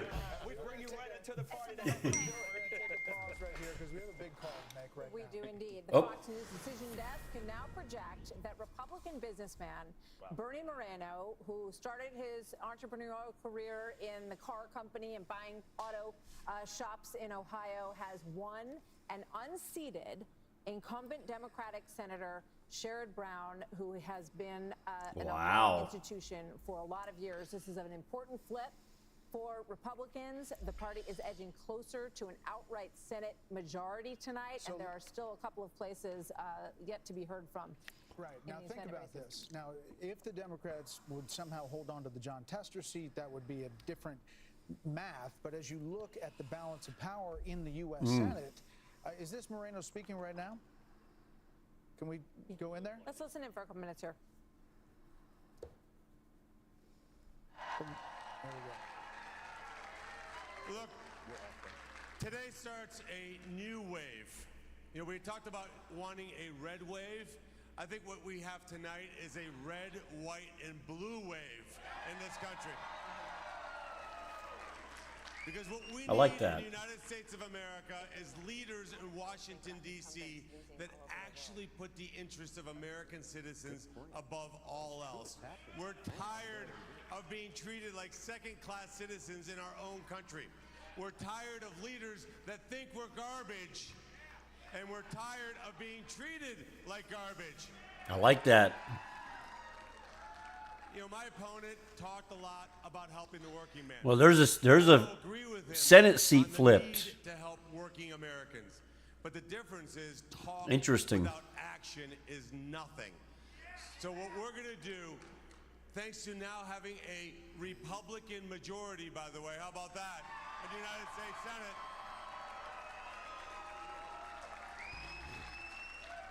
And Chuck Schumer, if you're watching, thanks for the help in the primary, but you're fired, buddy.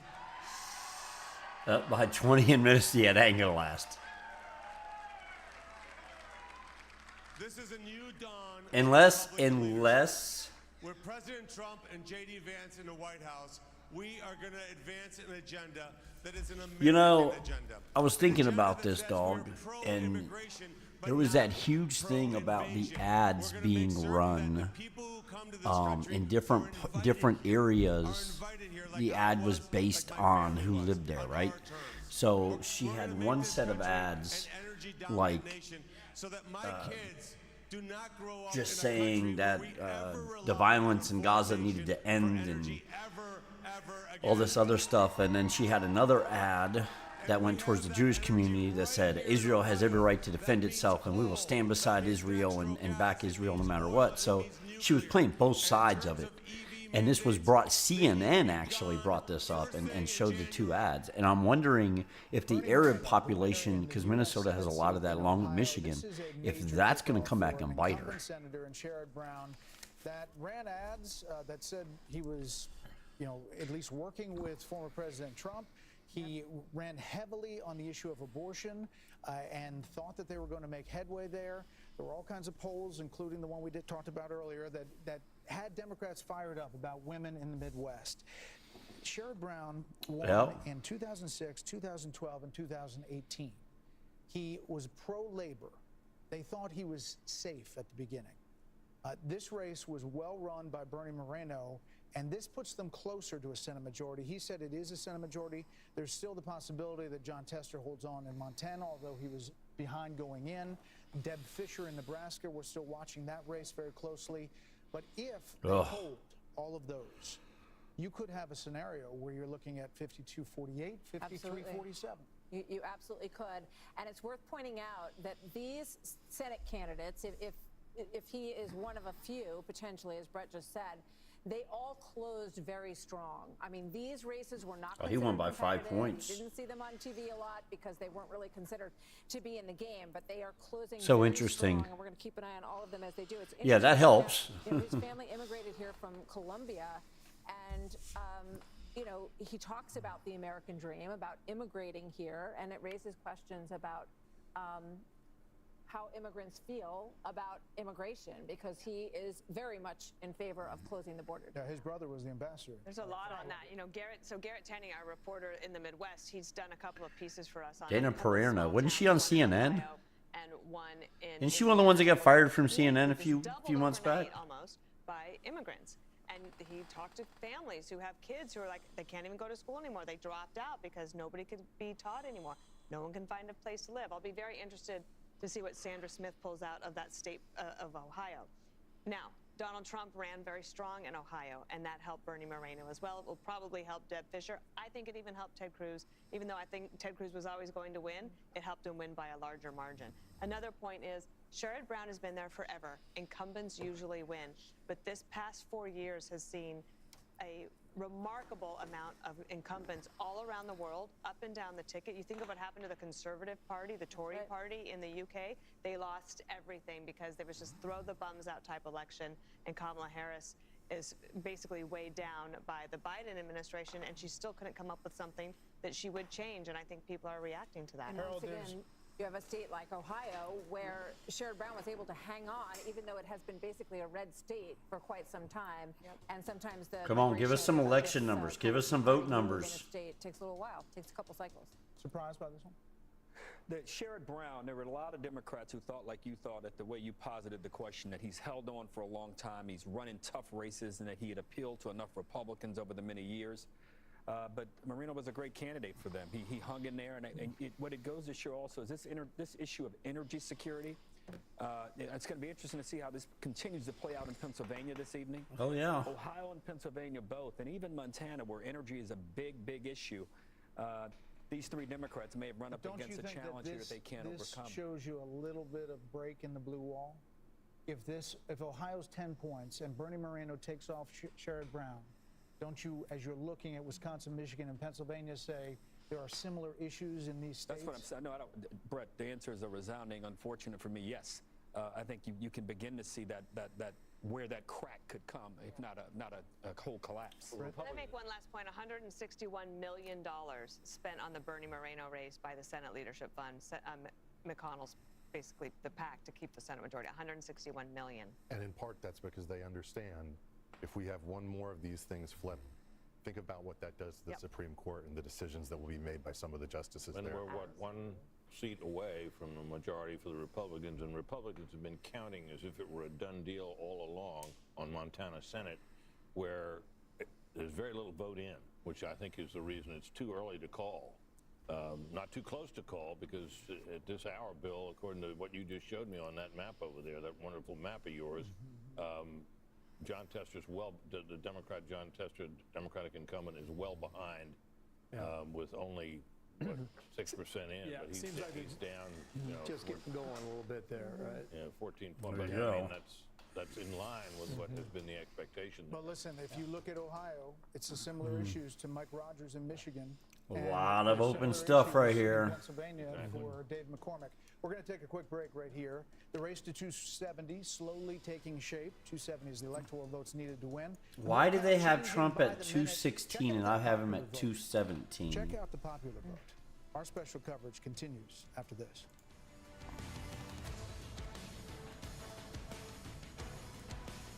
Election night on Fox News Channel There we is go. brought to you by Simple.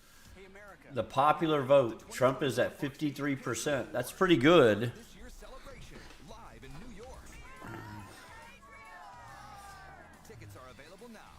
And that's the thing that surprised. That's one of the things that surprised me.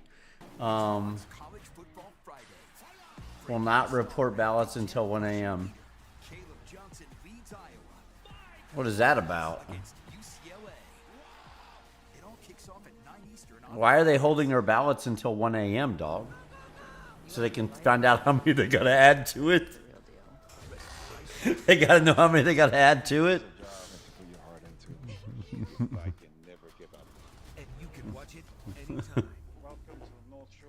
They want to feel important? It's all new action. You gotta work hard, you gotta play hard. All new adventure. We're going in. All new episodes. It's all in a day's work. Rescue High Surf. All new Mondays on Fox and anytime on Hulu. Well, my thought process is it may not matter. It may not matter. Honestly, it might not matter. This is the story of the greatest American before there was an American. All right, sis, love you too. Stories from real heroes, highlighting those who put their lives on the line for our freedom. This is their Top Gun school. 1 or 2 seconds sometimes would be the difference between life and death. Go to foxnation.com and get your first year for free. The border isn't just broken, it's shattered. Sex trafficking, human smuggling, fentanyl trafficking. And the cost isn't just in dollars. My daughter You know. in her own room and left. Oh.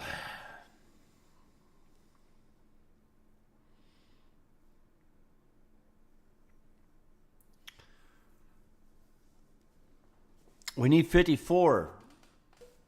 We need 54, my friends, for Trump.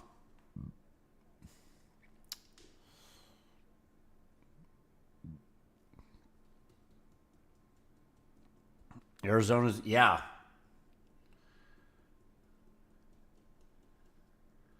I was just sitting here looking out west, dog, and I'm like, you know, that's 22 electoral votes hanging out there in the west that I think are possible. Oh, you think I'm kidding? Oh, no, I don't think you're kidding. I really don't.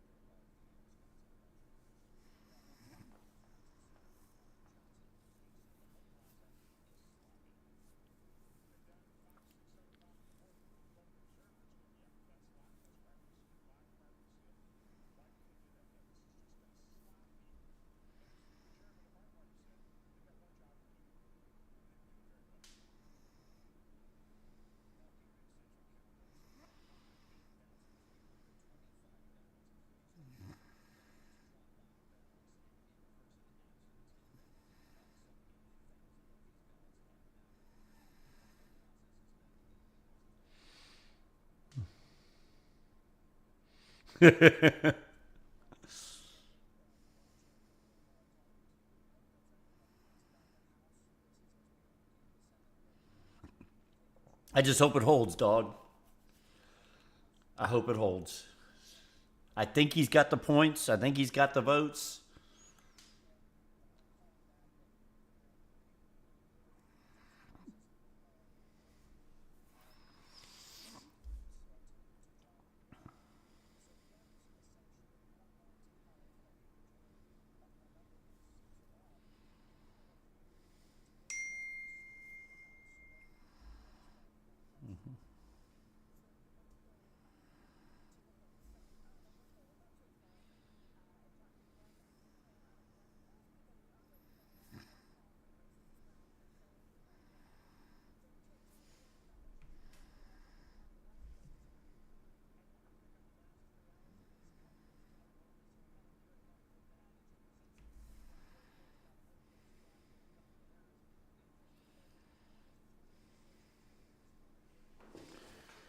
Oh.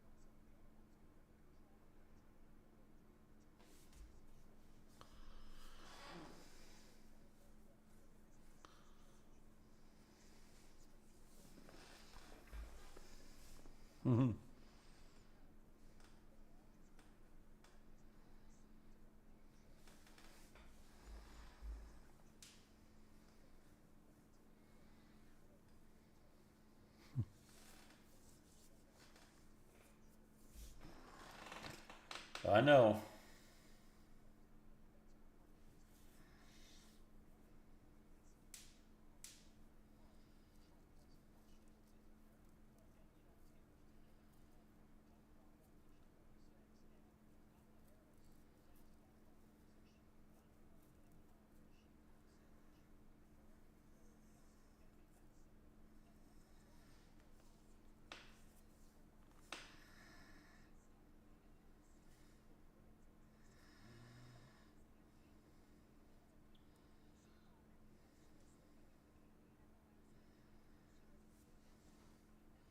Come on.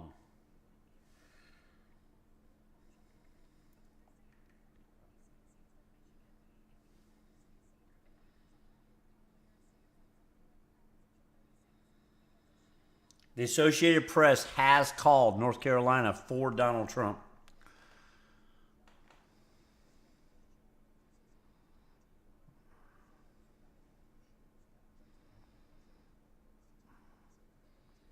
The AP has given North Carolina to Donald Trump.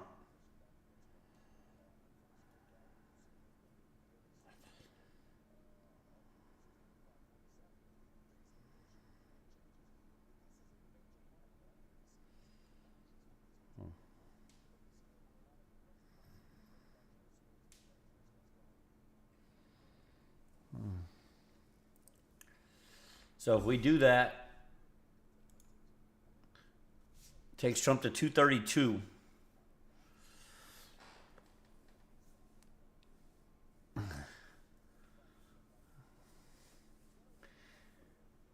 Yeah, I don't know what we're doing with that.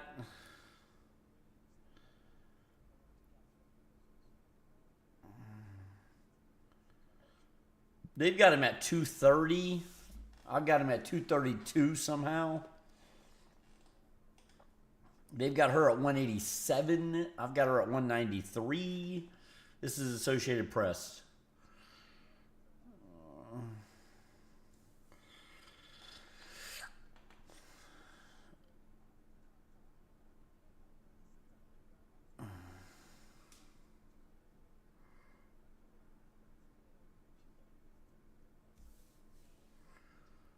Oregon, Colorado, Illinois, New Jersey, Maryland, D.C.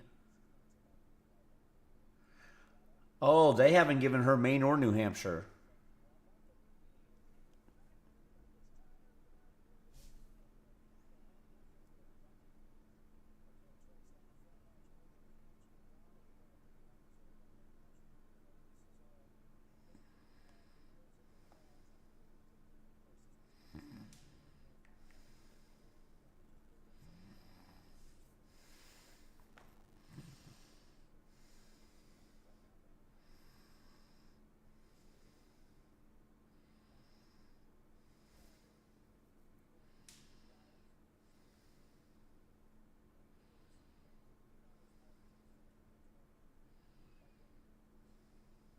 That's huge. That's big. I mean, we can take North Carolina back off. Now we are in line with Fox. I mean, exactly in line with them.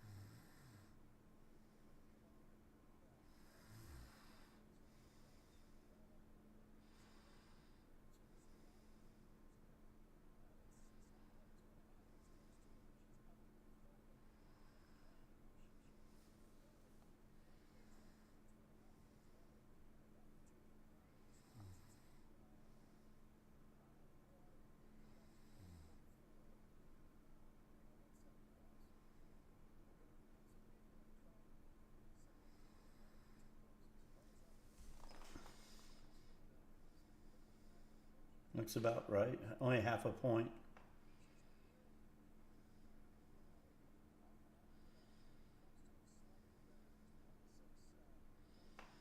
Not a whole lot better.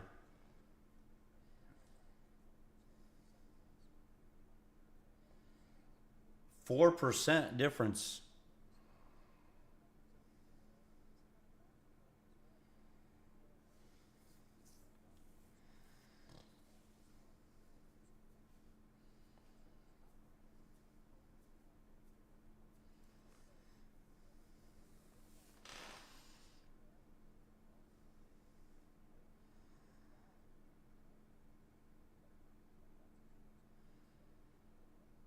$300,000 votes. That's a lot.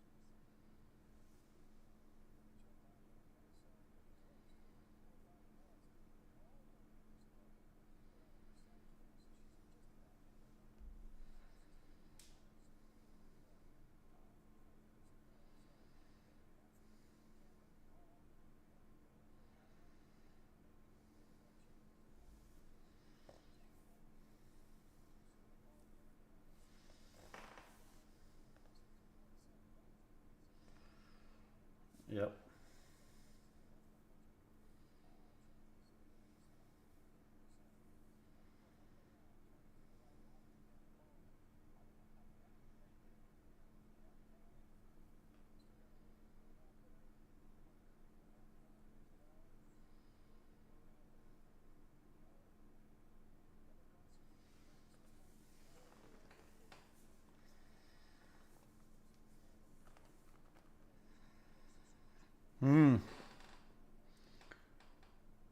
Minnesota did? Damn.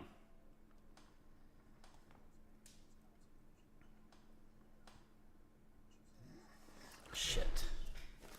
Hold on.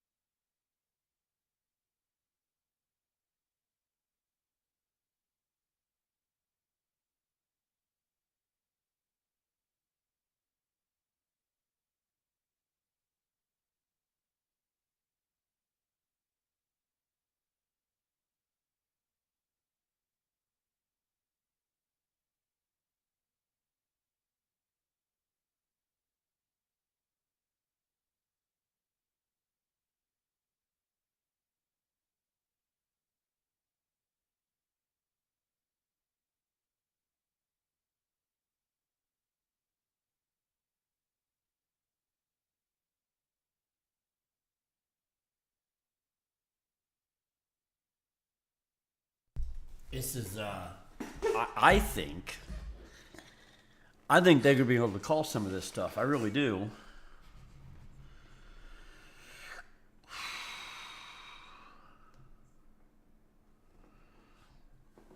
I absolutely think they're going to be able to call some of it tonight. Maybe not all of it. Yeah, that's just who's leading. Yeah, that's just who's leading that state. They haven't even given her the points yet.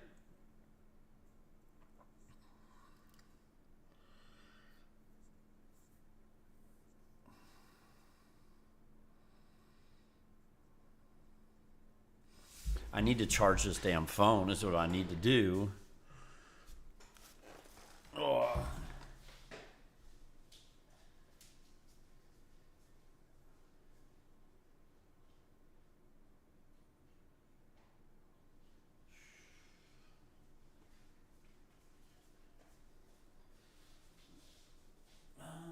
Jeez Louise, if I can even get to a charger or to a spot to charge it.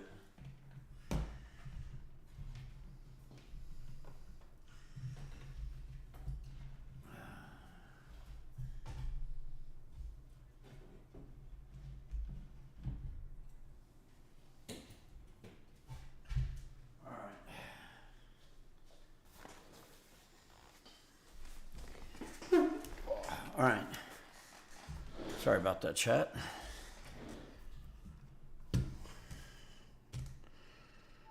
There we go. Cool. Need to get my phone on a charger. Damn, I look like hell, man. I haven't recovered yet from... I mean, I'm better, but... I did do laundry today, so that was a plus.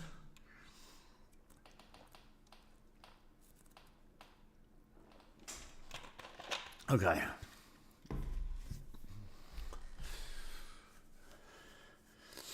Hopefully they're going to cause some more shit. As we hope. I don't know if they're going to.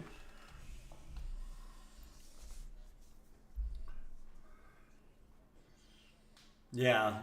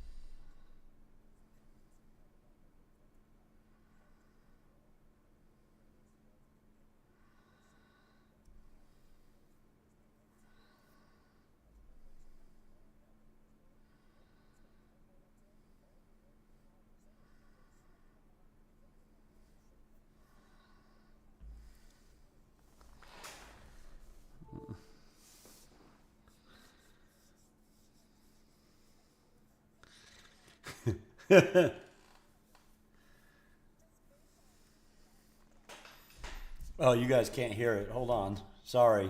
Men, for example, and the youth vote. The fact that Donald Trump is running ahead of Kamala Harris, according to a number of exit polls, shows that their messaging to those groups isn't working.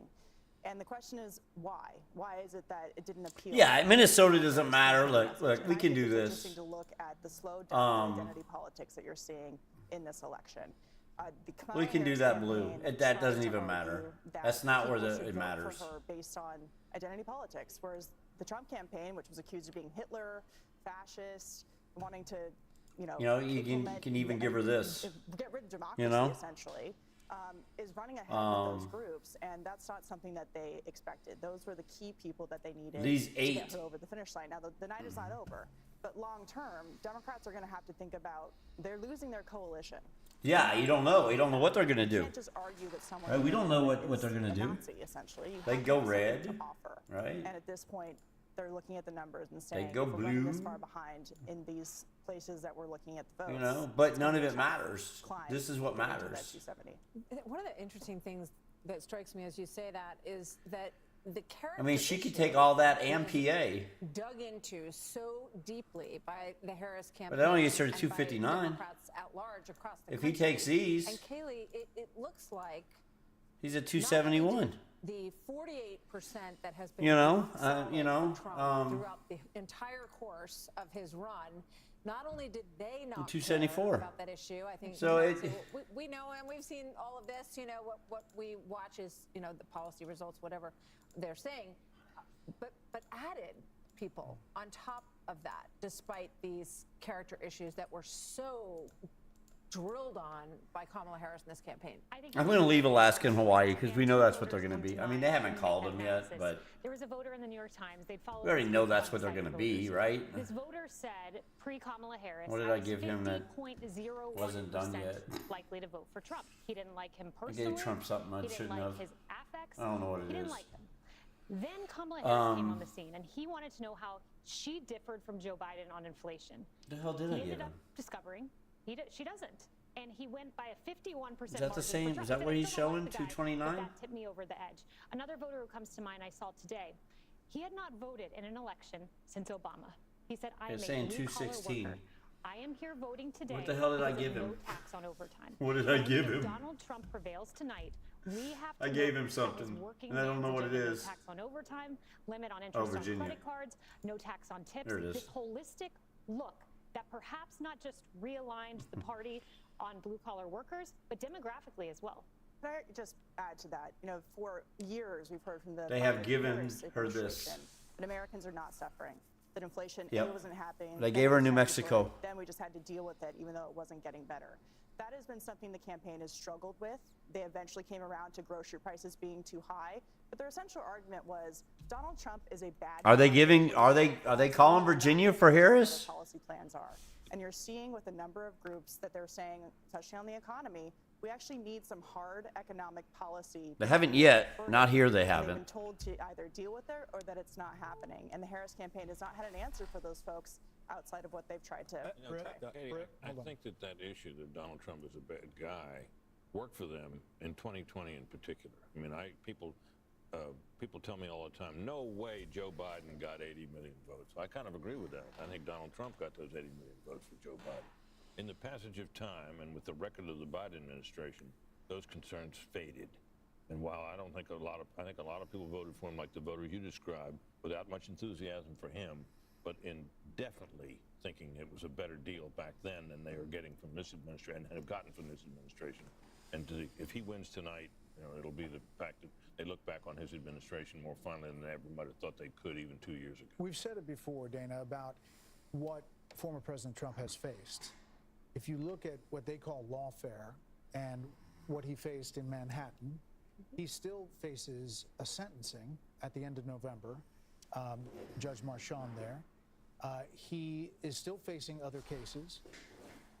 There is an appeal of the Attorney General's case, Letitia James here, that the appeals court looked like it actually was siding with Donald Trump. Yes. And they could have a ruling that either strikes it down or reduces it dramatically right after the election. even though Vice President Harris used that in many ads to say that he was, convicted and he also lost this civil case. It's pretty amazing that we are where we are. It is, and I feel like I wish I were Shannon Bream right now because I don't know. Yeah, no shock for New Mexico. But I could play the sense, 30,000 feet. Yes, I think, again, it's one of those things that you think of all that he withstood, but it's also this result of these states that are coming in so far. It's because of what they did, right? And he didn't let it bring him down. So he would sit in courtroom all day, and then he would go campaign at night and go do a rally, and he'd be back in court the next day. And if you think Trump's up to 232. They're going to call something in a second. They were just beating Trump is up to 232. Yeah, and they there it is. Completely dropped the felon argument. Like, you don't even hear it. You didn't hear it through the course of most of the campaign. North Carolina. Decision desk can now project that former President Donald Trump will win. North Carolina goes to Donald Trump. This has been a there you go, baby. State. Vice President Harris went there many, many times. Democratic governor in the state of North Carolina. You saw former President Trump go there a number of times, about 4 times in the past 2 weeks to campaign. The campaign always felt that they were in good position in North Carolina. Now we can project that he will win the state of North Carolina and its 16 electoral votes. The Fox News decision desk can now also predict that Vice President Harris will win New Mexico. That was a tight race. It had tightened in recent days, but Vice President Harris will win New Mexico. So as we look at the race to 270, the electoral votes needed, it now stands at 232 for former President Trump and 198 for Vice President Harris. That makes North Carolina the state in the battlegrounds that Trump has won 3 times. It was Very the nice. only battleground state that he locked down in 2020. So obviously a relief at the Trump campaign that he has kept that one in his column as well tonight as we continue to move on. Peter Ducey is live at the White House. What he's hearing from the Harris campaign and the Harris path tonight. Peter. And we'll start with what we're hearing here at the White House, and that is nothing.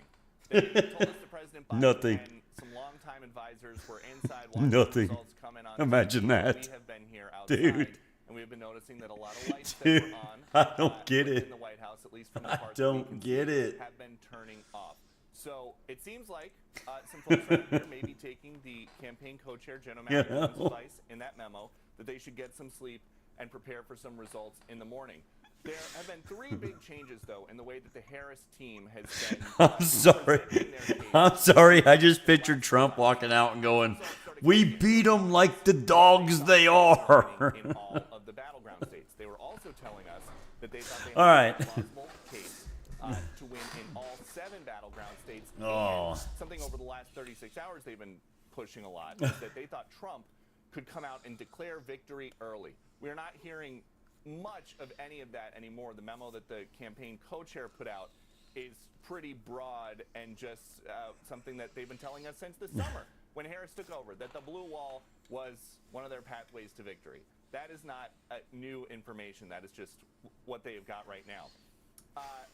Vice President Harris remains at the Naval Observatory right now. We don't know if she's going to show up at her campaign headquarters, but they took the press pool and they told them just to stand by. And if Joe Biden is giving anybody watching an indication of how he feels about all these races that he has really not been a part of, he's made 6 congratulatory calls.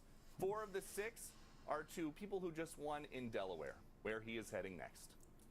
Peter Ducey, live in the North Lawn. Peter, He's probably asleep at 6. That's right. He probably let you know that the Fox Decision Desk can project that Vice President Harris will indeed win the state of Virginia. This was much closer. It was a state that That was the Virginia call y'all were talking about. The map, but he did better than he did in the prior elections. But this has just been called for Vice President Harris, and President Trump did better with non-married men than he did 4 years ago in Virginia, which seems to be a theme that we're seeing in a lot of these states. That all according to the Fox News voter analysis. I want to bring back our panel, but I want to read from an email that came from Jackie Heinrich moments ago. I'll just read from it. 3 sources close to Harris are expressing concern that Harris's path to victory may be too narrow to overcome. One source at the Harris Friends and Family Party says, quote, her path is so narrow and she is not doing what she needs to do in Pennsylvania, Michigan, and Wisconsin. The exit polls I saw hours ago are all accurate. They need to suddenly outperform those. I don't believe it will happen. Asked about this, a second source close to Harris told me I 100% agree. The path to victory is very difficult. His numbers are higher than expected in counties where he should be losing by larger margins in Pennsylvania and Michigan. A third source saying, close to the campaign, I think we're losing this. I think we're losing this. Hearing word that Vice President Harris may come to Howard University soon, but not for another hour. Harold Ford Jr.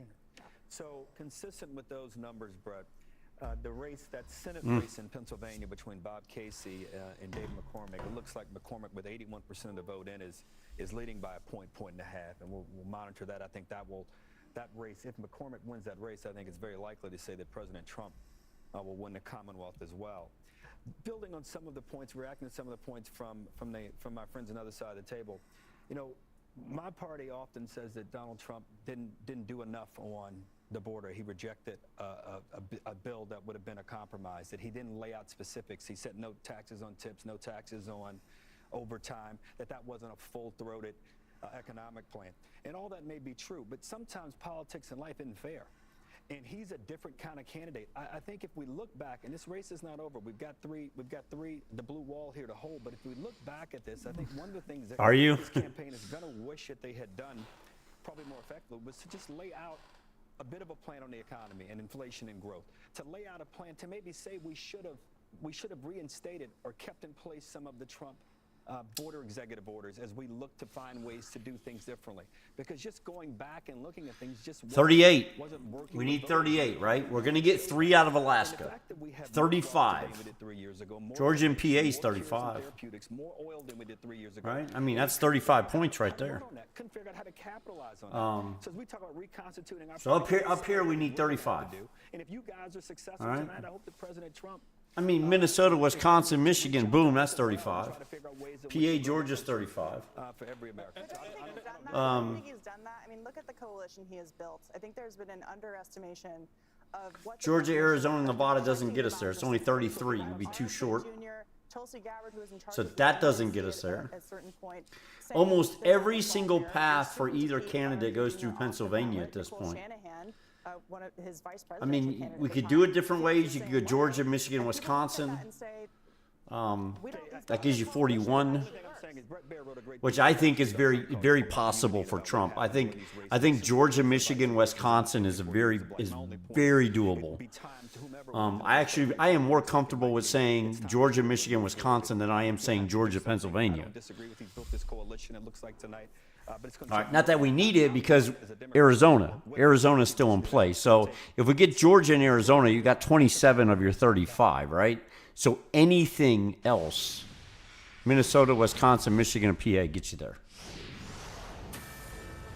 Here we go. It projects that the Republicans will take control of the United States Senate. The party will hold at least 51 seats, which is enough for an outright. He flipped Monroe County. Wow. Is Nebraska, where Fox News can now project that Republican incumbent Senator Deb Fischer will defeat independent challenger Dan Osborne. Now, this was a very, very tight race. The incumbent Republican pulling got the Senate. And that means, because of Bernie Moreno and West Virginia, that it now goes over the top as far as the Senate majority, but we don't know the final number yet. Right. We're still waiting for the Tim Sheehy race against John Tester in Montana, which is one that I think a lot of Republicans felt was something they were relying on. So we'll see if that turns out to be the case. And it's not clear yet who would serve as the next Senate Majority Leader. Republican leader Mitch McConnell, who is the longest-serving Senate leader in history, announced earlier this year that he would step down. So there's a lot of speculation about who might take that role. And, of course, that'll be the next conversation to have for the leadership in the Senate. But right now, a 51-seat majority for the Senate, 42 seats for we need 38. This is a big deal for if President Trump wins again. he needs this majority in the Senate. We don't know what's going to happen in the House, if indeed. Yeah, and we have seen some evidence that Democrats are having some success in the House. The question comes in the West and California, but this is a big deal, Britt Hume, that this is a flip of the Senate majority, and now Chuck Schumer will no longer be the majority leader.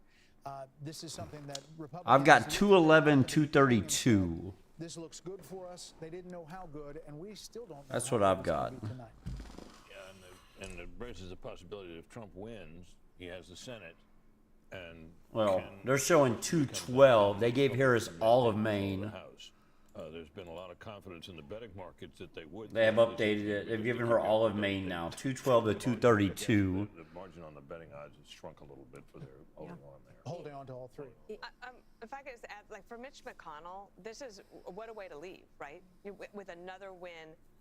Again, and if President Trump wins the presidency, another way to say he recruited great candidates this year. Steve Daines, who was a senator from Montana who ran the whole operation. The Senate Leadership Fund spent millions of dollars very strategically, and they had to help with $3 million at the last minute to help the senator of Nebraska get across the finish line. She barely did, but she made it. Let's also happens amid harsh criticism of McConnell. Sure. Let's see what we got here. From a not insignificant wing of the Republican Arizona and Nevada, yep. untouched. Minnesota, Wisconsin, Michigan, PA, and Georgia. All right, we're perfect. Definitely in the case of Bernie Moreno. We're exactly where it wants us. Win in Ohio takes him over the finish line, and we don't know. In Michigan, Mike Rogers. In Pennsylvania. They have called Nebraska District 2 for Kamala Harris. This lead could grow, and there was a long, big conversation, especially when you look back at midterm cycles, about President Trump potentially dragging down tickets. He is currently 4 million votes ahead in the popular vote. With President Trump. You know, interestingly, when we assess the prospect of keeping the House majority, Steve Scalise said we need at least an 8 to 10 seat buffer because he expects, should Donald Trump prevail, which is looking very good for him right now, that several House members will depart and be various cabinet members in the administration. So you got to start thinking about that. That's a political calculation you can solve, you know, on the inside, but something to think about nonetheless. I would just say this, the word here, the word on other networks that I'm hearing constantly is the word underperforming for Kamala Harris. We're seeing it repeatedly. We're seeing it among demographics. She's underperforming, and while we don't have results, let's go, baby. Now, we do have trends, and the trends do not have a drink. This is Wisconsin. This is Hovde with 1.2 million to Baldwin, the incumbent.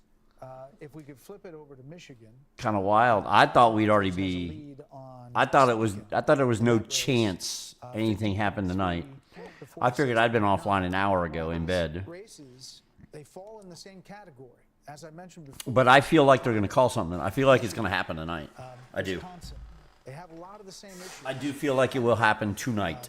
You know, all of them campaigned similarly, and they all. So I don't know, but. And maybe outperform. Yeah, and just a couple of things about the Senate, because remember that Vice President Harris said that she was open to ending the filibuster if it meant that that was what was necessary to restore Roe v. Wade.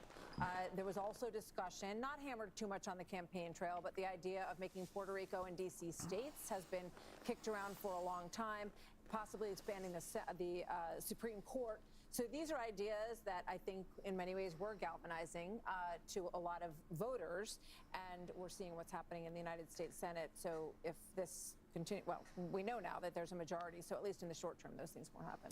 Eventually, we're going to check in with Chad Pergram on Capitol Hill. We'll continue with our panel. We have some more raw vote total coming in as a lot of numbers as the race for 270 continues. More results and analysis. Could we make some more calls coming up? You'll have to come back. You have to come back to find out. Imagine that. Putin's army. As of right now, they called it all for Harris. I just looked at it, and they said that they were giving Harris District 2. It was the last call from Fox. It came after the Virginia call. There was a Virginia call, and then right after that, on the update from Fox itself, Fox News itself, it said that they were giving her District 2 as well. They were giving her that other vote. So I think they're pretty confident she's got that locked up. Fox Nation would like to thank all active military and veterans by offering their first first year of Fox Nation free. Stream exclusive shows that celebrate. I mean, the thing is, if you look at it, he's far enough ahead that you give her this, because she's going to get this. He's going to get this. All right? There's no doubt about that. Like, 100%. That's going to happen. If he takes Hawaii, that would be just ridiculous. So this is what it's going to look like. With 7 states to go. As a head football coach, my job is to teach these boys to worship is what it means. Is it bad? Is he winning by that much? Because he was up. Leukemia just pushes me to be stronger. He was up. A couple of days. You don't know how to kiss. Come on. Show us. I always do trust in God. You can beat a team, but it's hard to beat a family. God, family. I mean, if you think it's gonna be that good, Sign up at foxnation.com. I'll have to bring it up. Give me a minute.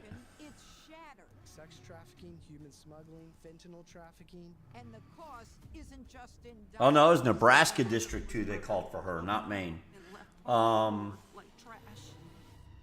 It's in lives. Anybody who is here illegally knows they will be protected.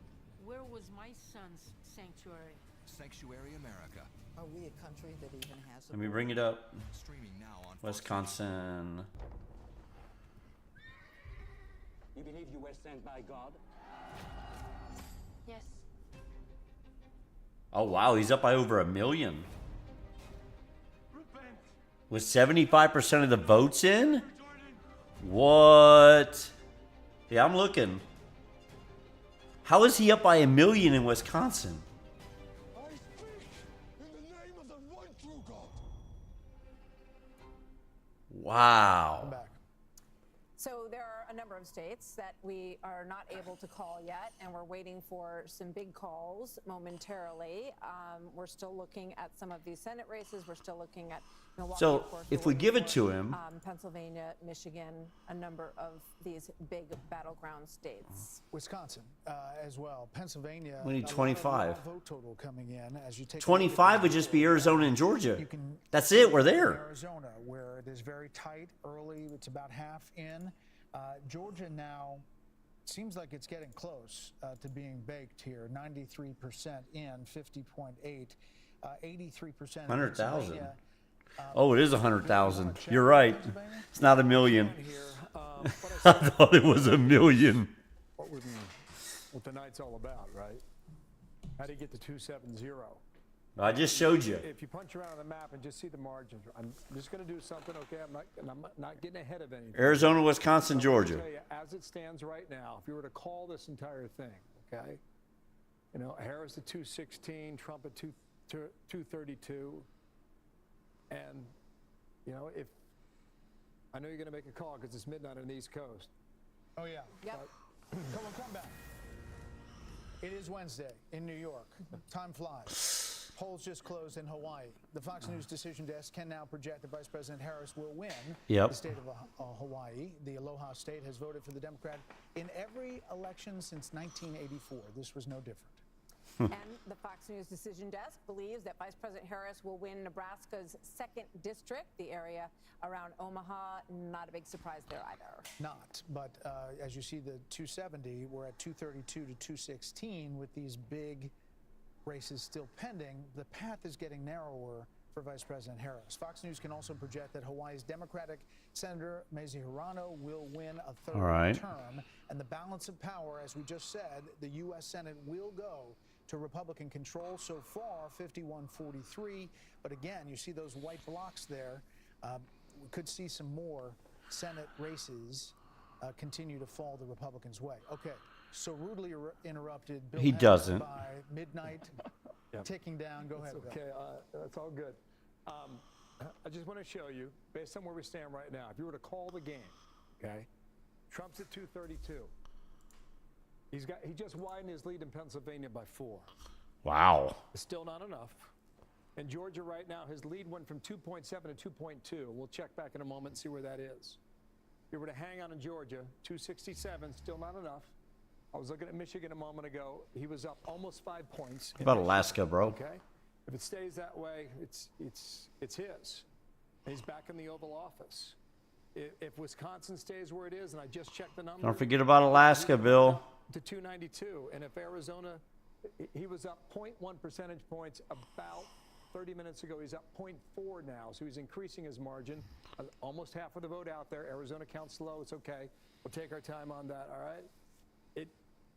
It would be 303. So that's where we are. That'd be a landslide, right? Don't you agree? What I'm seeing there, but Georgia's not yet been called here. 300's a statement, in my opinion. 2.3 now. Okay, so it popped up a tenth of a percentage point. Let's go through them. Pennsylvania, yet again. All right, it was 4. It's now down to 3.7.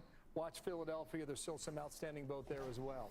Let's come over to Michigan. I said it was 5. What is it right now? It is exactly 5. 5.0. And while we have you guys, let's do 2 more. Wisconsin, where does it stand right now? At midnight on the East Coast, 3.9 now in Wisconsin.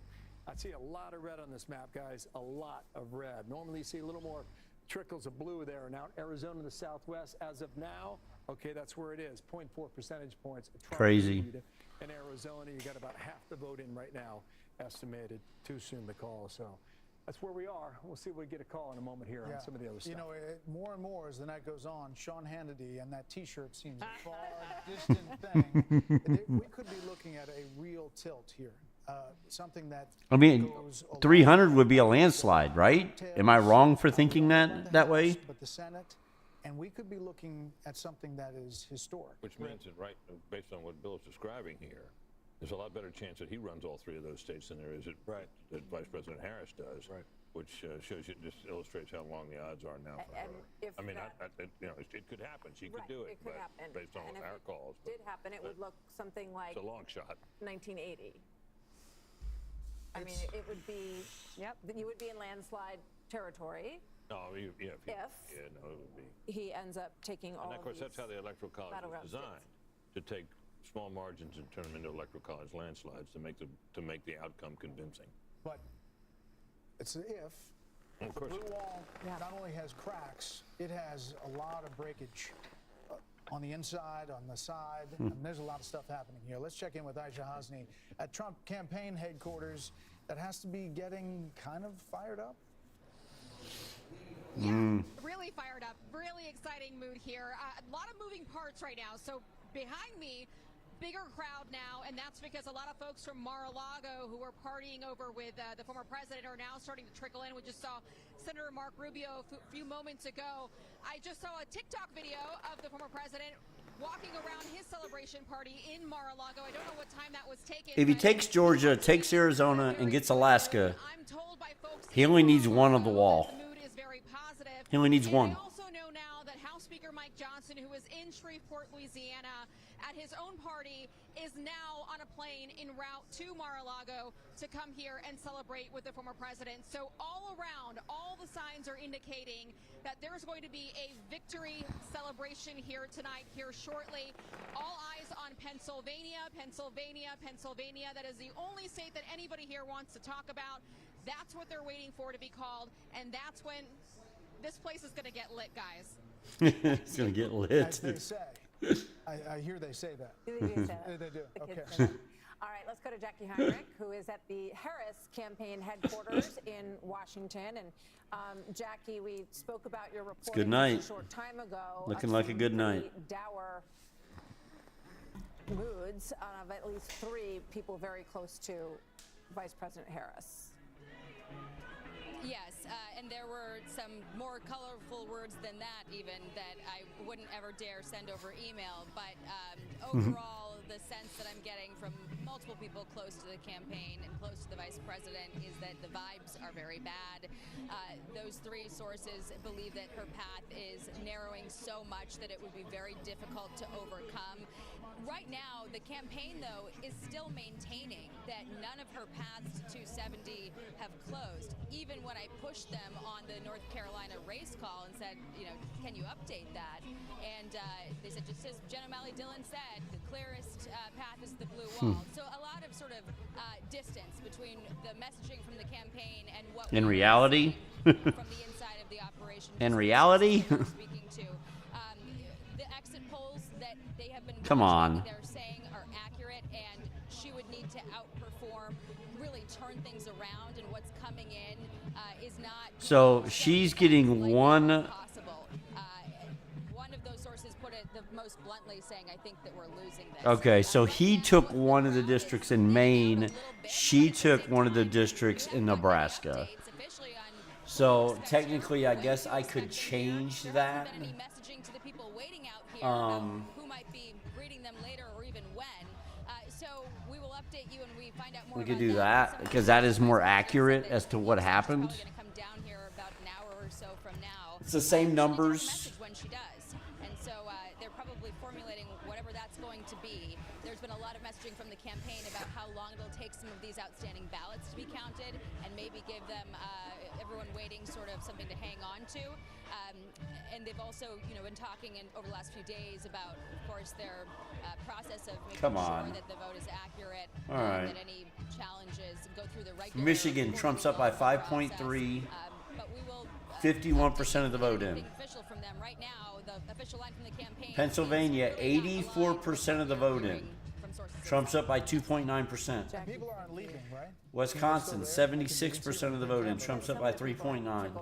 Did you say that, Jackie? Georgia, 93% of the vote in. Trump's up by 2.3. 50% of the vote in Arizona. Trump's up by less than 1%. So there you go. And it's kind of empty now. There are a couple different stages here, and we were actually told earlier in the night the reason that there were two stages is because there was a remote location with a studio where Harris could potentially go and potentially pipe video in if the race was still outstanding, if enough of these states were remaining uncalled and needed to go into another day. But it doesn't sound like that is going to be utilized tonight because we're hearing word that she could be coming here to say something. But who knows who's going to be around for it? We also don't know who this. Go ahead. No, we hear a new addition in the background, and there may be a new addition to make here in a call that we're having in a few minutes. I just wanted to try to do that. If I could make that transition. Really well done. It didn't really work.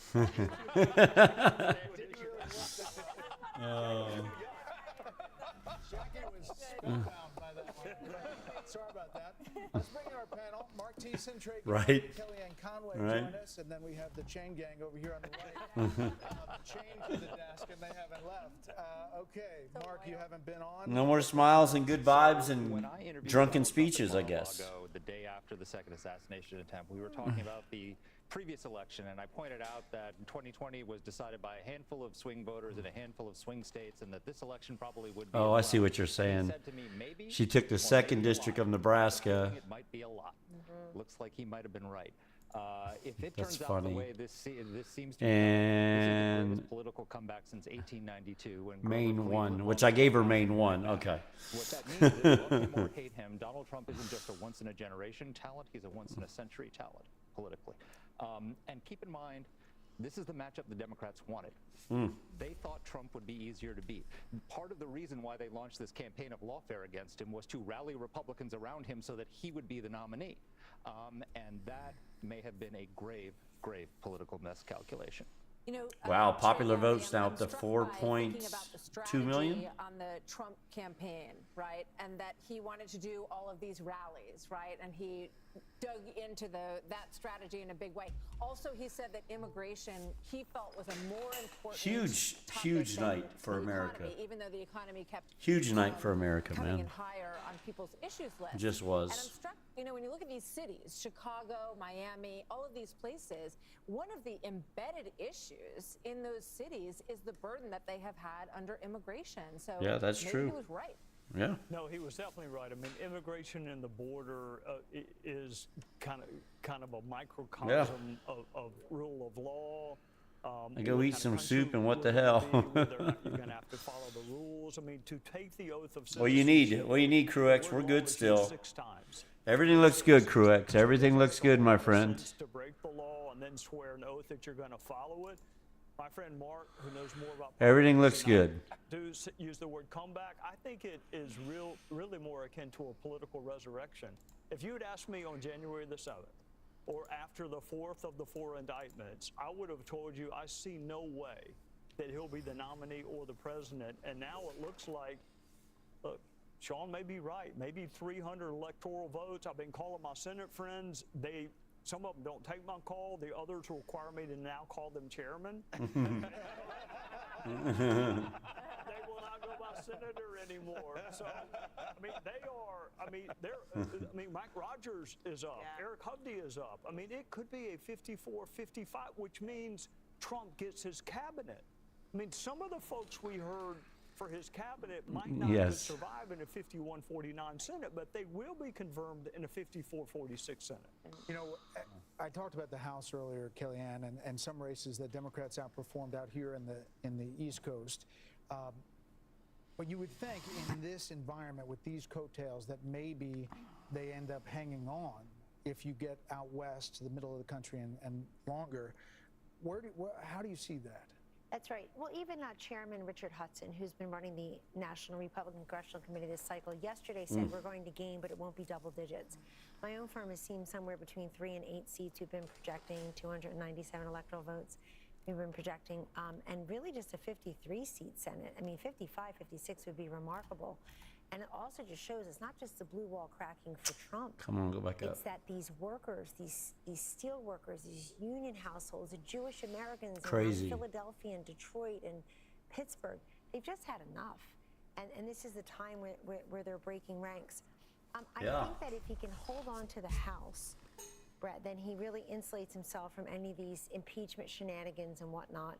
And I got to tell you, if this is as decisive a victory, and we're not there yet, but if it's a decisive victory, then I think the Democrats have to think thrice about this lawfare strategy that they have put on his shoulders like an anvil. They really thought that would get rid of him. No one's been more insulted, investigated, impeached, indicted, convicted, take his name off the buildings, take him out of his family business, take his name off the ballot. You name it, they tried it. Oh, and the assassin's bullets, of course. You name it, they tried it. I would think thrice if I were them. I wonder this, is there a Democrat in the Senate or the House that he can rely upon 93% of the vote in. None of them voted for the Tax Cut and Jobs Act. Trump is up by 2.3% in Georgia. All of their districts in some form or fashion, there's no question. I mean, maybe, you know, the ones that cited him in commercials may all go down tonight. Some are losing because they're not authentic. People already know Sherrod Brown is voting with Biden and Harris, as is Bob Casey, 95, 96% of the time. You can't just hug Donald Trump when it's politically expedient. One thing I want to point out in the data, the Fox News voter analysis has Harris winning college-educated women, I think, by 10 points. The Real Clear Politics average of polls. He's up by 2.7% with 85% of the vote in. Doubling Biden's margin. That's just not coming true tonight, and I think that was her best. He's up by 100,000 with 1 million votes to go in Pennsylvania. Estimated 1 million votes to go. You know, the other if those are all from Philly, really so central, Dana, there's a good chance that she takes Pennsylvania. Is abortion. And I'm watching these referendums, and a few of them have passed. New York has passed, Maryland passed, Florida did not pass. But what we're seeing is that people seem to be separating it from the rest of the picture and voting their will. Yeah, and I wonder, I mean, Kellyanne might want to jump onto this as well, but when the voters are telling you since May of 2021 that immigration and inflation, economy are their number one issues, and it's been consistent every single month since then maybe you should listen to them. And when you look at, now for some people, abortion, pro-life or pro-choice is the number one issue. If you're a single issue voter, but if you looked at all of the polls that said it was down below, it wasn't their top issue. It was always economy, immigration, crime. Sometimes democracy. Still 3 million votes remaining in Michigan? Foreign policy, etc. So I think that some of these state referendums that worked very well for them in 2022 did not do as well for them in a presidential election. Britt, it's a realignment. This is a realignment of the Republican Party. There is no doubt. Crazy. It started in 2016. It is now fully implemented Yes. in the face of what was. Yes, and that's what they said. They said if he loses, Trump wins. Madison Square Garden, a Puerto Rican comedian that they said was going to move the Puerto Rican vote around the country. This is a major realignment where people could look at all that mass media, all the media covering that one way, and say, I don't believe it. I do not believe that. and I'm going to vote how I want to vote. And we can go back a number of years into all the false alarms, all the false stories were written about Trump while he was president, and date the beginning of this from back in that period in terms of the loss of credibility of mainstream media, loss of credibility for the people who were hurling around terms like Nazi and authoritarian and all the rest of it. The people in the end didn't buy it. I'll also say this, we ought to keep a thought for the Harris people, the Harris campaign people, because they were saddled with the person I think was the weakest presidential candidate I've ever seen. Yep. She was absolutely the weakest. And one of the reasons is in their anger faces. Oh, are they? related to issues. Oh, how bad is it? They had a candidate How bad is it? who couldn't pull it off. Right. You know, she didn't have anything to say. Brett, I mean, you had an interview with her, and he came up with one fairly evident question that you asked her that about, you know, when she first figured out that Biden wasn't all there, and she completely booted it. What are you going to do with somebody like that if you're a campaign advisor? And I wonder limit to what you can do, don't you think, Martha? I mean, I wonder what Nancy Pelosi is thinking tonight, and Chuck Schumer, who went over to Biden's residence and said, look, this is over. And Joe Biden is the reason that Kamala Harris is the candidate, because in one posting on social media, he dropped out. In the next one, he said, she's your person.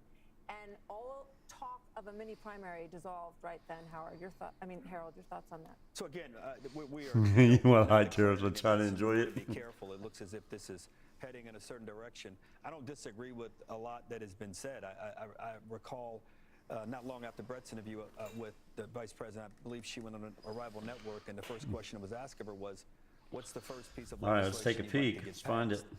And she didn't. She punted the question, saying she just wanted to be bipartisan. Arizona's like within 1%, Truex. It's super close. If you Roe v. Wade, I want it restored. Something 0.8, so it's grown a little bit. So 0.8 of 1%. Political obituary here, a presidential race obituary until the race has been declared. But I do hope. So Trump's ahead by 13,000 votes with 1.8 million estimated remaining. So that's just so close, man. There's no So doubt close. This is the greatest political comeback we've seen. I've not heard my friend Mark talk about the 1892 reference. You're likely very right. The political resurrection of my friend Trey Gowdy. I called one of your friends. He said, made me call him Mr. Chairman also this evening.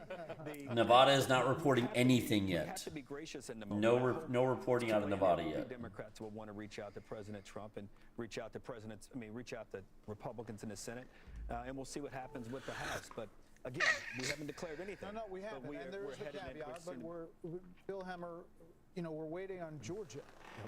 Right? Waiting on a lot of things. And we're waiting on Pennsylvania, we're waiting on Wisconsin, we're waiting on Michigan. I'm getting comfy in the chair. Well, let me pop on down there. Had a nice little pretty map set up for you guys. You know, okay. I can come back to it. All right, so here's Georgia. All right, and here is the remaining vote. And what I see is a lot of the vote in Atlanta in the Atlanta metro area is in, but there's fractions here and fractions there. I see Chatham, okay, Savannah. It's not a small county, 5 out of 159. It's got about a third of the votes still remaining as well.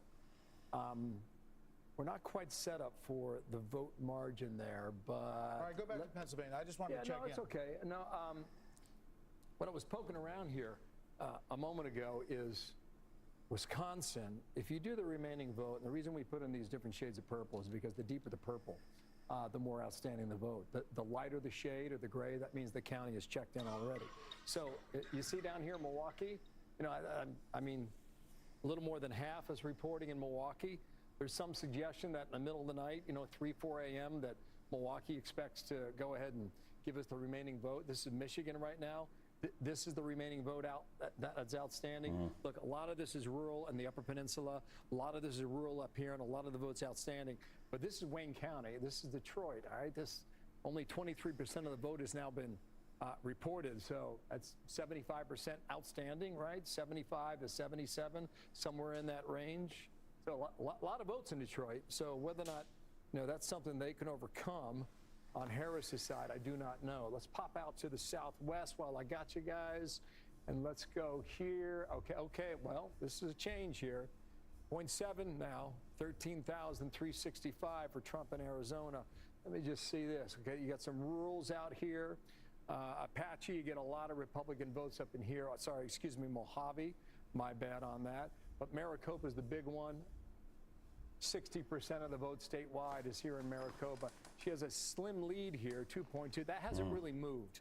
And the folks in Arizona Looking good for Arizona. They were gonna. It won't be a process. Yes. It's going to take a while too. But look, if you ask this question at the decision desk, they may tell you one thing. The only thing that I can tell you is that when I poke around in this map, the main population centers in Michigan, Wisconsin, and Philadelphia as well, state of Pennsylvania, are still outstanding as of now. Well, a lot more to dig into, a lot more calls to make from the data that's coming in. The biggest prize, obviously, that blue wall. Our coverage continues next. Man, these motherfuckers trying to scare me, keep me from even going to bed. Not that I can change anything, not that we can make it any different. But I don't want to be waking up. If you are one of the 70% of adults struggling with their weight, struggling to access care, struggling to find treatment that works, the problem isn't you, it's your health care. HERS clears the path to affordable, personalized weight loss plans for those who need them. Through HERS, a range of treatment options including compounded GLP-1 injections are currently available and ready to be delivered to your door. Real change starts here with HERS. So a few months ago, I realized I couldn't deny it anymore. It got me a little bit nervous for that. And I found Hims. I went online, I answered a few questions, and a licensed healthcare provider prescribed me the spray. Yeah, that's what we're waiting on right now. It's made with 2 clinically proven ingredients. I'm gonna use the restroom. I'll be right back.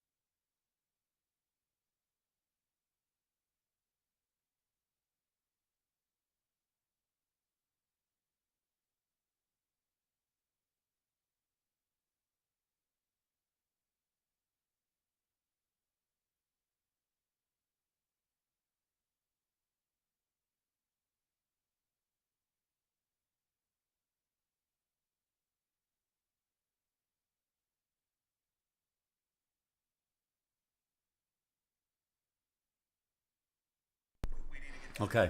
They have the data for the number, so let's pull that. Let's ask them about that. States that we've been talking about a lot over recent weeks, and we just want to get all that data in. So if you put it up Turn on it hold, down. we can Charlie show Kirk. that we are closing in because there is a lead in a lot of these states, and you look at what's left out there. Pennsylvania, 86% in. Michigan's a little early in 52%, and then 80% in Wisconsin, 93% in Georgia. We're going to dig into Georgia in a little bit. Yep. And in fact, let's throw it down to Madison Allworth in Atlanta. Madison, why haven't you made a call? Brett, you know what? I've been getting that question from a lot of folks on the ground here because obviously obviously Fox has not called Georgia as a state, but this crowd, they celebrated at 10:30. That is when GOP chairman of Georgia, McCoon, got on the stage. He called it for Trump here in Georgia. Again, obviously, Fox News has not called, but at this party, they very much has. So the party There goes Trump, and we have 270, my friends. Yes. Yes. waiting to hear why the Fox News decision desk has not made that decision yet. A lot of things that they're looking at that make them excited. There's certain counties like Baldwin, which is an area that has actually votes pretty Democratic. That's an area that actually is now favoring Trump. It's also predominantly We'll be able to call Alaska, I think, in about 30 minutes. I mean, I can call it now, but probably says something about the young black vote and the young vote in general. You probably heard some cheering. That's because they have Alaska, and then you need 35, and Pennsylvania and Georgia equal 35. Like there you go. You don't even need to worry about nothing else. She can take the rest of it, and she'll be 268. Yeah, Madison, that area is really come around in recent years. Yeah, they're running out of votes to count. Thought that they had a real shot in Georgia. We haven't called it yet. And there's a reason for that. They're just waiting for other vote to come in. But there's an excitement there that they're finally going to get. That does it. Yep.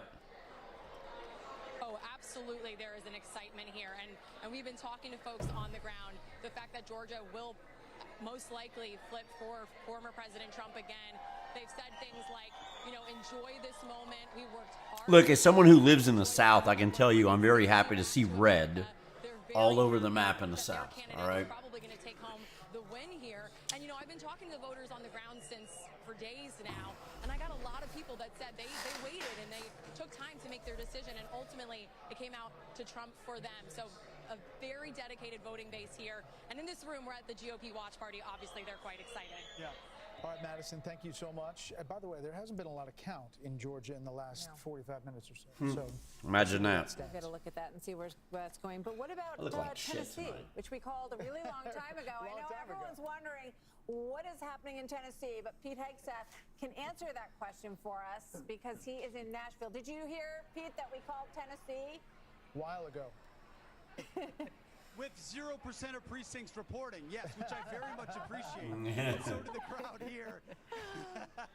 My kind of state. But I'm telling you, we're having a lot of fun. We're at Kid Rock's in downtown Nashville. That's too funny. And behind me, I've got a lot of intelligent, independent women behind me who are really Only votes for Harris. about the outcome tonight. It's over. That's only Wisconsin, though. They're only talking about Wisconsin, though, dog. This crowd erupts, and when they erupt, it is based on a call you're making.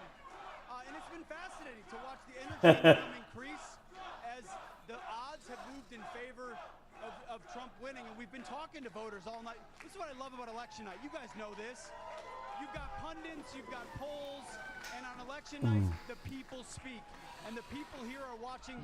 This may be a bright red state where their vote doesn't necessarily matter in the Electoral College, but they're watching their fellow Americans cast ballots on behalf of a candidate they believe in. So a lot of energy. And I think They are fired up in Nashville.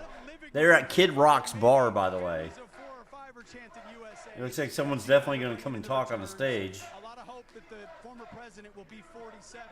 It's just a matter of when it might be called. So thanks for indulging us here on Fox Nation. We just wrapped our coverage, and you guys are doing a phenomenal job. Thank you, Pete. There's probably some good music down there, too. Exactly. Say hi to everybody for us down there. Maybe not New Edition, but let's bring in our panel. Welcome back, Karl Rove, Jessica Tarloff, and Sandra Smith. And our regulars to the right. Sandra, looking into the Fox News voter analysis, what are you looking at? All right, a few things. We haven't really talked about fracking in Pennsylvania as we do wait on results to continue to come in there. Views on fracking. This is obviously key in the state, and we know that Kamala Harris flip-flopped on this issue. And it probably hurt. Energy's huge in the Rust Belt, right? I mean, let's be honest. Voters say that they favor expanding fracking in that state. Those voters backed Trump by more than 2 to 1. That was important to the voters. We'll see how that turns out. 2 to 1. Another big difference, Michigan. Oh, I know what I'm doing wrong. I was trying to figure out what the hell's going With on. our Fox News voter analysis, when we compare it to 2020, what might make the difference for Donald Trump in Michigan? White Catholics. Really interesting. He is at 61% of the vote with white Catholics. Harris is at 37%. Yeah, the lighting's off. One That's what was going on. 13 points. The lighting was. I was trying to figure out what was wrong with the stream, and I couldn't figure out the camera issue, and it's freaking lighting. That is a big difference. 100% it was the lighting. She should have gone to that dinner. To the Al Smith All right. Dinner. She may be wondering that tonight. That's better. He showed up and gave his speech, and he has had a lot of support, mostly based on the pro-life issue. From Well, and RFK Jr. was cutting ads for the Catholic vote in particular in battleground states. As far as the, sorry. I was just going to say, I think, when you look at Well, I'm just trying to figure out where we're at here. Wisconsin and Michigan, I think somewhere in Florida, RFK Jr. may be breathing a sigh of relief because he could have been a spoiler in those, but it looks, at least at this point, like the margin is big enough. I do think we have to bring up the youth vote again. I mean, what a difference we are seeing from 4 years ago. Those voters under the age of 30 going for Harris over Trump by 8 points. 4 years ago, they favored Biden by 25 points. I mean, this is a huge difference. And we dive in at the state level, you are seeing what a difference that makes where he is outperforming. Okay, I'm trying to see. And how crazy is that the younger candidate, there was a lot of talk that There was a button I had earlier that I could look up each state. But Joe Biden drew them in a larger And now number it's not than letting she me. appears to have. Why did they remove that? Back end of Maybe nights they're like updating this, it. You have been digging into the numbers. What board do you have for us now?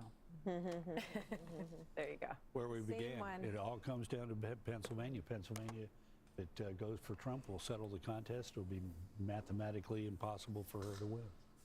So as you looked at tonight, what did you see as it unfolded? As it unfolded, a little bit changed. Earlier in the evening, it looked like he was doing slightly better in the big city urban areas. And in some suburbs, like in Georgia, he was not doing as well. But tonight in Pennsylvania, for example, he's I had the doing ability to all look four up of the each southeastern suburban each counties, state. as well as doing better in the rural parts of the state. And it is an unusual coalition. There we go. Hold on. I got it now. It's inner city Okay. ethnics. It's Catholics who I was have hitting been the wrong button. for decades the principal swing Yeah. vote in America. Isn't that nice? Increasingly Hispanic voters. All right, let's look at Georgia really quick. See where we're at. See what's left. Along with working class. 7% of the small vote towns left. in rural parts of the country. If I could just add one data point from our FNVA on Pennsylvania on the He's White up House. 117,000, 377 left. Almost exactly the same as 2020. You know, Trump's actually down 1 point with the white Catholics in Pennsylvania. So that's about the same. But union voters, he's also seeing a down arrow there, about 3 points. He's running down below his 2020 levels. Okay. So there's still hope for the blue wall for the Harris campaign. What are you hearing? That there's still hope. Obviously, I didn't love to see the go take a nap and we'll get back to you in the morning about all of this, but we do have to keep in mind that the race. 1 million votes wasn't remaining. called for days.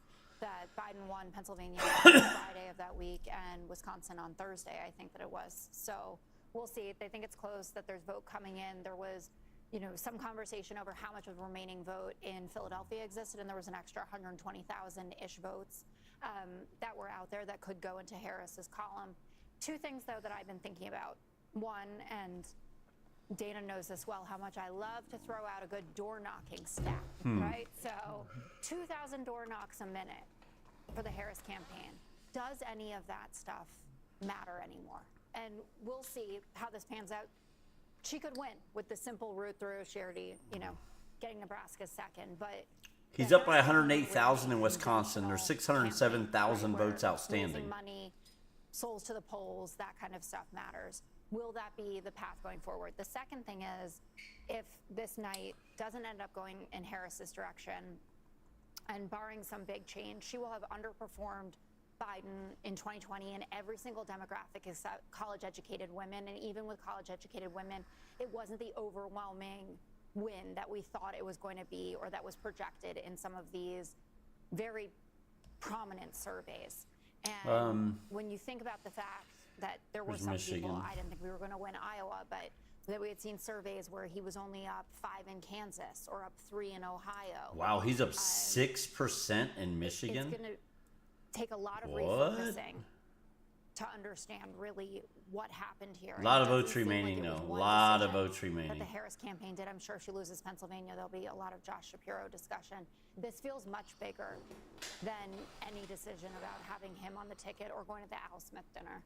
So, Carl, when Jessica just brought up a potential Huh. for 150,000 votes in Philadelphia County, I saw your head kind of swing around. Does that not make sense to you? Well, no. I mean, we're pretty good at saying 89% of the vote is in, or 95% of the vote is in, and that not turning out to be, that turns out to be accurate. It's very rare.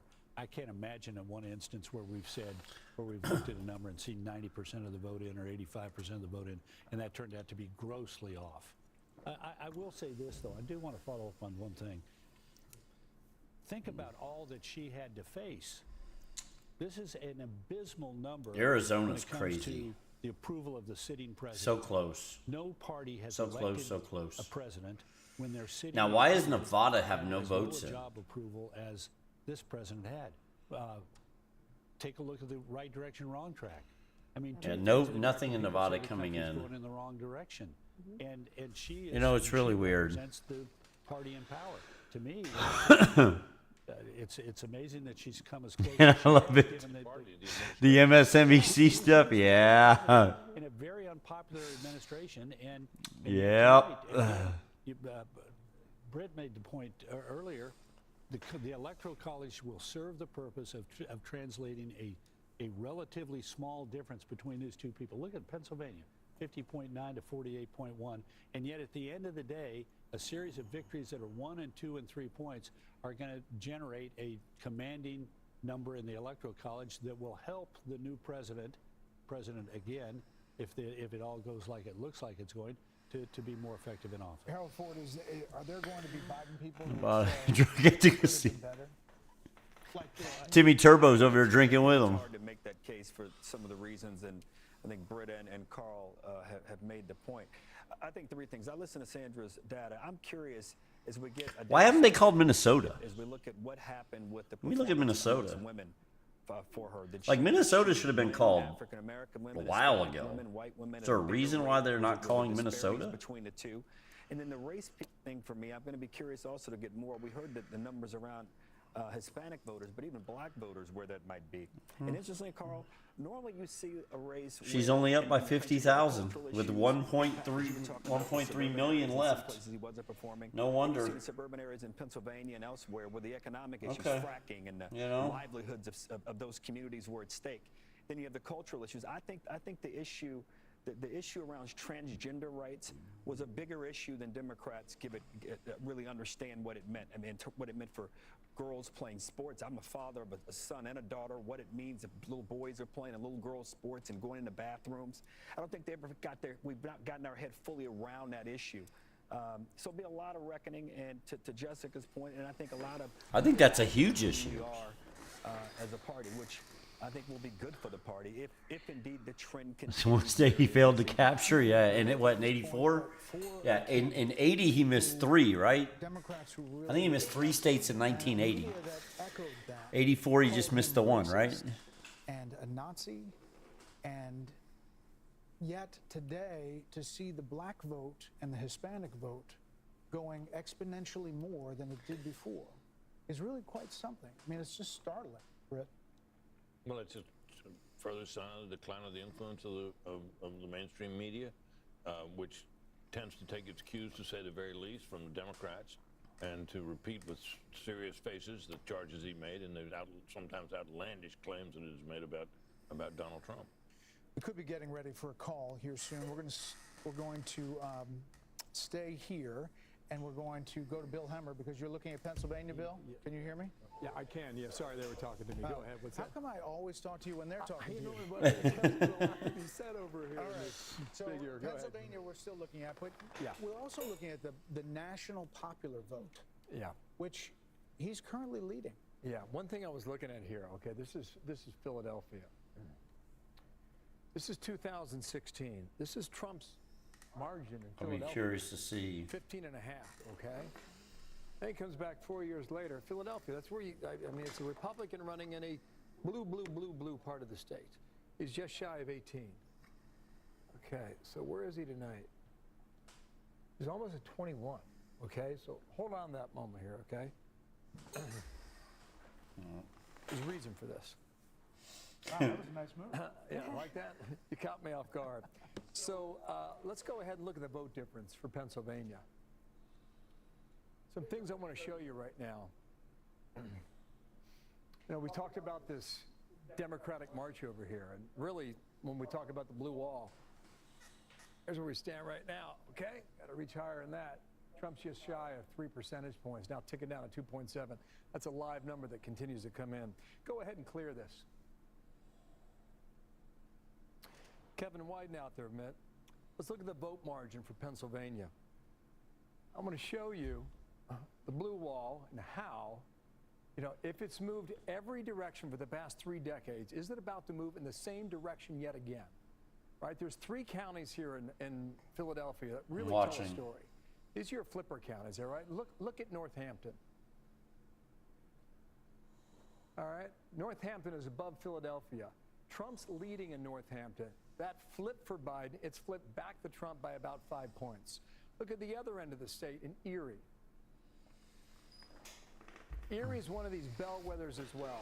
Kamala Harris has been leading there most of the night, and just about 30 minutes All of Minneapolis is in? Is it really? Right No way. smack dab in the middle of that T that you normally get in Pennsylvania. Center County has always been the exception. It's been blue. That's where Penn State University is located, et cetera. Right. That is another indication about how well Trump has done in Pennsylvania thus far tonight. Isn't Waltz from Minnesota? Maybe more shortly. So Harris campaign is speaking. And give it back to you guys, okay? Well, it's really interesting. We've got some action because we're hearing the former president is going to his party in West Palm, but we're also seeing Cedric Richmond in Harris Walt's campaign co-chair speaking at the Harris Watch party. Let's listen. Votes to count. We still have states that have not been called yet. We will continue overnight to fight to make sure that every vote is counted, that every voice has spoken. So you won't hear from the vice president tonight.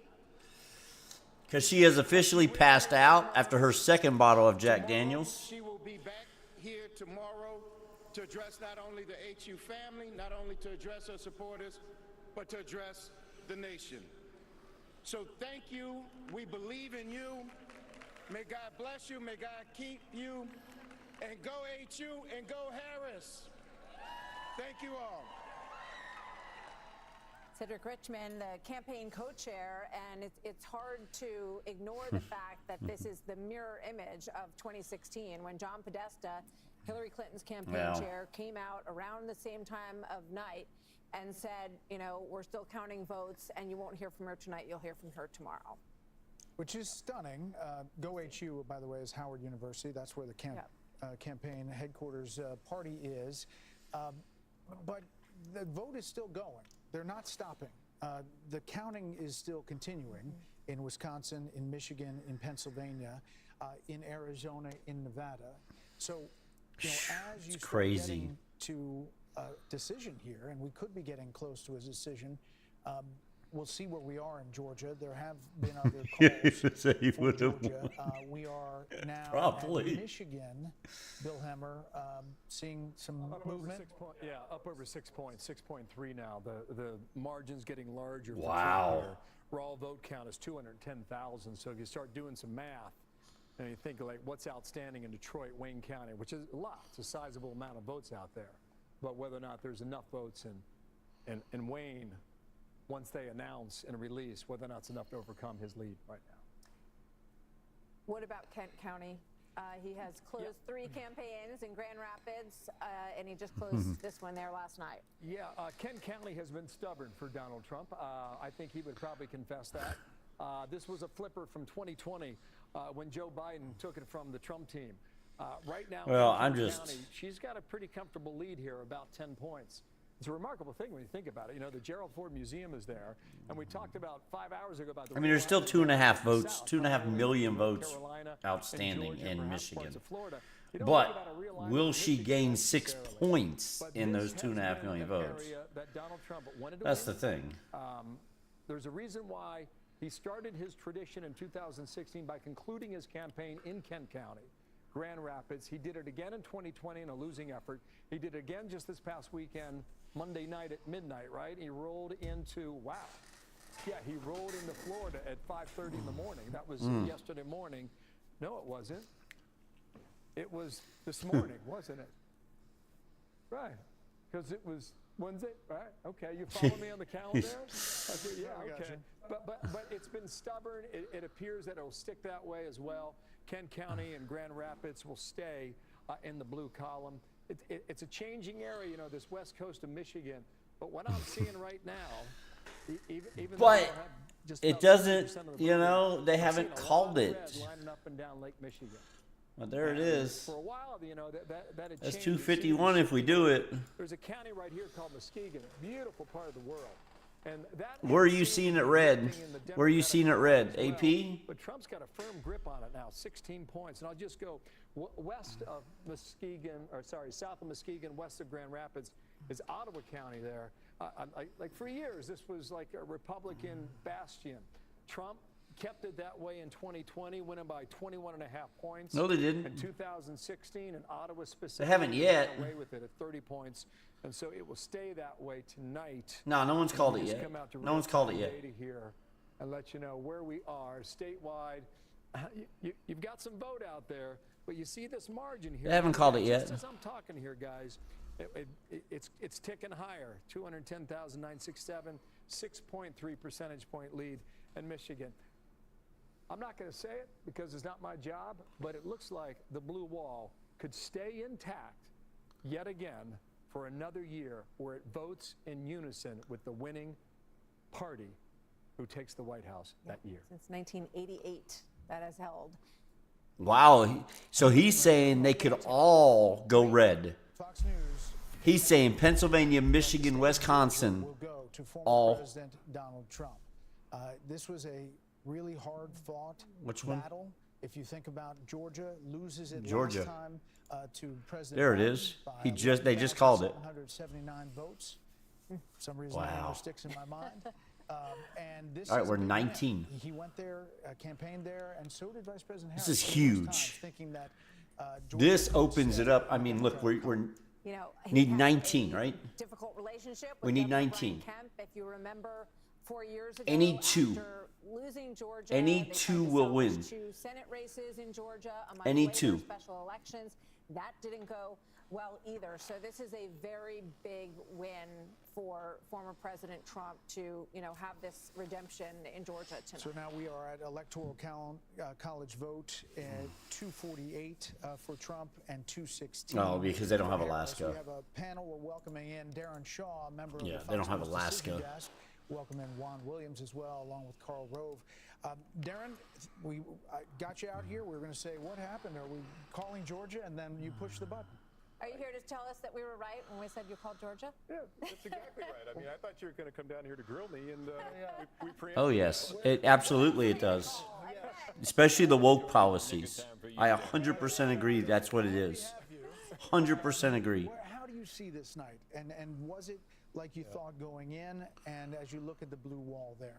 Well, I think two things. This is an election that is unprecedented by my standards because the more data I saw, the more possibilities seemed to unfold. There was stuff a couple weeks ago I didn't think could happen. I didn't think Trump could win, let's say, the national vote. I'm not saying he's going to, but that was something that nobody thought could happen. They thought he was capped at 47, 48%. That's a possibility.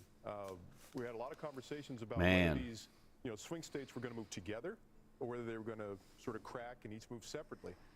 There's a possibility tonight that, I didn't think this would happen earlier in the afternoon, but that he could sweep all of them. That's not a prediction, but it's something that's within the realm of possibility with the data we've seen. You're saying blue wall turns into a red wall. It's possible. And that wasn't something anybody was talking about. People talked about Michigan in particular as being the toughest state for Trump to crack. Now, Bill's shown the data recently. We've been looking at it for hours. Michigan's looking very difficult for her right now. The union vote. I'm telling you, Trump got the union vote. And say this 100%. In a larger percentage than that. I mean, a lot of these states are still close, but Right. What we're looking at right now, we have sort of model data, and we're looking to reach a Listen, Trump has always run on a platform America first, made in America. Raise the tariffs on automobiles coming in from out of country. Like, why wouldn't he get the union vote? Why wouldn't he get the working man's vote? 55, 56%. She was getting about 45%. And at a certain level, that becomes a statistical impossibility. The more data you get, amazing. The less room she has to actually grow or do better than she's been performing. And so that sort of triggered the call in Georgia. We're not quite there yet in the other states, but this may not be an election where we need to be here till Thursday or Friday. Right. And so when they say go home, relax, you're saying maybe not yet. We'll see if they, continue to count. Arizona and Nevada have been particularly stubborn about that. We understand in Nevada they don't allow any counting until the last vote has been cast, which is, we think, why we're getting basically nothing from Nevada so far. Yeah. But Arizona, it's coming in sort of droves. It's a close race there. Wisconsin and Michigan. Michigan seems to be counting there like 54, 55%. Wisconsin at 2 a.m. in 2020 had counted 99% of the votes. So we think there's a chance we might have enough data in Wisconsin, maybe Michigan. So we may have some resolution more quickly than we thought. So in Pennsylvania, Sean talked about this earlier, the early vote and what that looked like and what she would have to do day of in Philadelphia and those counties right around there. Is it possible that that's still out there and it's possible to do? Well, it seems to be a probability diminishing by the hour. I think this is something from the Georgia data, but we've also seen it in Pennsylvania. Young African-American men did not come home. Part of the African-American vote came home to her, but a lot of it didn't, and there's a gender gap there. And the Georgia, I think, I have to run the numbers, and I'm not going to lay this at the feet of any demographic group in particular, but she really did seem to underachieve amongst African-American males, especially young African-American males. I mean, it just makes me think about Michelle Obama and Barack Obama. No, it's just the way they do it, Cruex. Very strong. It's just the way they do it. They made. Michelle Obama said, don't let they have reported to counteract any Philly. Dictate your vote. This is proof of sketchy things in 20. Bringing out the brothers and scolding them. That does not seem to have been a strategy that worked. Yep. You're right. The Fox News voter analysis track proof of sketchy things in 20. Yeah, I don't disagree with you, dog. There were a couple. What we're doing early on is we get this early vote from Indiana and Kentucky. It allows us to kind of figure out is the FNVA performing consistent with the data. There were a couple states where Trump overperformed a bit. Florida was one. We were a little concerned that we might be overestimating Trump's performance in rural areas. But the more data we got, the more that didn't seem to be the case. It seemed like he was basically hitting what we thought he would hit. Breaking news, Kamala has been unburdened by what has been. For Darren? I'm curious about immigration and what you've seen in terms of how much that played into the votes in some of these states. Well, I think the one thing we can say is that it didn't repel people. In particular, there was some talk about the Hispanic vote coming home over the issue of immigration. That did not seem to happen much at all. The FNVA suggested, I think it was 40% was Trump's performance of Illinois is within 4 points. That ends up being, I think, within 13. Is Illinois really within 4 points? He showed me data before the if so, election that's said, crazy. That he's going to get 15% of the African American vote, 40% of the Hispanic vote. I'd say that's an awfully tough number. Now, I thought Texas would come within 5. What did Texas end up at? I'm going to have to look. Trump I just had to charge the phone a minute. That's square with anything you understand. I think it was on sort of a knife's edge. I don't know if Bill's got the latest data, but it was what would go here? Let me look at Texas. Back to the Trump team. I thought it'd be under 5%. Guys up to date. He leads it by a point. Wow, 14%. A little less than 2,000 raw votes. I'm showing 14, dog. Yeah. 99%. I'm showing 4.4 million basically to 5.9 million. I got a question for you. When you think about the blue wall in the upper Midwest, when we were at the convention in Milwaukee in July, it ended on a Thursday. On a Friday, we had a computer glitch. And all the airports were shut down. Wow. So all the delegates and all the journalists. Way off. Way off. And I was still That thinking is at the time, crazy. you know, why did I just see Kid Rock? And why did I see Hulk Hogan? And why did I see Dana White? And I went to the campaign, and I said, what's Look going at at on? Florida, Because 14%. It was men. It was white men. When was the last time They said, Republicans won "We Florida by noticed in the upper 14%? Midwest," at the time they were thinking about Minnesota, Wisconsin, Michigan, Ohio to a lesser degree, and Pennsylvania. That's what they were thinking about. And they said, we noticed that there was a... He won Hillsborough County, by the way. He won voted Tampa. in 2016. They sat out 2020, and we're trying to win them back. Is there evidence that those white males in those upper Midwest states did that tonight? There was sort of a rule of thumb we were adopting that, and we spoke about this a little bit earlier in conversation with y'all, but that, you know, the gender gap is a double-edged sword. Crazy. The gender gap can help or hurt, depending upon... No more purple here for us. Yep. We were looking at 55%. In other words, if Trump was hitting 55% with men, that was a good sign. If Harris was hitting 55% with women, that was a good sign. And in the upper Midwest states, he was getting closer to that sort of magic number than she was. So what they call it the bro strategy or whatever, it seems to have paid some dividends up there. I mean, we're still waiting, but you know, it's looking pretty good for him. So we can definitively say Roughly the 750,000 poll talk about in Iowa. votes remain in Pennsylvania. He's got a 220,000 point lead. So she would literally have to take 500,000. She'd have to take 2/3 of them. The top line in that race. But what Seltzer had said was that senior women were breaking away from Trump over the abortion issue. And I think our friend Sean Trende had a really good observation where he said that may be true, but it may not help Harris, because that's something that could occur in Iowa where abortion was a hot issue, but might not occur nationally in other states where abortion wasn't as salient. We have to let you go, but really quickly, what's happening in Minnesota? That's what I was going to ask. Exact question. Minnesota, why is that still? They have done what sometimes they do in states. They've stopped counting votes. Really? And we're kind of close After all to... we've been through with that? After all we've been through? We're at a level where we're close to statistical significance, but it's not quite there yet, and there are Is still... Tim Walz in charge of that? Yeah, well, there you go. Rumor has it. We have to let you go because you have some more data crunching to do. I do. We appreciate you coming Thank you, by. Darren. Thanks, Really Darren. does help a lot. For coming Good job. by. Very nice to see you guys. Thank you. Let's check in with Aisha Hosni at the Let's Trump do that. campaign. That is interesting that they quit counting. Hey, you guys.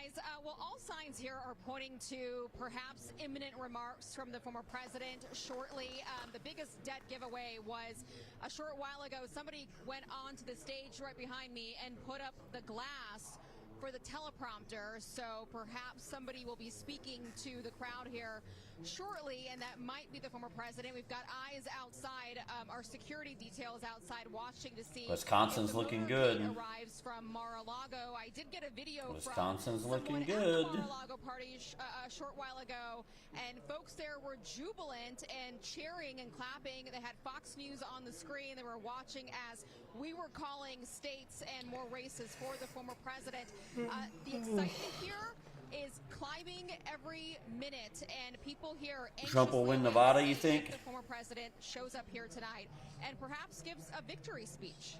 Back to you. Oh, Aisha, Aisha, thanks. thank you very That much. cough drop, We'll head back there. If the former President Trump is about to take the stand and speak Oh, there, God. so we're going to keep a close eye on that. 1 a.m. in New York. He's up by 16%. Polls have just closed in Alaska. The Fox News decision desk says it is too early to call.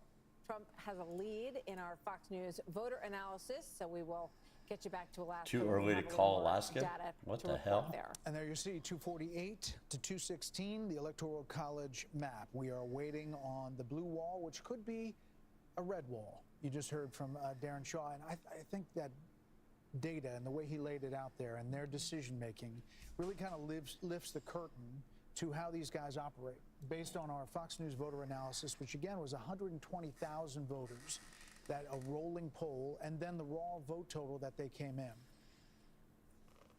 Alex Hoff is in Pennsylvania. We'll check in on Nevada is looking good for Trump. We'll see.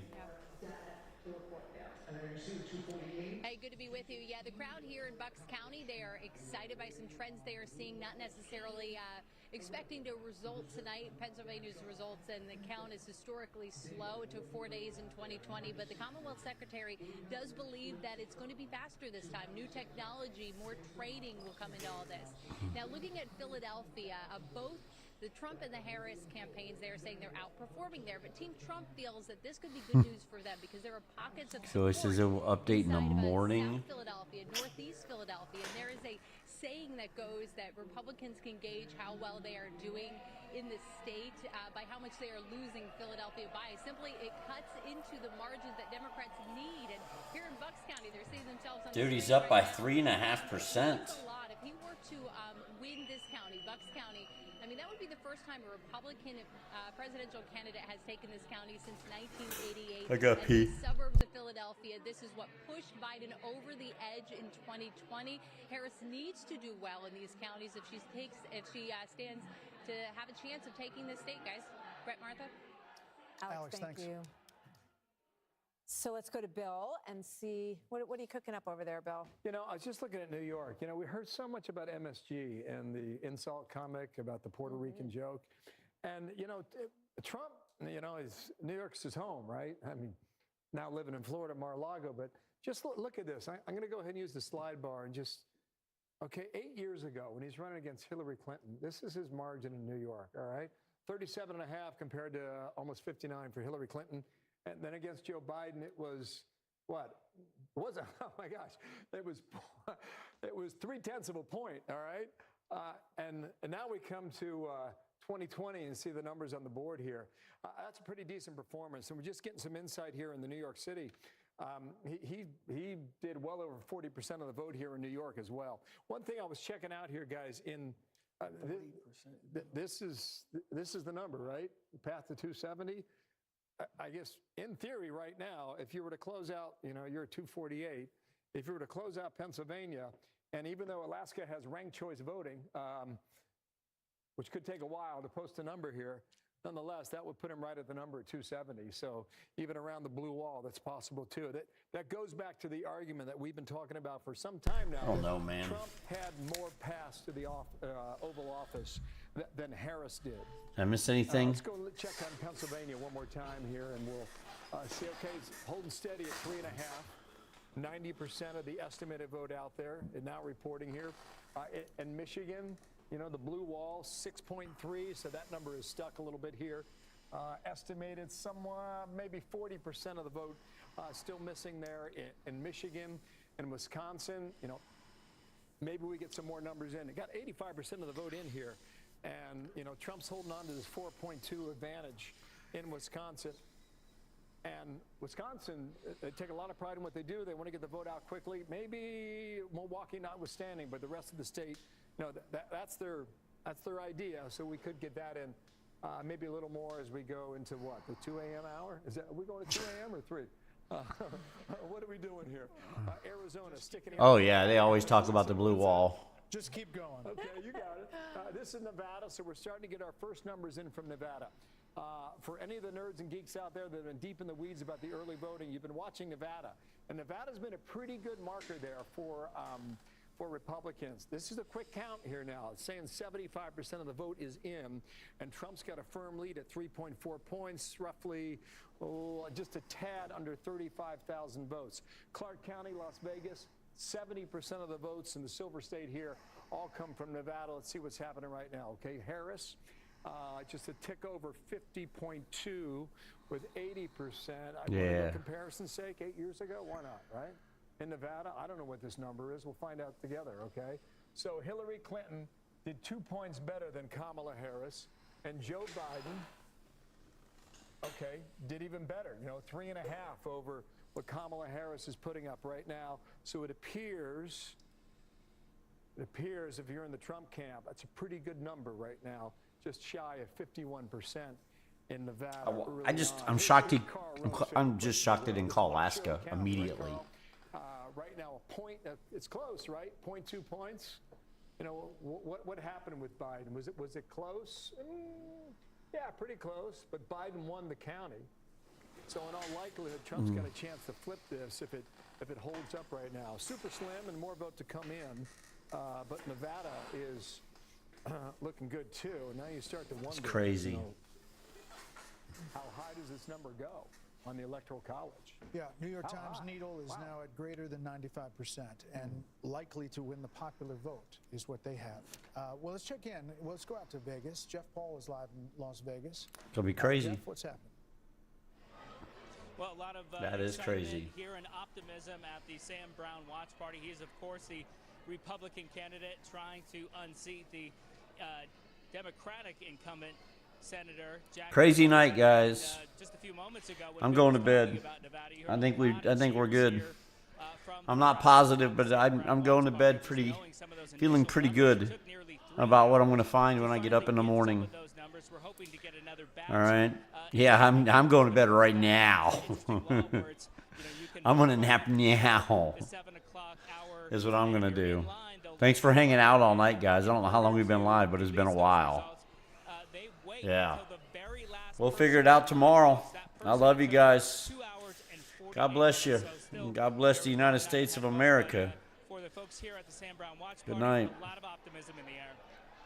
All right, Jeff Paul in Las Vegas. Jeff, thanks. So our panel is still